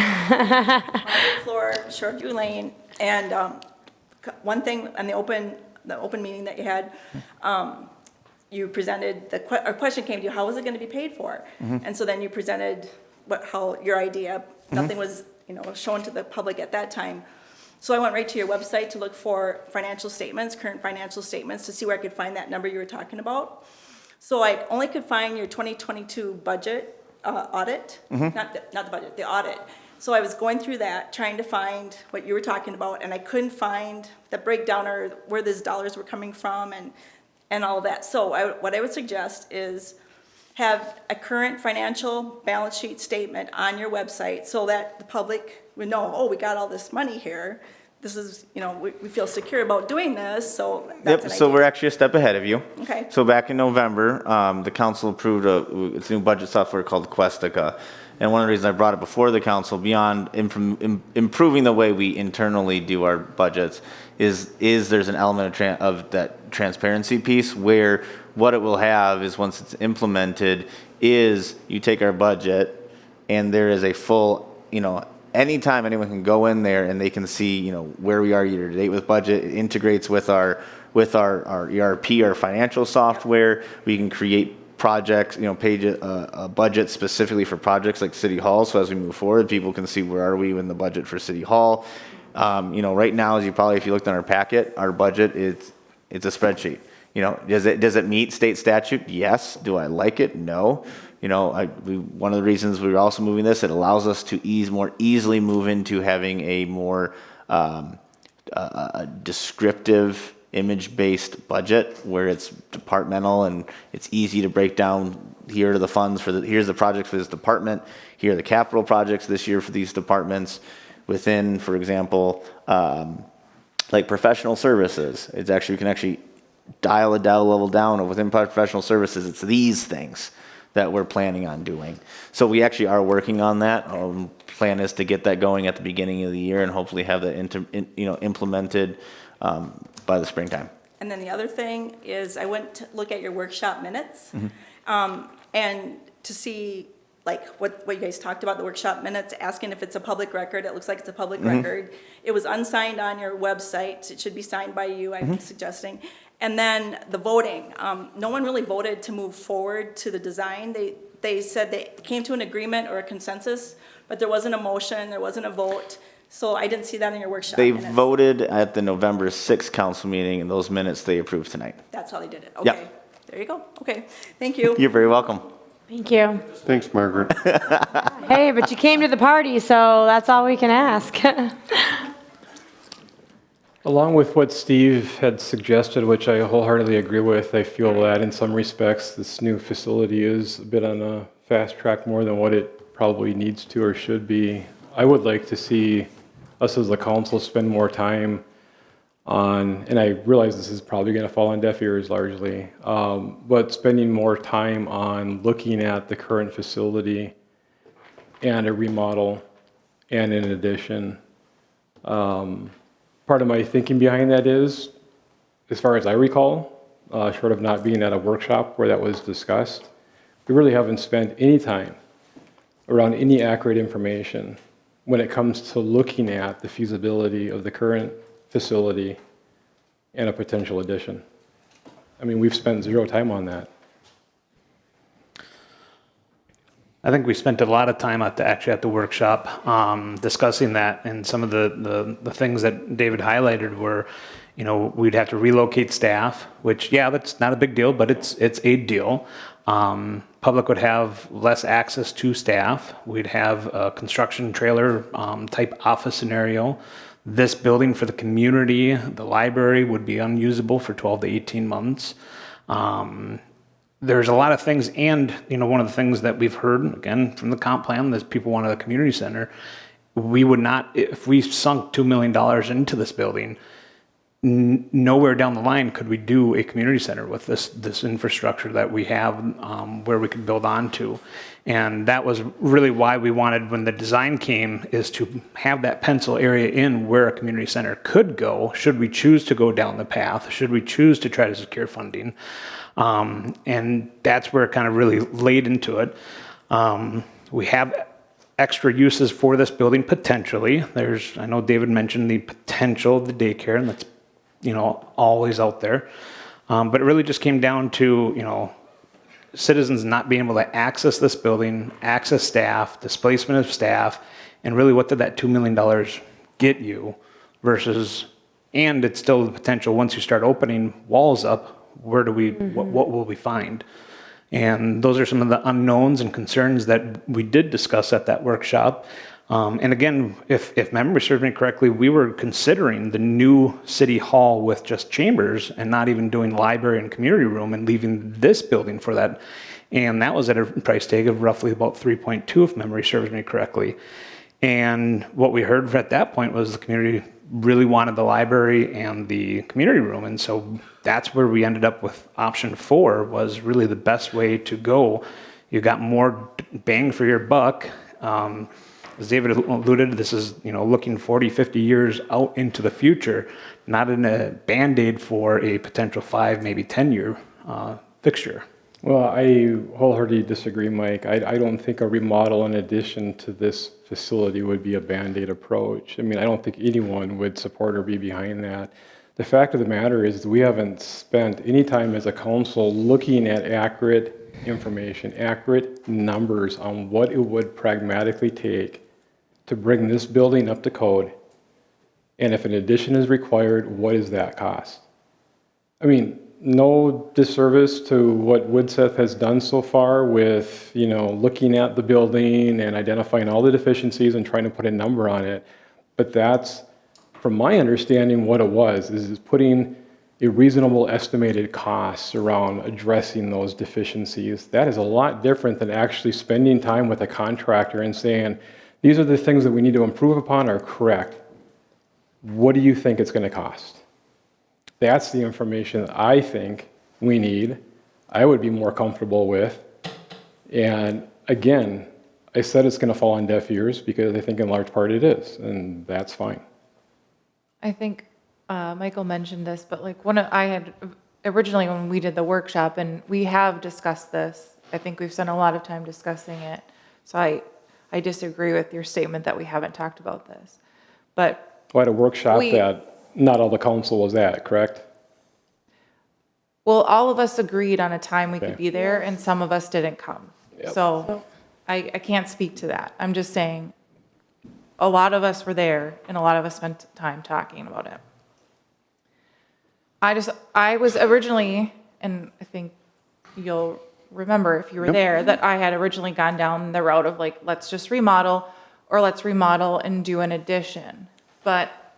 And some people don't want this, but we've heard from the community for a long time now that they want a community center, and I'm a huge proponent for that. And I had asked the engineers, is it possible for us to if we take this down to the studs, remodel it, or is it feasible to put in addition a community center onto it?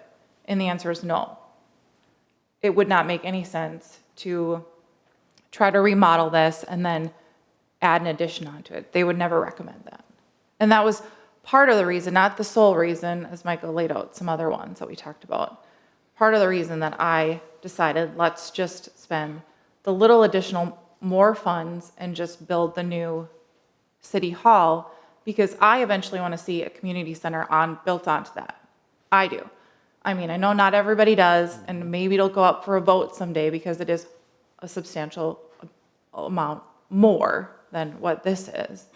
But that's just my take on part of the reason that I voted for this. Well, and I think David spoke to it at the open house, when I know he did, with $750,000, basically ADA compliance, code, just to update it without doing anything. That's a significant amount of money, and I understand a new build is too, but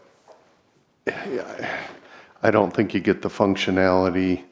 But again, we need to keep providing information to the public, have the discussion, should it go to a vote. But I do feel, again, it's getting too rushed. We have to vote in February. Well, no, we don't. If it slips a month, it slips a month. So be it. But I think the more we can do to provide the information, to David's point, okay, we'll have this information, this is why, the true costs, and try to educate, the residents and taxpayers of the community. Because that open house was, a lot of people did not know. And again, I get back to the website. I talked to Daniel, there was 50 hits, or 50 subscribers, I should say. We're getting hits, and it will work, and it is appropriate, and staff's done a great job, but it just takes time. Well, and unfortunately, it takes like somebody on Nextdoor to say something for people to pay attention, and it's not Daniel posting something. You're right. Unfortunately, I mean, Yeah. at least there is Nextdoor for people to have that avenue to communicate. I'm not saying, I think it's a good thing, but it's unfortunate it took that long. Well, before. I think And I think it's right to just have more personally, time. I was waiting for months. Why are we not getting any feedback? I mean, really, I mean, we did some, the June open house, there was people, right, that were there, but I don't think it was a great turnout, was it, David, if I remember right? Yeah, not fantastic. So, Wasn't 50 people. yeah, so I think, I mean, and the extra time, if we wait to vote, would be nice so people can look at your memo to have more time to look at that. I So, think. hearing from the council, you know, maybe the week of the 19th, obviously Councilman Jensen's not available.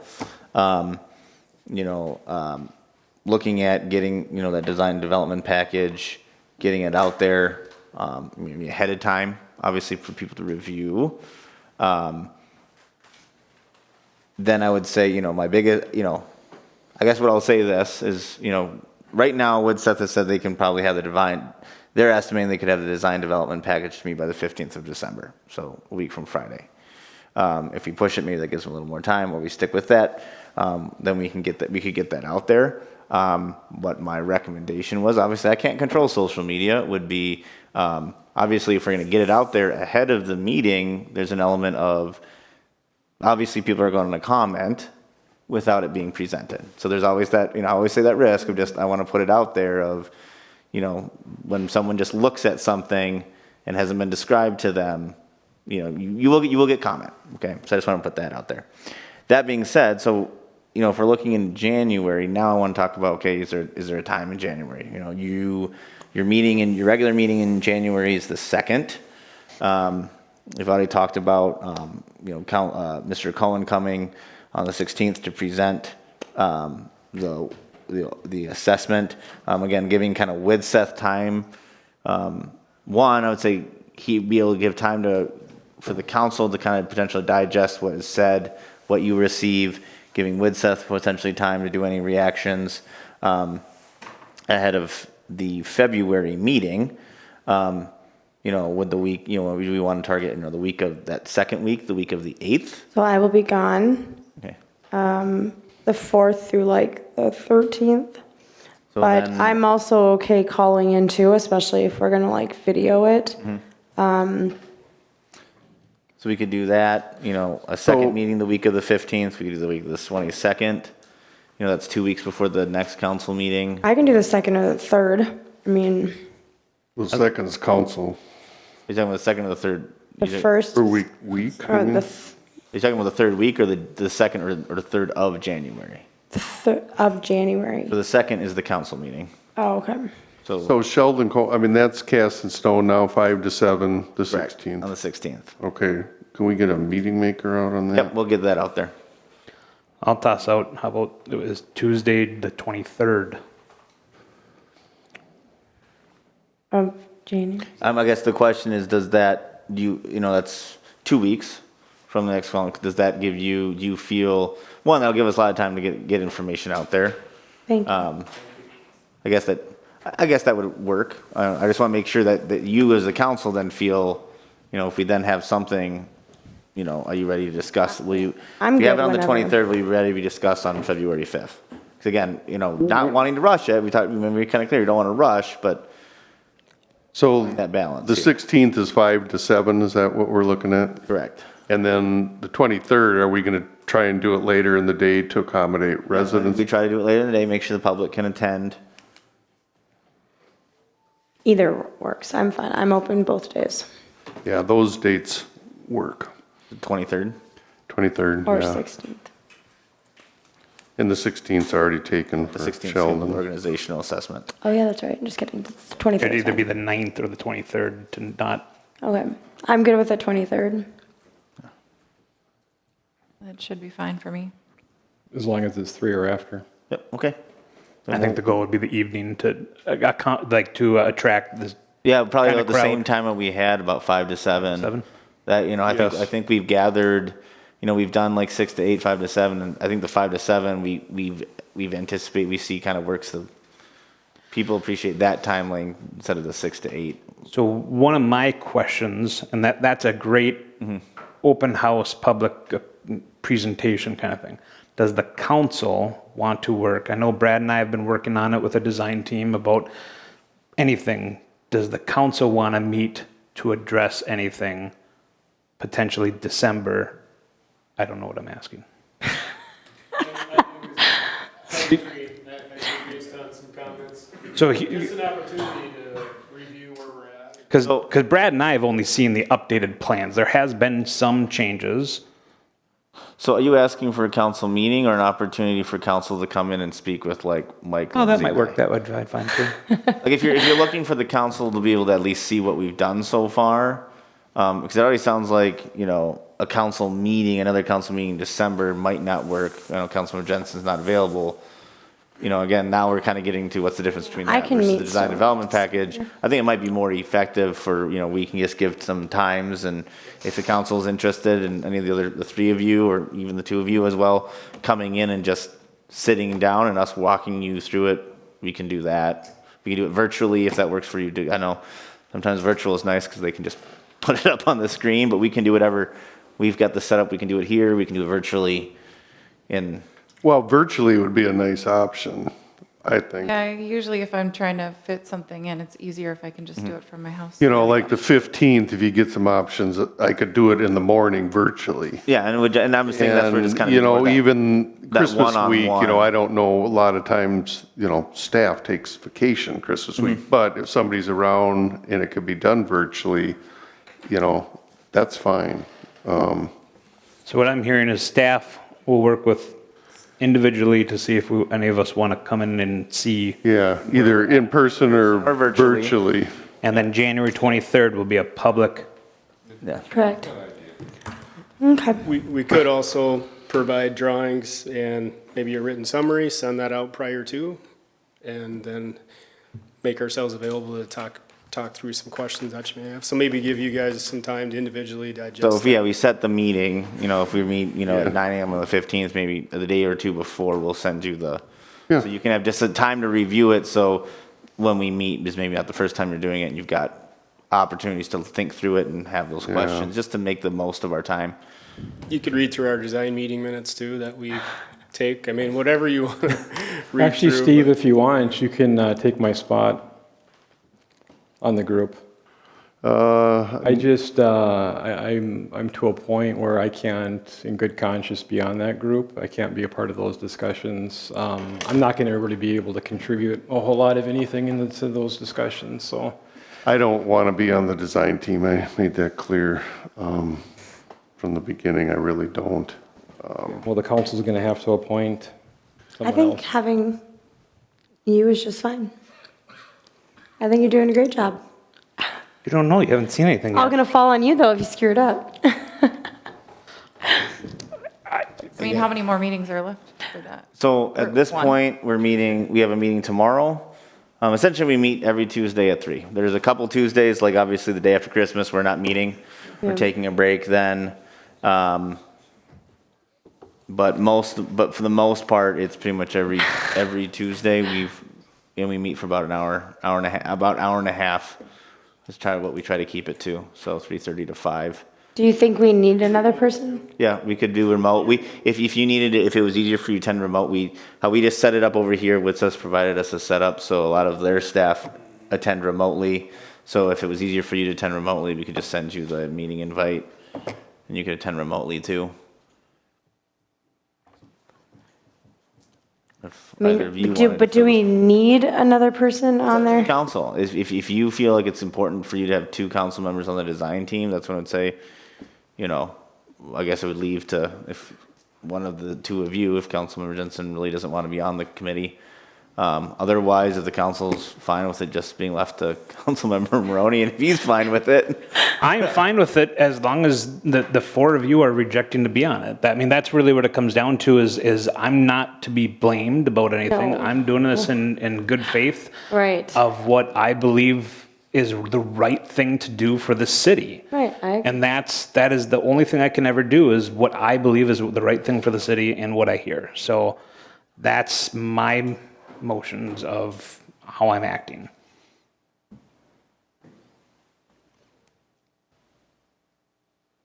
what is left on the design? So I think, like, go ahead, Mike, you talk about what's, I mean, how much of a cost difference is it when we're choosing? Is it cost different? Like, what is it exactly? I mean, Just what's remaining for our Yeah. meetings. And so what we're doing is we've had initial meetings with things like electrical, right? We had a meeting to discuss specifically mechanical, electrical items. Well, we're going to be having an additional meeting to follow up with that. So as Mr. Chansky had mentioned, we're looking at backup generation, for example. So tomorrow, we're going to have an update as it relates to the different costs. So if you want to have maybe just certain components of the building on backup generation, this is how much that will cost. If you want to have the entire building, this would be that cost. So what we're starting to do is come back now with our initial meetings with some follow-ups, with some input as it relates to cost. So these meetings are ongoing, and that was the intention, is that, we have that consistent team, we're providing updates, and So they're Tuesdays, when, 3:30. it's like a tough time for me. You know, in part of my hesitancy, the design team, I could care less if it's gray carpet, green carpet, white walls. I know, that's how I feel too. I can safely say I've never picked a paint color in 40 years of marriage. I've never picked out carpeting. I've been told what we're gonna have, and that's okay. There's a reason for that. I think you would do, if you could make it work, just because you have. I would be more inclined, like the backup generation, I get that. I come from that world. You don't back up a whole building. I mean, there's no reason to, so the crock pot can, work but again, how many meetings is there gonna be for just the critical infrastructure before you get to paint chips? And the exterior of the building, I think, is important, because I do think simpler is Low better. maintenance, people want low maintenance, low cost associated with it. Like, for example, we had renderings that the community room was all stone. And we said, whoa, that's too much, that's too much. So we gave feedback for that. We've had meetings about how is the programming meeting going to be for the small meeting room. So we shifted the table to the left, we moved a door. We're getting into how a door swing is going to be going, where Ethernet connections are going. Yeah, well, Ethernet, I've wired a lot of buildings. We had on Friday, about an hour and a half meeting with On Systems to talk about the power and all that for every single element of that building. That was an additional meeting. That was outside to where we could really get On Systems involved so they could understand and give their input. But yeah, to the Councilman Maroney, we're at the nitpicky stage here. The community room, should it have a ability for presentation when like the Pelican Lake Conservation Club comes? Do they need a screen? How does that work? Where's the AV equipment going for the council chambers? How is the outlets going to work in the kitchen? How is there a serving bar? I mean, we're getting into the weeds. Yeah. David, do you know, is there going to be a planning and zoning meeting in this December? month? No, that was I think what was determined this afternoon. We had So sent you would the meet announcement the out. 12th, the 19th, and the 26th? So we're not meeting the 26th. Okay. Plan for Day after most Christmas, so Tuesdays. it's pretty much the 5th, the 12th, the 19th. So the next 3 weeks, then we take a break. And then the 2nd, the 9th. Not 3 hours. Yeah, well, we're going on. 23rd obviously would become that workshop. And with this kind of reallocated schedule, we'll probably have some of that conversation tomorrow of how that shifts things a little bit. Yeah, that'll be a big part of our conversation, yeah. And the meetings are anticipated to end when? They're going to go all the way through January? We set up our schedule so that we could we tentatively planned on having regularly occurring meetings on Tuesdays. That was through this design phase and then through CDs as well. But we did that knowing that we may not need to have those meetings. So at the end of every meeting, we see where we're at, what we need to follow up with. So it's a bit flexible, and we may not need to meet as we enter into CDs, because we're hoping that decisions. Talking about, with now looking at having a workshop / open house on the 23rd, and that's going to be on the design development package that, again, we'll talk about tomorrow, that probably will very likely affect like how much work there is to actually still to be done between, Correct. Yeah. Now and then. the So, IT infrastructure. we've got 3 meetings left this month in theory, and then 3 before that. We might not need all 6. So, It's whatever you have for availability too. And so there's ways we can communicate and get information out to you all to review and consider and. So 3 to 5 or whatever? Yeah, 3 to 5, I would say. 3:30 to 5. Yes, we generally try to keep it to, sometimes depending on if we're really in a conversation, it goes a little longer, but we try to keep it to that, hour and a half or so. We haven't gone over 5:30, usually by 5. I think that was the first meeting. 3 to 11, was it? All right. I'll do it up until we get to paint chips and carpeting. But the infrastructure, I come from that world. I mean, I have a background in that. Like Michael, I understand the backup power. I understand wiring buildings. I understand the IT infrastructure. Sure. But yeah, just send me a meeting maker.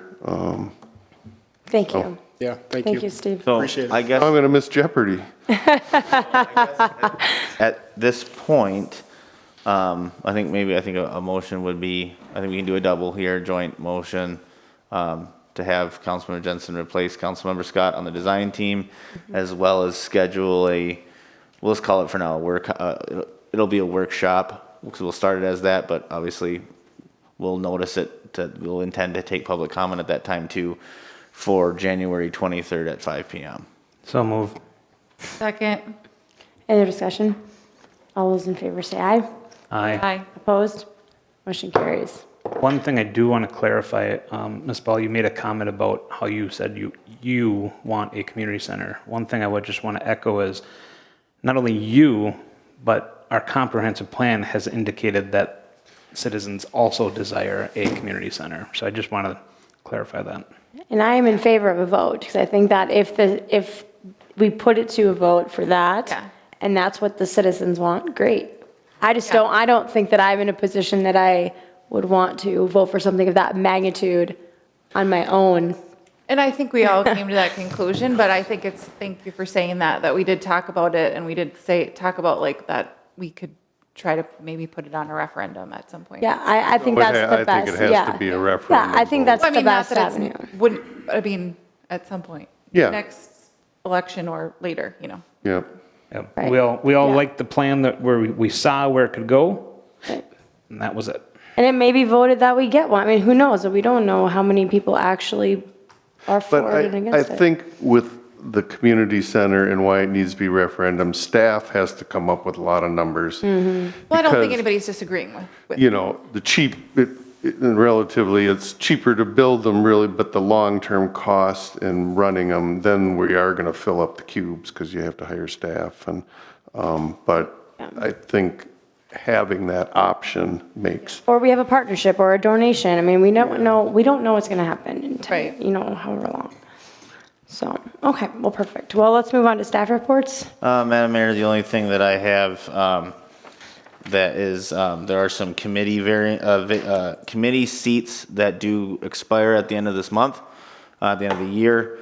We have one on the Planning Commission, 2 on the Parks and Recreation Committee, and 2 on the Cemetery Committee.